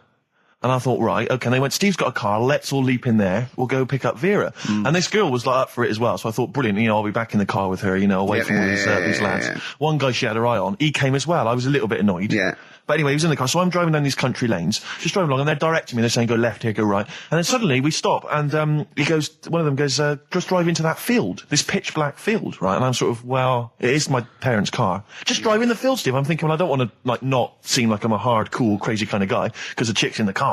So drove the car into the field, they all leapt out, started running off into the darkness, shouting, Vera, Vera, Vera, where are you? So I'm just sort of sat there in the car, waiting. Wasn't Vera Lynn, was it? Because she likes to hide in fields. Bizarrely, it wasn't. Right. It was just, I was just left in the car on my own with Billy Ocean, and suddenly, at the darkness, they come back holding a Vietnamese pot-bellied pig that they had stole from a nearby farm, and they knew that the pig was called Vera because someone knew the farmer or something. Anyway, so they got this pig, so now they're going, I'll put the pig in the back of the car, we'll take it back to the party, it'll be hilarious. I'm thinking, well, I'm not sure I want a pig and all its, piggy crap in the car, right, crammed in there. But they say, yeah, so obviously I'm thinking again, I don't want to look like I'm, a nerd. You know, I'm terrified of that, Rick, ever happened. Yeah. So, So you go, hey, bring the pig into the car. Exactly. I'm no nerd. Exactly. Yeah, go on. So now we drive off again. I got this pig kind of squeaking in the back of the car, and they say, stop again. Let's do some cow tipping. And they do that old thing, you know, about the fact because cows sleep standing up, don't they? So you can push a cow over and stuff. Yeah. So they're having a wild time, hilarious. So this time, now we get to a sort of dead end in the road, and they say, well, turn around, let's go back to the party. And I'm thinking, fine. Try and do a 3-point turn in this very narrow country lane, right? Get the Volvo estate wedged horizontally across the road.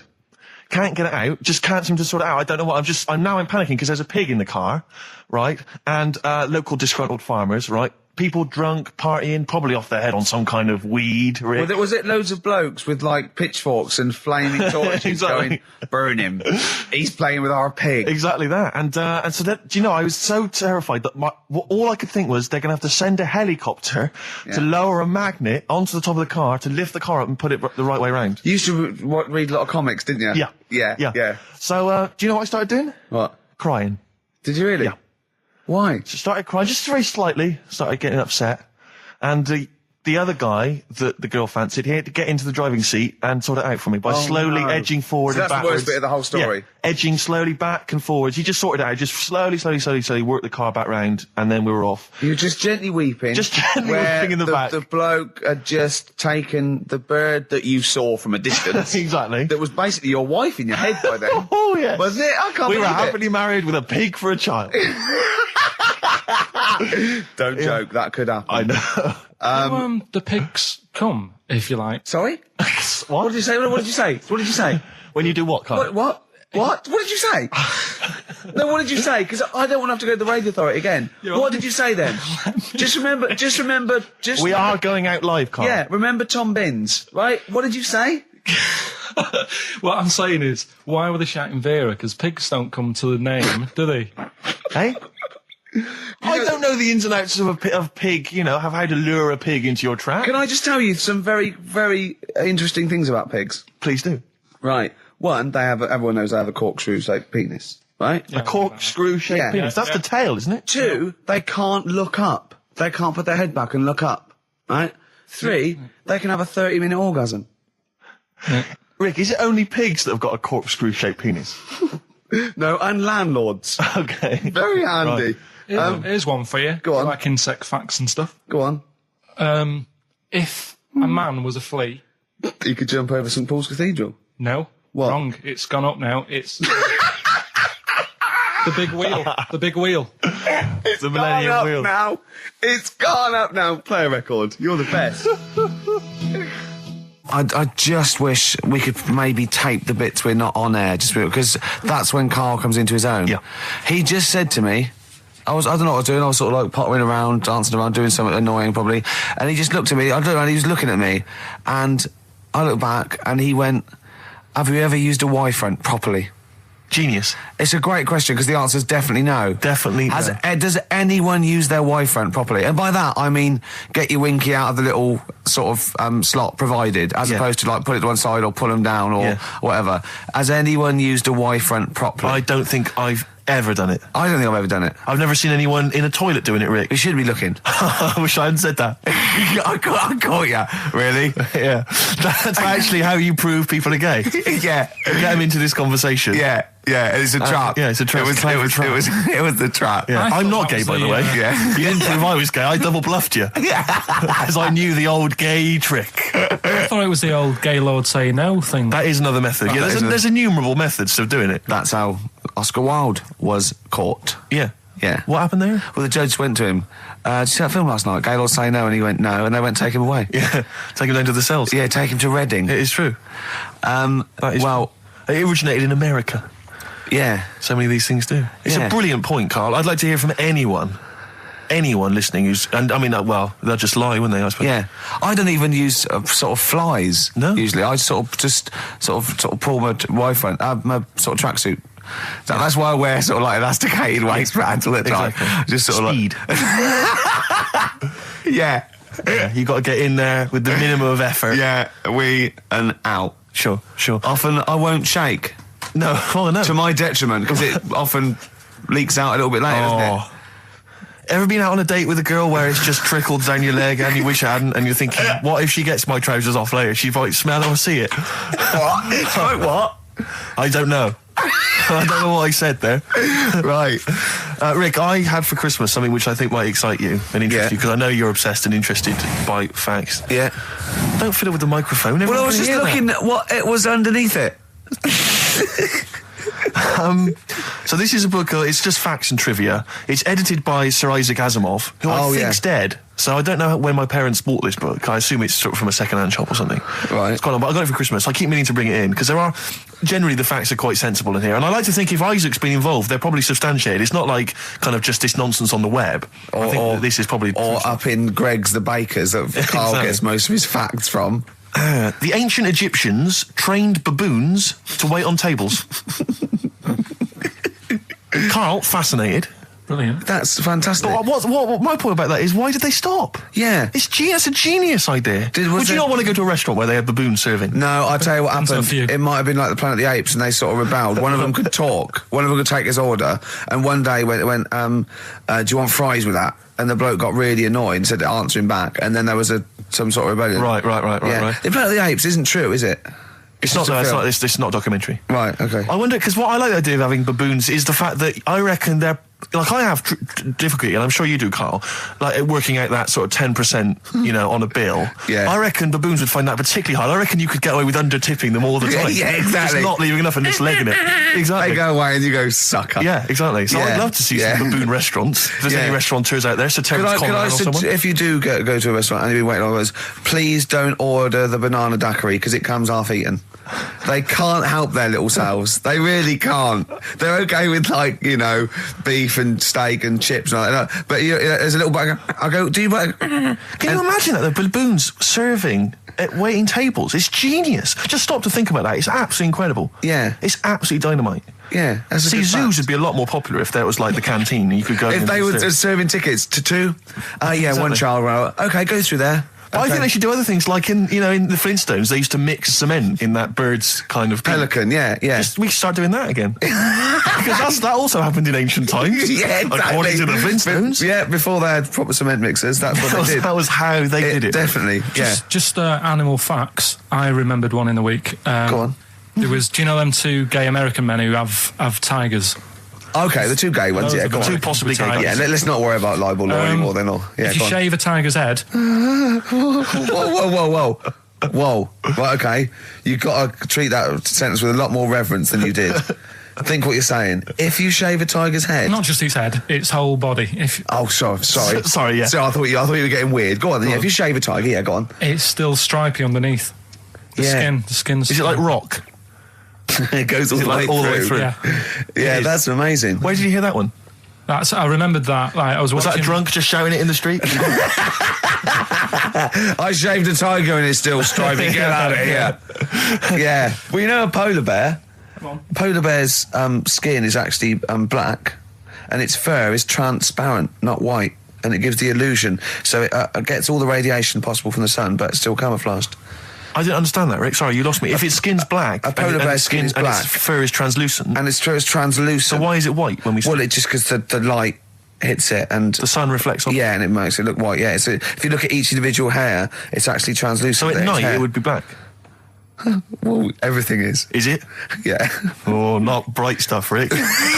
You've embarrassed yourself. Play a record. But I was in the cinema. This was not long ago, and I went to see that. This was, I think I was off to see that film, Crouching Tiger, Hidden Dragon, or whatever it's called. You know, well, they could be on the phone for that because there's subtitles. So it's not going to ruin it, is it? Yeah, it wasn't her. I was sat next to another woman. She was crunching, a big fat woman. No, but he's got a good point there. Loads of people could be on the phone in there, and it wouldn't sort of niggle you. Fine. Well, at least we've cleared that. Imagine if that was true. Well, it's like when you go on the tube and read a paper. There's loads of noise, but you can still concentrate, can't you? He's got you. Do you know That's such a great point, isn't it?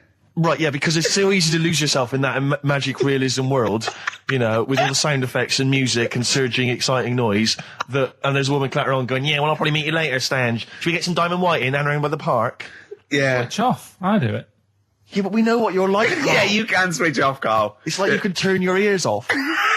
That's the skill you have. It's not the ears, it's the behind the ears. Yeah. It's the process that between the ears and the brain that you can switch off. So you can still hear all these things like a cat. But I was in the there was this woman sat next to me. She was to a big one. She was crunching on some popcorn. Again, that's a crime. Why they're selling popcorn in cinemas? I don't understand why She the needs to noisiest. eat regularly, she's Why fat. Why the noisiest food in a cinema? Yeah. I don't understand why that's come about. Yeah. It really makes me angry. Yeah. She's exactly right. This- Smoothies. We want smoothies without straws. Exactly. The trailer for that film AI, Artificial Intelligence, came on. Remember that? And the tagline was, David is 11 years old. He weighs 60 pounds. He's 4'6" tall. He has brown hair. His love is real, but he is not. Oh, yeah. And she just went, how old was he again?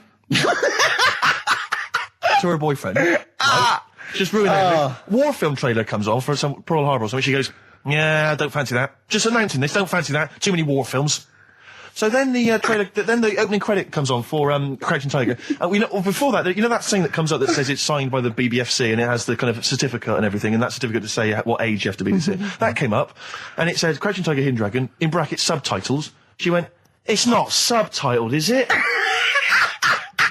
I thought this was the most famous foreign film for years. It won Oscars. It was a huge film. Everyone knew it was foreign. She goes, it went, and so the credits begin. It says Crouching Tiger, Hidden Dragon. She went, stupid name for a film. What? She just She wanted paid it. to see it. She was with her boyfriend. So then it starts, right? And obviously it's in Japanese or Mandarin or something. She's like, yeah, and they're all talking in Japanese. Japanese or Mandarin. Whatever it is. So they're speaking in this, Japanese language, Oriental language. And she's going, don't they sound stupid? Don't they sound stupid? She was going, and then the subtitles come up, and it's quite a weird kind of strange language they're talking. And she was going, can't make the subtitles out either. It's both gobbledygook. Just wittering on every step of the film. I totally agree with you, but what I like in your telling of it, I know you're getting quite I'm emotional. genuinely livid. But she went Mandarin or Japanese, some Oriental language. And Well, I don't know what else. It's a strange language. It's a strange language. Well, anyway. Oh, dear. So then I moved. I climbed over several seats, made a big huff of, make a big show of moving. Yeah. Sat next to a guy on the phone, just chatting on the phone. Oh, I'd have gone mental at that. I was lit. So now I hate that film. I didn't enjoy it. I don't like seeing it. I don't want to even think of it. It's subtitles, isn't it? Well, rubbish. Rubbish. That's why I get videos. Yeah, I should have thought that through, Carl. You're absolutely right. Lamb chop. Yeah, let's play Lamb Chop. This is brilliant. This is from this CD that came out recently with Uncut magazine. Occasionally they put out some quite interesting free CDs, and this was one that had various covers of Rolling Stones songs. And a lot of them were, quite shoddy, but this was a brilliant, specially done, I think, for the CD. It's Lamb Chop doing a version of quite an obscure Rolling Stones song called Backstreet Girl. It's just beautiful. Let's hear it. Depeche Mode there, and I Feel Loved. Who'd have thought Depeche Mode would have been that huge? I think I'm seeing little lads from Basildon with little plinky plonky sound. I thought that'd be it. They'd be like Visage or something. That'd be it. And now they're stadium rock fillers. They're huge. They conquered America. He went through some hard times. He came out the other way, and well done. But see, I think what you just said there is a very good example of why they are and why certain other bands aren't. Because if you think about it, for me, you see, whenever I think of a band name, if I see a new band's come along or whatever, I always use a very simple test, which is, can you imagine that you're the announcer at a huge event? Maybe it's like broadcasting around the world like Live Aid or Nelson something. Mandela Or it's a concert. Nelson Mandela Freedom concert. Yeah. And you can imagine someone He's there. He's there. Nelson's there. Yeah, with Everyone's the there. Spice Girls. Oh, they're all there. But you can imagine someone saying, ladies and gentlemen, please welcome to the stage, Depeche Mode. Yeah. Ladies and gentlemen, Rolling Stones. The Who. Exactly. But you can imagine someone saying, ladies and gentlemen, please welcome to the stage, Visage. Ladies and gentlemen, will you please welcome our headline act? Welcome Idlewild! Exactly. Ladies and gentlemen, please welcome to the stage, Ned's Atomic Dustbin. It doesn't... Do you know what I mean? You just know. The Levelers! Some bands aren't going to make it. Ladies and gentlemen, please welcome to the stage, Mega City 4. You know what I mean? It's So it's just a simple test. We'd like you to do that at If home. you're thinking of starting a band, or you've just named your band, you're just beginning, just phone in, tell us, or email in, tell us what your band name is, and we will use that simple test. And we will do the test. Ladies and gentlemen, will you please welcome to the stage the Franken Walters. Jimmy Eat World. Ladies and gentlemen, please welcome to the stage, Cooper Temple Claws. I don't think it's going to happen for those lads. Here's a good It's one. a simple test anyway, but 100 reasons, please welcome to the stage. 100 reasons. 100 reasons I think would work quite well. I'm just going to give the email address, ricky.gervais@xfm.co.uk. 100 reasons. If I could. Ladies and gentlemen, will you please welcome to the stage, Pop Will Eat Itself. Carl, have you got like a sound effect or something of like, get the atmosphere Cheering. we're going to test? Cheering. We'll seek it out with. Have you got something there? Have a look on there. I'm just looking in the NME. for the kind of forthcoming gigs of the smaller known bands, and it might be a useful place to just begin the. Ladies and gentlemen, peoples around the world, will you please welcome to the stage Chumba Awamba? Have you got a sound effect? We got one. Nice, yeah. Ladies and gentlemen, will you please welcome to the stage the Parkinsons? They're playing in Leicester this week, so look forward to that. That's a good plug, isn't it? Let me see who else. If anyone wants to pop down to Leicester to see the Parkinsons. Ladies and gentlemen, please welcome to the stage Cyclefly. Okay. Oh, there's a genuine one here. This is someone. Simon's emailed, and he says, "Will you just test this name for us?" Okay, Karl, if you can. There you go. Ladies and gentlemen, will you please welcome to the stage Coach? Not utterly convinced. No, it's not too bad. It's not. I'm worried about the sound effect. We start to sound like Chris Moyles or something. Well, he's a top broadcaster. Everyone loves him. Losing weight as well. He is hilarious. funny man. Just there's one more coming here. I'll just check this one.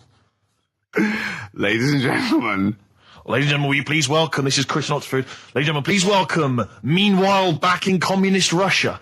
Is that a band? I assume so. I assume it's his band. Yeah. Steve, I will play great old tunes to the cows come home. We got to give them a little bit of Dandy Warhols and Air and Athlete. I know that, and they're great, they're good, right? But, I wanted to play a Cat Stevens song, but I thought I'd better not, because I've, play that a little bit. And we quite like resurrecting old reputations, don't we? People like Elton John who had bad faces, or David Bowie. People whose names now are largely laughed at in the serious rock circles. Or circles. people might not have considered. I thought Cat Stevens, no, Rod Stewart, I thought. Was he Rod Stewart? Many people now are thinking of the leopard hot pants and the ludicrous hair. I think I'm sexy and all those sort of awful stadium sort of disco things, but he wrote beautiful tracks from Maggie May and I thought, hold on, two birds with one stone. What about a Rod Stewart song written by Cat Stevens? Wow. Is there such a thing? The first cut is the deepest. Let's hear it, Rick. On this album as well is The Killing of George. Georgie Part 1 and 2, remember? About the gay bloke. Georgie Boy was gay, I guess. His favourite song. Carl's favourite song, right? And I was going, oh yeah, I remember that, yeah. I said about, and I said, did not intend to take his life. He just pushed it when he gets mugged and killed. Do you know what he said? I was sitting outside, I was singing, he went, well, as I said, they go out too late. They go out too late? He meant gay people go out too late. He went, no, they do. I went, what do you mean? He said, well, they're always out, they go out when people are coming home. He said, if he'd have been in bed by 10, he'd still be alive today. That's a sobering lesson. And he went, there's one that works here and he's shattered every Monday. Oh, if you're gay and you're listening, just be in bed earlier. Go out when sensible people go out. Yeah. You're right, we're not on the continent, Karl. If you're gay and you're not in bed by 10, go home. Yeah. I don't get it. Yeah, but he's more going for your looks. I'm more working on your personality. Right, sure. But together... So it's my fault now that the show's going No, down but here. it's like, we're sort of like your mentors. You've got to be harsh. It's like, you're like Eliza Doolittle. And we've got lots of little stylists in, like they do with, like, makeovers and that, all that, faking it. They get in, like, me and Karl. Karl's working on your looks. I'm doing your personality. We're going to get, like, stylists in and, coaches. And then you have to do a date. And the woman has to, and there's 3 other blokes, and she has to work out what the freak amongst them is. And you've got to go, no one voted for you as the freak. Yeah, Rick, I've known you for 3 years. I don't think you count for that job. I tower above everyone. You do, don't you? I'm for people who don't know, who are listening, I'm 6'7" tall. That's high. Yeah. That's and for people who've never seen him, he doesn't hold it well. It's not like he's a sort of handsome athlete, is it, Karl? He's a bit of a what would you call him? Karl, don't answer. No. Don't get drawn into that. You know the game he's playing. No. Do you know yesterday when you were in the office? Yeah. You did a little move, and it reminded me of Blakey. Oh, I hate you, Gervais. Oh, I hate you, Pilkington. That's our stance. Yeah, but even he held it a little bit better, didn't he? Because he was a man, he had a big coat and everything, a peak cap. But, yeah. I can't believe you. Like, I've not suffered enough from being freakishly tall. Now, two of my best buddies live on radio are just... It's not just the height, though, is it? It's the posture and the face and everything. But it's got your places, hasn't it? No? What do you mean it's got me places? I think people give you a bit more of a chance in your career and stuff. It's like... What, yeah, stacking shelves? Because I can reach to a high level. Muse, Plug In Baby on XFM 104.9. Ricky Gervais, go on. Well, yeah, but I know you guys are laughing about the height thing, and for those that have only just tuned in, I am 6'7" tall, which is tall, and that's big. And I pride myself on it in a way. I've worked hard. I've not smoked. I ate well. Yeah. It's an accomplishment. But obviously, I didn't have much involvement in it. I just am, and it's a curse because mainly the problem is that you can't get stuff. You can't get clothes. You can't get shoes. Yeah. He's size 14 feet. Yeah, but it is genuine, and I don't know. I mean, it costs a lot to buy a pair of size 14 shoes, and if you were genuinely poor, I don't know how you'd afford to be tall because the clothing costs more, everything costs more. I've seen this in comics. Like you'd actually go to school in a barrel, wearing a barrel with just braces. It'd just be a barrel, and you'd have sort of flip flops, and you'd take a mule with you. They all had a mule, didn't they? But people always think that you'll be in a pub or something, and people just think they can talk to you about it. They just think, hey, you lanky, it's just like because it's like they. But that really annoys you, doesn't it? Well, it annoys me because it's like they think I should be proud of it. Like, well, exactly, but they don't think that this is not a disadvantage. This is not a disability, is it? You're taller than most people. It might get disability. No. If you were 8'3", it'd be slightly disabilitating. You would, but disabilitating. What? Disabilitating? Yeah. No, you're a medical man, aren't you? But no, the point is, it's a disabilitating because when you go on public transport, like if you're on a coach. Yeah. The only place I can sit on a coach is that seat on the driver's lap. Either on the driver's lap or that seat at the very end. Yeah. Which sits into the aisle. Yeah. That's the only place I can sit. Why don't you stand up? Some sort of kids at the back waving at drivers. You could drive it from the back. Here he comes. Watch it. Were you a tall baby? Oh, Mr. and Mrs. Merchant, you've given birth to a basketball player. Look at his dribble already. Were you a tall baby? Babies aren't tall. At what point did you suddenly, Jesus, nothing fits me? Well, it didn't happen overnight, Karl. Let's do a little graph. How tall were you at 5? Oh, I don't know. 3 foot? 3 foot. How tall were you at 12? 6 foot.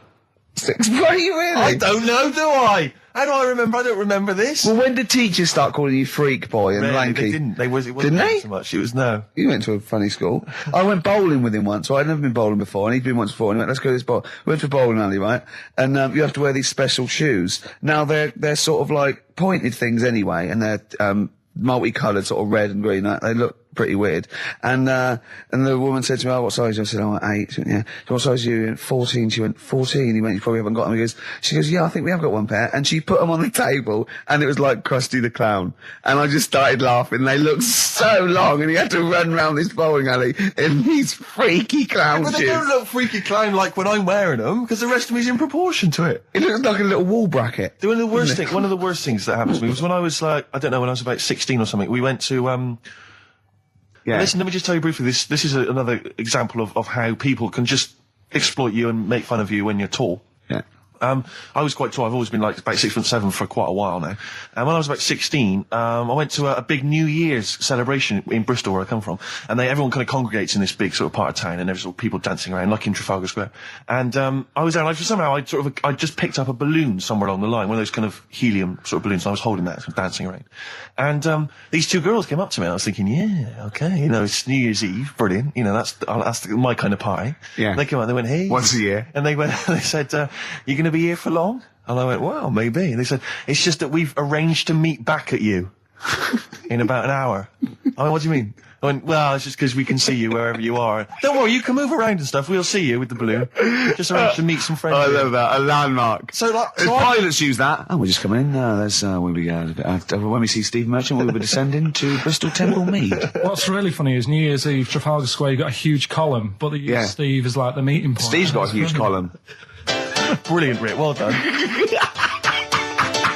Award-winning comedy from Ricky Gervais. When I was in America, everyone told me that it would be really easy to get big clothes and big shoes and that because they're all huge and all freaks over there. All right, steady on. And I was wandering around New York, and I was going in a few shops, kind of saying, we've got size 14, US 15 shoes, and they were going, no, is that the difference? Yeah. One. And they literally were laughing at me. There was a couple of shops where they literally laugh and get someone else in and come and look at the tall, freaky Englishman. Really? And then one guy said, I remember we had someone come in here once, and he said he'd been to a shop which sold kind of stuff for really tall people, and he said, I think I can remember the address, and he sort of looked through the sort of telephone directory, and he made a note of it. And I went on the subway, and I went through Lilliput. And I went, it took me ages to get there, and really hard to find it. I finally went in there. I've never seen it. It was heaving, right, with freaks. It was amazing. It was like, they were just kind of gargoyles. It was like something from Lord of the Rings. They were just kind of these tall people and kind of gnarled. Did they turn around and start bowing to you? It was incredible. Yeah. And I went in and I just said, hi, I'm looking for a kind of sort of guy went, yeah, sure. And he sort of hobbled off into the darkness and came back with exactly the kind of pair of shoes I wanted. I couldn't believe my luck. It might be a magic shop. But it was like that shop in Mr. Ben. It might have been a dream though, you see. Mind you, I went to Texas once and I had some ribs and it was like the Flintstones. It was huge. And not only did it look too much like an animal that I couldn't actually eat it, I don't know who could eat it. I mean, seriously, it was 2 foot long. Yeah. And it was like half a rib cage. And It is incredible. My friends lived in Texas for a while, and they once were in a kind of diner, and there was those kind of benches that are attached to the table itself, like a kind of picnic bench. Yeah. And this huge fat guy came in. He came wobbling. He ordered like this kind of everything you can eat meal, and his fat kind of sort of his big fatty fat, and it's fatted on the fat table. It wrapped itself around the table and everything. He was chowing down, and when he tried to leave, the table came up with him. Oh no! Imagine that. I mean, they are fat, aren't they? They're big people. They're huge people. But it was that thing we talked about before, that bloke on Jerry Springer Show who was like 80 stone, right? Now, I felt quite sorry for him. He was really sad and he was crying. It is rad. But my point is this, right? When he got to say 50 stones, didn't he go, that's too much, That's not enough. For a land animal. Exactly. Do you know what I mean? Yeah. That's big, isn't it? I mean, I'm getting worried. I'm 13 stone and I'm genuinely getting worried. I'm thinking, God. When you've got that big, when you've actually got your own mare. yeah. When you have to get in helpers to look what the scale says. Yeah. Like 4 or 5 people lift up your belly and go, it's 52 stone. You go, that's too much. Exactly. I'm going to only have 9 breakfasts When you today. when you begin to appear on the Ordnance Survey map. yeah, exactly, yeah. When You've got your own symbol. It's like, we can see 2 things from space now, Fatty and Steve Merchant. We'll be landing All right, at about... well done. Well, no, I'm just saying Have a at all, go, you're mate. not fat, aren't you? You're freakish and big. Yeah, Ricky Gervais, yeah. Okay, Steve Merchant. Great Hello. to be here. Thank you Hi. very much. Now, you're a very tall man, if Yes. I might say. You're 6'7", aren't you? Yes. Was that a bit of a problem at school? Well, yeah, a few jokes here and there. Yeah, A bit of gentle ribbing, but nothing too problematic. What's the weather like up there? Well, exactly. Skinny, all that sort of... Oh, you're lanky. Yeah, oh, dear. And, that, what about the glasses?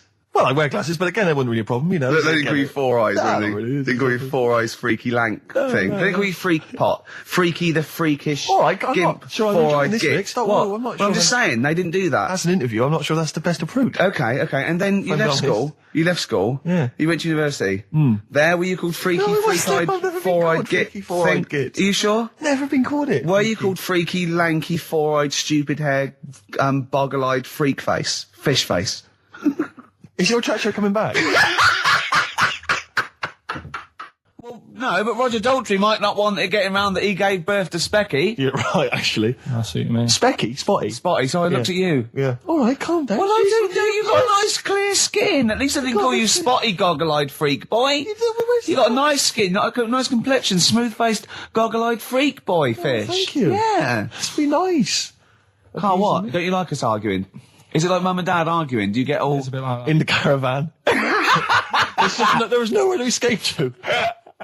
As you know, me and Steve aren't worried about being part of a trend or being trendy or jumping on about. Steve particularly doesn't worry about like looking good or Well, No, I'm saying no, as a compliment. He doesn't worry about walking along like that or Well, I'm looking good. No. Good But I'm looking saying good. you don't mind the insults freak boy or goggle eye or. Swore off a duck's back, mate. Do you know what I mean? Or a new phrase that's been coined because of Steve's face, walk off a frog's back. Who's saying that? Just a lot of your, a lot of friends and that. But I mean, My friends. yeah, a lot of the people. Can you name names or? I can't really. Make promises you can't. I can't wanna really. mess anyone up? I think it's the Kaggle. Looks good. It does look It's good. waterproof, Rick, and it's also stylish. I wear nothing underneath, so it's tight to the skin. It gets sticky in Oh, damp is weather. that, is that why you sort of It's rustle? sexy. But what's all the? Is there abuse? What's this? No, they just say. Well, I'm gonna, again, we were talking earlier about, you not caring about being like a geek or a freak or right, not that's trendy. No, I'm just saying. I am trendy. I am. And I know, yeah. Anyway, Steve, over to you. I just was wondering, because I've had an exciting week, relatively speaking, Rick, because instead of just spending it all with you, sat in a little room, as is our way, I've been doing some acting this week, as you know. I know. And I don't normally act, but I, basically, there's some people at the BBC who are making a comedy pilot, kind of comedy TV show. And, and I auditioned for it, and the role was to play a sort of freaky-looking, sort of lanky geek, and I don't want to say... How did you beat off? I don't want to sound arrogant, Rick, but they gave me the job on the spot. you know. So it was like, you know, obviously, because I'm not a bad actor. I'm not as good as Rick, but I'm, you know. What is it? I play a really tall guy, like a sort of. That's the part. That's the part, though, isn't it? About you've got a beard. I'm a character who's 6'7" tall, and I'm trying to win the world's tallest man. That's it. Yeah. But there's always a man that beats me every year because he's slightly taller. But this year, I think for some reason, because I've been training, I can beat him. That's the conceit. And Sally Phillips, I don't know if you know Sally Phillips, she's a very good comedy writer and actress, and she's written it. So it was good fun, and so we went down there, and it was good and everything. It was, you know, a little trailer and everything. It was like the proper deal. It was really good. And the problem was yesterday, I had to dance. One of the sequences had me dancing. Now, as you know, I think I'm a pretty groovy dancer. I'm a bit of a mover. Yeah. And I have to tell you this, Rick. Do you have anyone's eye out with your elbow? I have come to some serious realizations about my dancing. Really? I was moving around like a Shire horse dancing. What was that illness years ago? Right, there was a couple of lads at our school. Oh yeah, had really big heads, right, and webbed fingers. And webbed fingers. And sorry, wait. Was that? Hold on. Did you find him in a pond? Did they used to be little tadpoles? No, Carl, you're not confusing your past with an old episode of Doctor Who, are you? What were they called? These two? I didn't mix with them. Right. It was just like. Of course not. There was nobody thought anything of it at school. No, like, sure. Used to it. Yeah, it's the North. There goes the creature from the Black Lagoon again. yeah. He's brilliant at trigonometry. He's late for double maths. Yeah. But, I didn't think anything of it. What is it called? What is the disease called where two fellas, are they... Not even related. Rubbish. Not related. Were you near a nuclear power station when you were growing up? Yeah. You weren't really? Yeah. Oh, this explains so much. This has got a bit I don't heavy. think that's it. Hey, talking of enormous heads, yeah, you were at the Pop Idol final, weren't you, Rick? You went down there just because obviously Rick's a huge fan of Pop Idol. He wanted to be there. He wanted to give us support. Quite seriously, there was no irony there. He genuinely is a fan of it. And he was. You sort of had photos taken with various people. Yeah, of course. Because you were a bit drunk and you wanted to have a memento of it. And it's obviously a picture of you with Fat Man Rick Waller. Yeah. But the best one is a picture of Ricky and his girlfriend with Dr. Fox, whose head is twice the size of mine. any other head. It's quite remarkable. I don't know how they barrel. He was a lovely bloke, and it was really nice to meet him and everything. But he looks like an immaculate tan. And he's always happy, and he's It looks really on the good. picture. It looks like someone you might see in a carnival who's built a huge papier-mâché head, and we're like Frank Sidebottom, and just sort of walking on the road. It's just incredible. Dr. Fox didn't used to go to your school, did he? He used to hang around with a mate. They were great swimmers. They were brilliant swimmers. Oh, God. There was three of them who all hung together, and they seemed to hang around like the older kids, the ones who looked like men. Do you know what I mean? What did you look like then? Well, it's just that I had youthful sort of looks, whereas like the older ones had like beards and stuff. It's the gang of boys in the fifth form with beards. Were they smoking pipes? Come over here, me filly. Oh, Debbie Carr, come over here, you little beauty. No, but she was like... I love that. They were hanging around with beards. There's the big boys. Oh, fishing. That's lovely beards. What do you I mean? just see a whole row of George Bernard Shaws. Brilliant. How do you do in history, boy? Think got any? You're an idiot. Oh. They were like, I'd be there sort of punching people in the arm. That's a great game. Oh, I love that, punch people in the arm. Is that part of the Olympics now? it's I think it was exhibition this year. Right. But it's going to be a pro next year. It's going to be the Winter Olympics because you've got to do it in just a cap sleeve shirt in winter. So you're playing that? She, but whilst I But was she didn't doing appreciate that. She used to go, ow! No, I always think whilst I was doing that, they were like the Charlie's Angels and they'd be sorting out a mission somewhere. Because they were really like, there was something about them that you thought, they're special. They were private detectives. What do they work for a man they never see? Okay, well, here's a name I'm interested in because, let me just tell you the name first. Adam Clifton. Oh. Go on, what are your thoughts on Clifton? He was one of them kids. He was all right, but he had that thing when if you didn't have enough milk, he had like wrinkly hands and like white bits in his nails. Oh, because he didn't have enough milk. Yeah. So therefore, you didn't like him because you didn't get enough milk. This is not to be confused with the two people with the big heads and the webbed feet, is it? Webbed hands. Well, this was interesting. I know that they weren't related. They must have been somewhere along the evolutionary sort of trail. Do you know what I mean? They must have come from the same sort of stock. But you wouldn't have liked him. It's just one of them people. He was all right, but before you say any more, on Friends United, you can leave a little message which explains what you've been doing and what your life's like now. And most people leave maybe 2 paragraphs. Yeah. Adam, I've printed it off. He seems to have printed. I think there's about 6 pages here. of stuff. He keeps updating it, and he just basically lists his memories about everyone, okay, at the school, and what he thinks of everyone. And he says, I often see Simon, he's doing all right for himself, self-employed illustrator, Mark Cooper, Karl Pilkington. Right. And your name comes up. Now, I don't know if you've told us this story. I think you may have done, but I can't remember the facts about it. It just says Karl Pilkington with his pet bird. Was it a magpie? I can't remember. He brought it to school to show everyone, and it flew away. Oh, God. Oh, no, they do that, don't they? You show them what was the story there, You Karl? give them seed and they just leave. What do you mean? Well, This sounds like Kez. Well, that's it. I was a big fan of Kez. And it was the time our dog had just died. Yeah. So I didn't have any pets, and the cats were always getting run over. Yeah. And so we didn't want any more pets. Yeah. But there was a magpie that used to fly about on the estate, and I managed to sort of tame it. And in the end, With a chair and a whip? What do you mean you tamed it? Well, just used to sort of hang around it and talk. But how did to you it. get hold of it? Did you catch it? Well, eventually, yeah, it used to just come to me, and the annoying thing was, it got to a point when I wish I hadn't bothered, because it used to pop me bike tyres. It used to sit on like, if I was talking to my mates and I was on my grifter. I love the way he just throws things in. It's like an Alan Bennett play. It landed on my tyre, and it used to peck at the tyre and pop it, and then it used to then never go away, so it was always like around the house, and my dad said never bring it in. So he used to sit on the porch, and I used to go out, and it used to fly down and land on my head, and it really hurt. It used to like peck and stuff. He thought it was a tyre. So it wasn't so much tamed as a stalker. Oh, God. So you took it to school and it flew away? Yeah. So did you take it in proudly going, look at my magpie? Oh. Yeah. Oh, But no. I think it got a bit confused in the area that it was in, because I used to just keep it sort of around our estate, but Sure. the school was a bit of a distance away.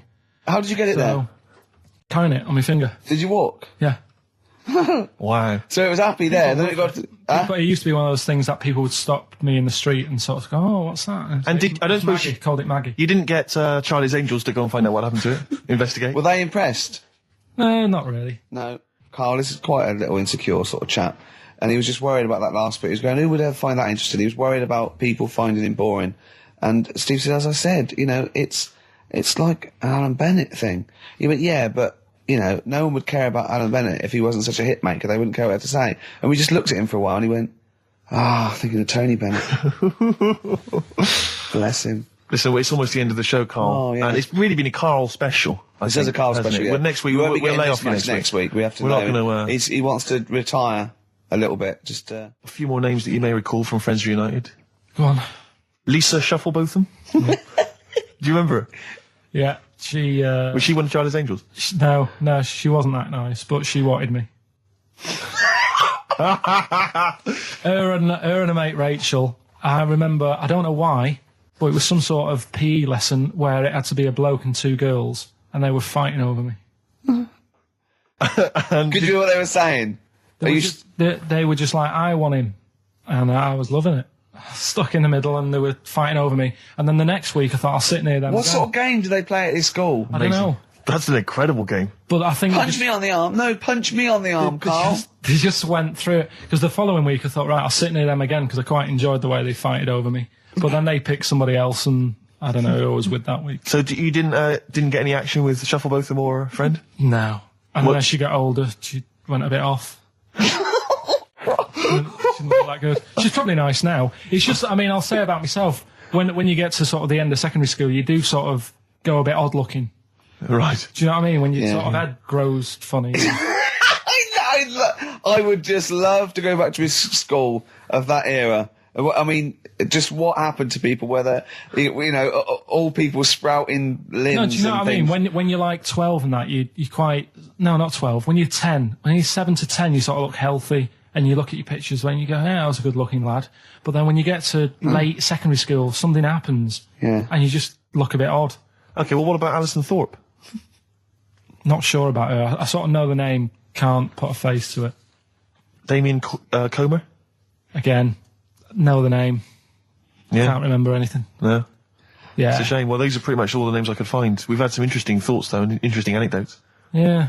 Anyone in particular that you'd like to say hello to that maybe listening now that No, I think I would have mentioned Darren Buckley if you hadn't brought him up. Oh, right. He was like my buddy. Yeah. Did you ever see the Magpie game when you took it to the school and confused it? No. You're joking. That was the end of it, was it? Yeah. So where did it go? Probably to some other kid. Because, I mean, actually, it probably got killed. Because if it was being that friendly with other people, some people might have took advantage of it. In what way? Well, there was a programme on the other week about... What, in the way that Shuffle both of them were trying to take advantage of you? There was a programme on the other week about bear whisperers.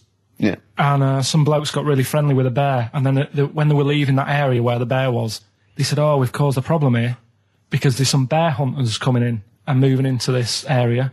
And it's going to get a bullet if it acts like this. So they had to scare it away. And that's what I should have done with Maggie. I should have terrified it a little bit so it wouldn't trust humans.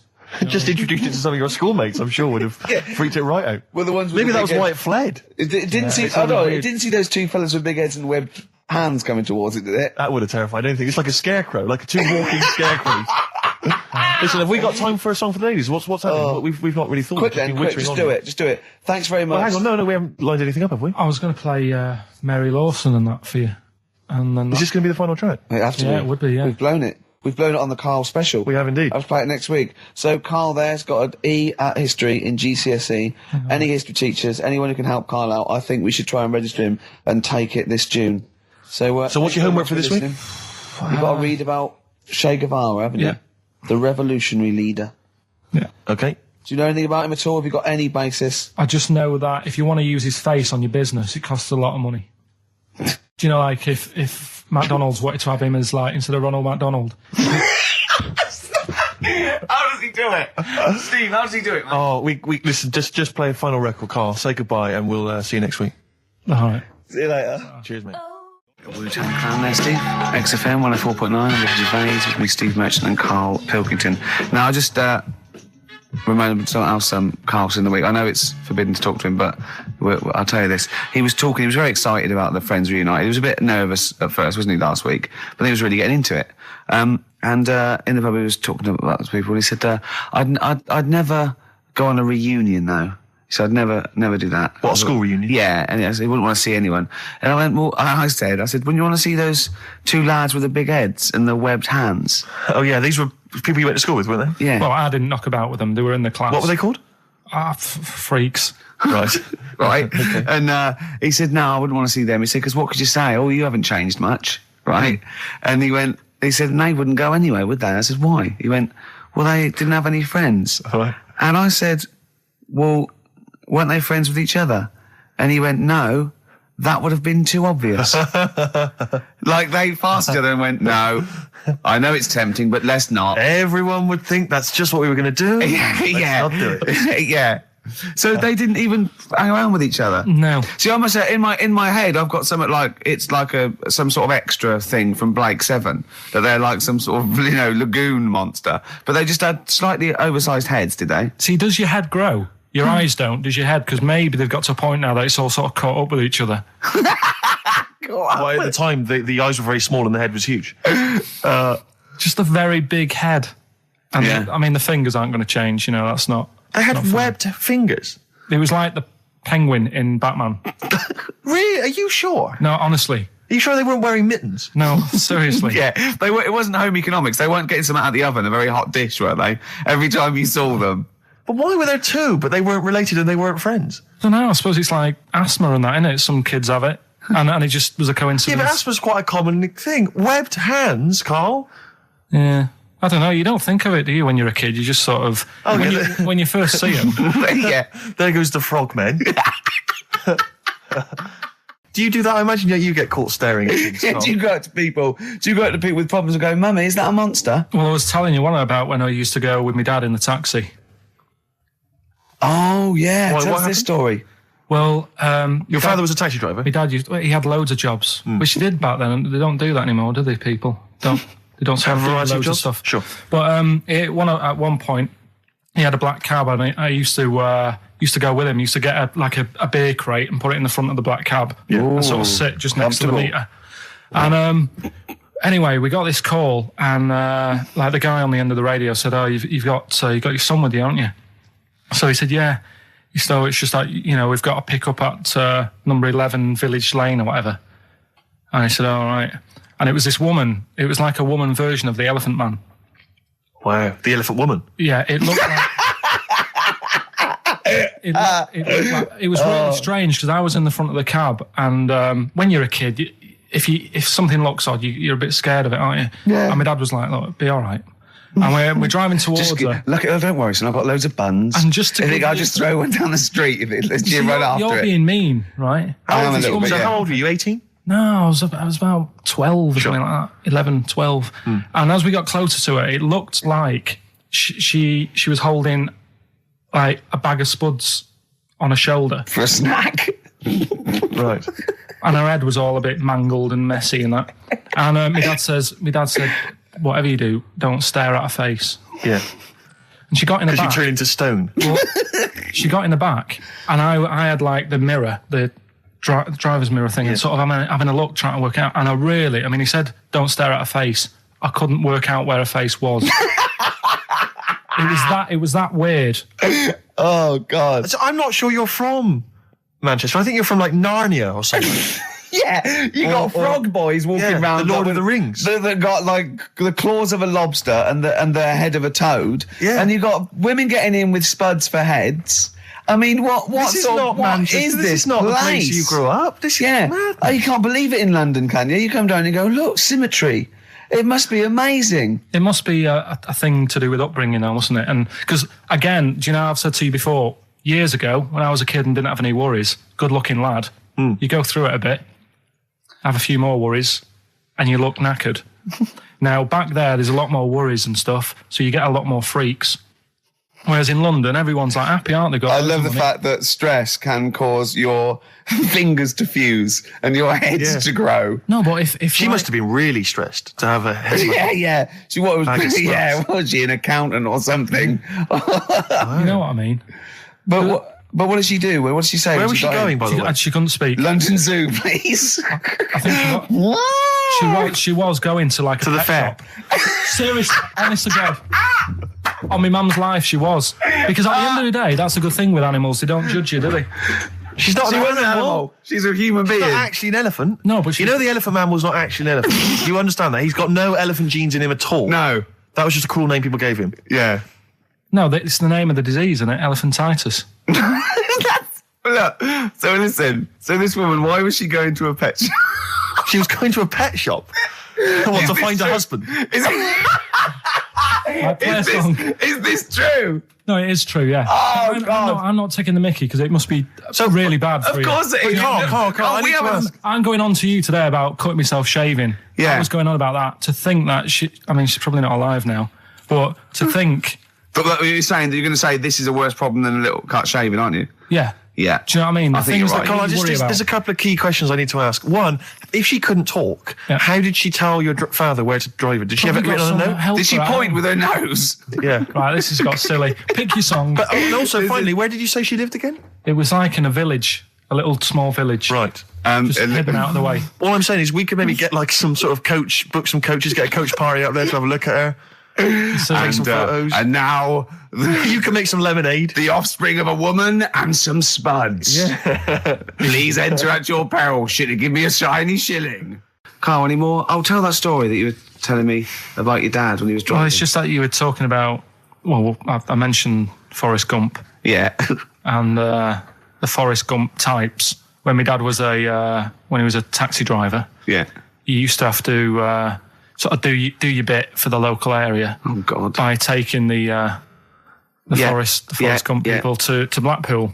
Yeah, is that what they're called now? The Forrest Gump people? Is that what the organisations that support them ask for them to be referred to? A minibus with Life is a Box of Chocolates.com. Well, Forrest Gump types.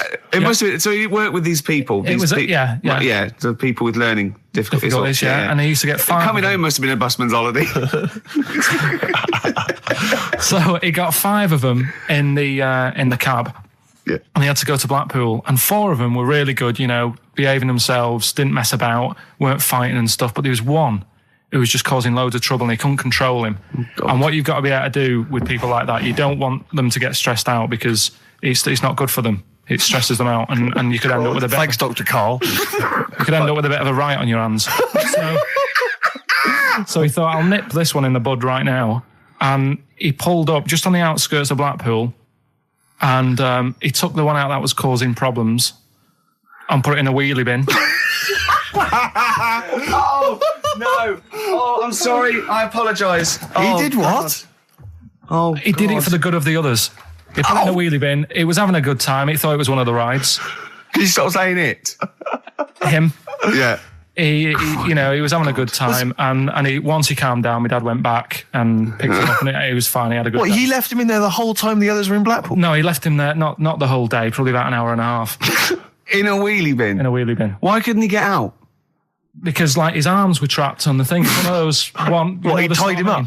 No, do you know, like, because he was a big fella, and, like, he managed to get him in so his arms were down the side like that, so he was a bit trapped. Wasn't he screaming and crying and stuff? He was making a bit of noise, but, do you know what I mean? What, you feel served him right?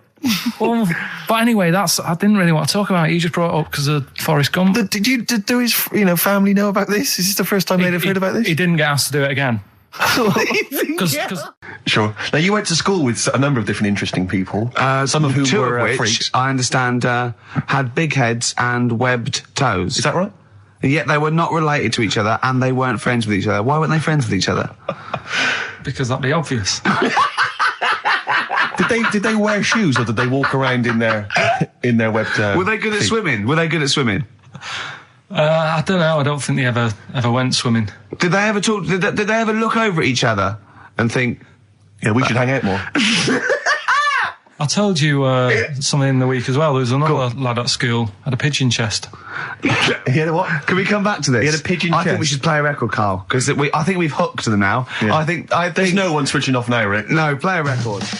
I was But we were talking about something before we Yeah, played the well, record. the freaks used to go. You had people with big heads, two webbed feet, didn't hang around each other. That would be too obvious.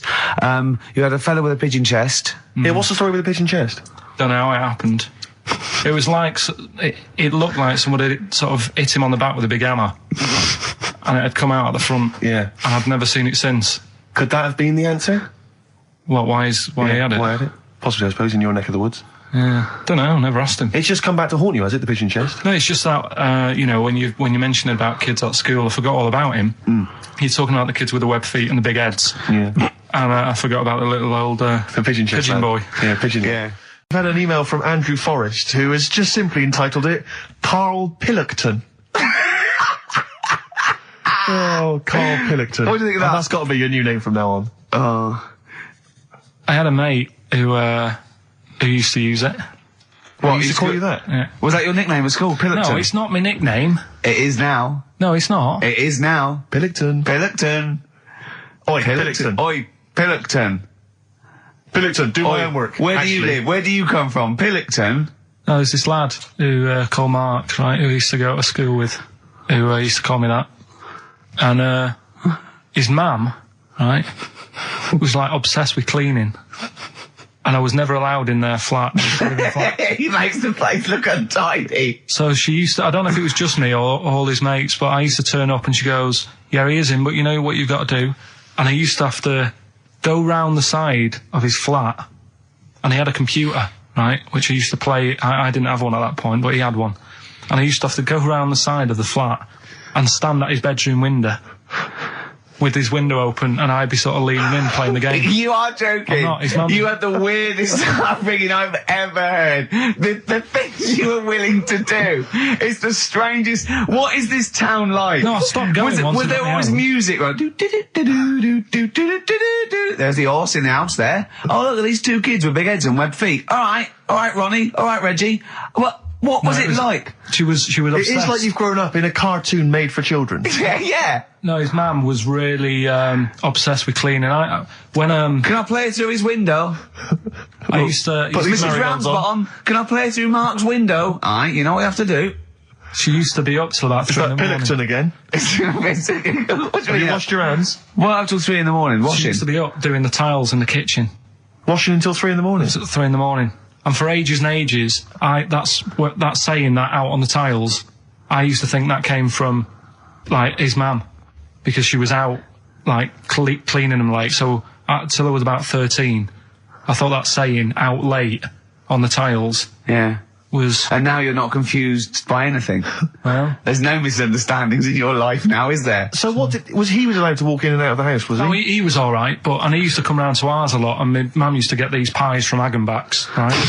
So... I don't know what that is. It's at that bakery where they used to chuck the cakes out the back, I'll tell you about. Yeah. And you ate six. He loved it, but I could never go round to theirs, or if I did, it was like, well, yeah, he is in, and I'd go, all right, and then I'd walk round the side of the flat. Stand outside. Why did you ever knock at the door? Why don't you just go around and knock on the window? Just to check he's in, because he wasn't always in his room. If he was in the lounge, he'd have to go to his bedroom, and then that's where to meet you. This is the strangest. And you'd play a computer game through the window. You say it was a flat. It wasn't like a fifth-story one, and you had to get in one of those kind of cleaning contraptions and like winch your way up. I love the idea of that. So. Pilkington. Go on.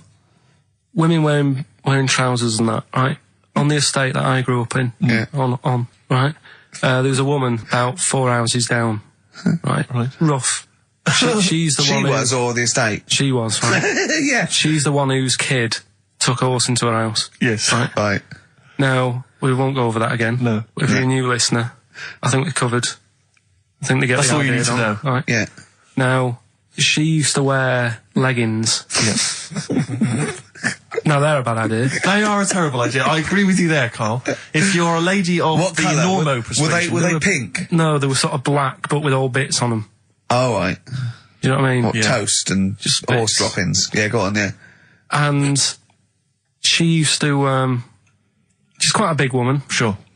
Pauline Quirk, I think Yeah, we described her as. Looked like a light bulb, which It was is those bending kind of over in women that are leggings. attracted to leggings. Yeah, I know, yeah. They are drawn to them like a moth. Yeah. She used to wear them, and that's what I remember when I read this piece. She used to work on one of those sex line things. Right. She used to do that. But what was she, an engineer? the weird thing with her was, she had big eyelids. Right. Go on. That were too big, and this is what I was thinking. What right? do you mean she had big eyelids? How big do eyelids have to be for you to go, they're big eyelids? What was she shoplifting with them? Would she come out of Dixon's with, like, radio stored in them? What do you mean she had big eyelids? It was another one of them popular things around our way. Do you know, like... What do you mean popular things? They didn't people go, oh, I'll tell you what, they're all the rage. Can I get some big eyelids, please? No. It was just like one of them things that people suffered with. Just big eyelids. They could hardly open their eyes. What do you mean? What do you mean? That's one of them popular things around where I grew up. People had big eyelids. They could hardly open their eyes. What does that mean? What sort of freak town were you born in? You had webbed feet people with big heads. You got women with big eyelids. What does big eyelids mean? Are you confusing her with the horse? Yeah. Did she have hooves? Look, what? Just too much skin. It was like the neck of a chicken. But on the eyes. What's your point? Anyway, so there's this big eyelidded woman with the leggings. And that's what I'm saying to you, though. That's when I read that story with people with trousers. Yeah. I went from that. Yeah. To a woman who used to have big eyelids. I still at the point. But then, and also the other bloke who had the eyelid problem was a mate of mine. Right. Yeah. His dad had it, and same problem, massive eyelids. I don't know what that means. I don't know what that means. I used to say to my mum, I'm going round to Dave's house. Yeah. And Or Drew say, Pete, well, as you call it. that's all right, but make sure his dad doesn't take you out in the car, because he could hardly see. He had to have his head. He gets to tilt his head back to keep his eyes Make open. sure! Did he have a couple of matches with him at all times? Oh. What a load of gobbledygook. I know. But this began as educating Ricky. I know, So it's what, like he was people thinking, with eyelids. But it's like you're supposed to make that leap as well. Yeah. If I mentioned the trousers, Ricky will probably be thinking about people with big eyelids and women wearing leggings. Play a record, Karl. Got nonsense. Adverts. No. All right. I love the fact that he was fascinated by the strangest village in Britain, but the stories he's told us about where he comes from, there's him going around with two fellas with big heads, webbed feet, a little pigeon-chested bloke, him on his grifter with Maggie pecking at him, his dad in a telephone box nicking groceries, and a horse in the house next door. I mean, how strange was his upbringing? And him hanging from his satchel. Unbelievable. There's another woman who I remembered. Actually, I'll tell you later. Go on, what? No, I'll tell you later about another woman who I remembered. Give us a teaser. It's just a woman who rode around on a three-wheeled bike with her husband in a basket. I'll tell you about Right, and the final You don't get clip. teasers like that on any other radio That's a hell of a funeral service. Right, listen. Right, tell us about this woman. Well, it was just because you were saying about the, our living. We are broadcasting now, aren't we? This is actually going out. This is live. This isn't us sort of like... Yeah, but you were just talking about how I lived in an odd village. Yeah. With kids with big heads and all that, right? And what I wanted to do... What is that again? There's 2 kids with big heads.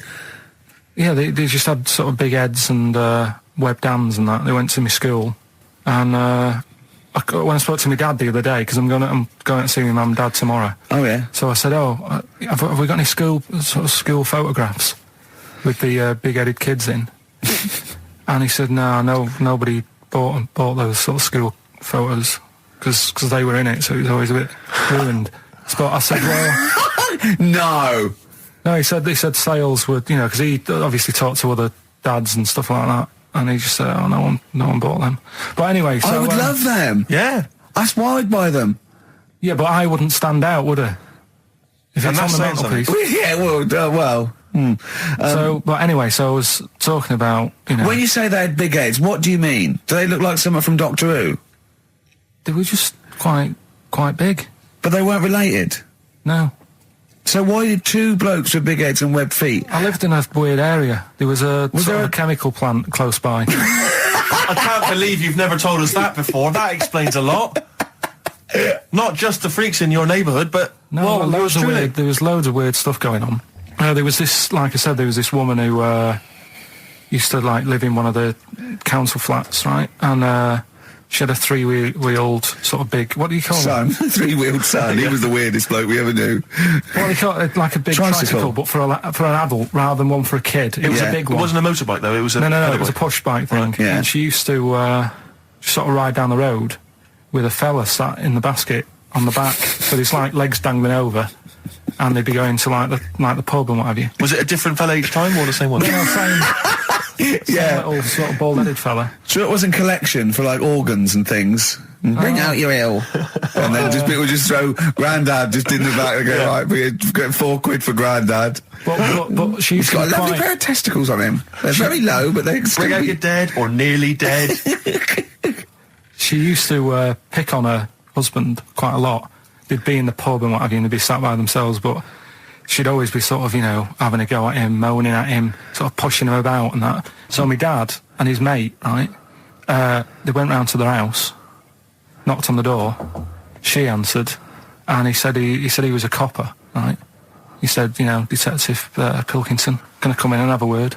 So I'm just going to make a note of impersonating a police officer. Yeah, but for the good, he went in and sort of now I've heard superhero. Yeah. I've heard you picking on your husband a lot. Yeah. We'll be keeping an eye on you. Do it again, and there'll be trouble. And she backed off after that. She was all right. And how was the husband? Was he still in the basket though? Was he allowed to ever sort of ride up front with her? Or was he just always in the bar?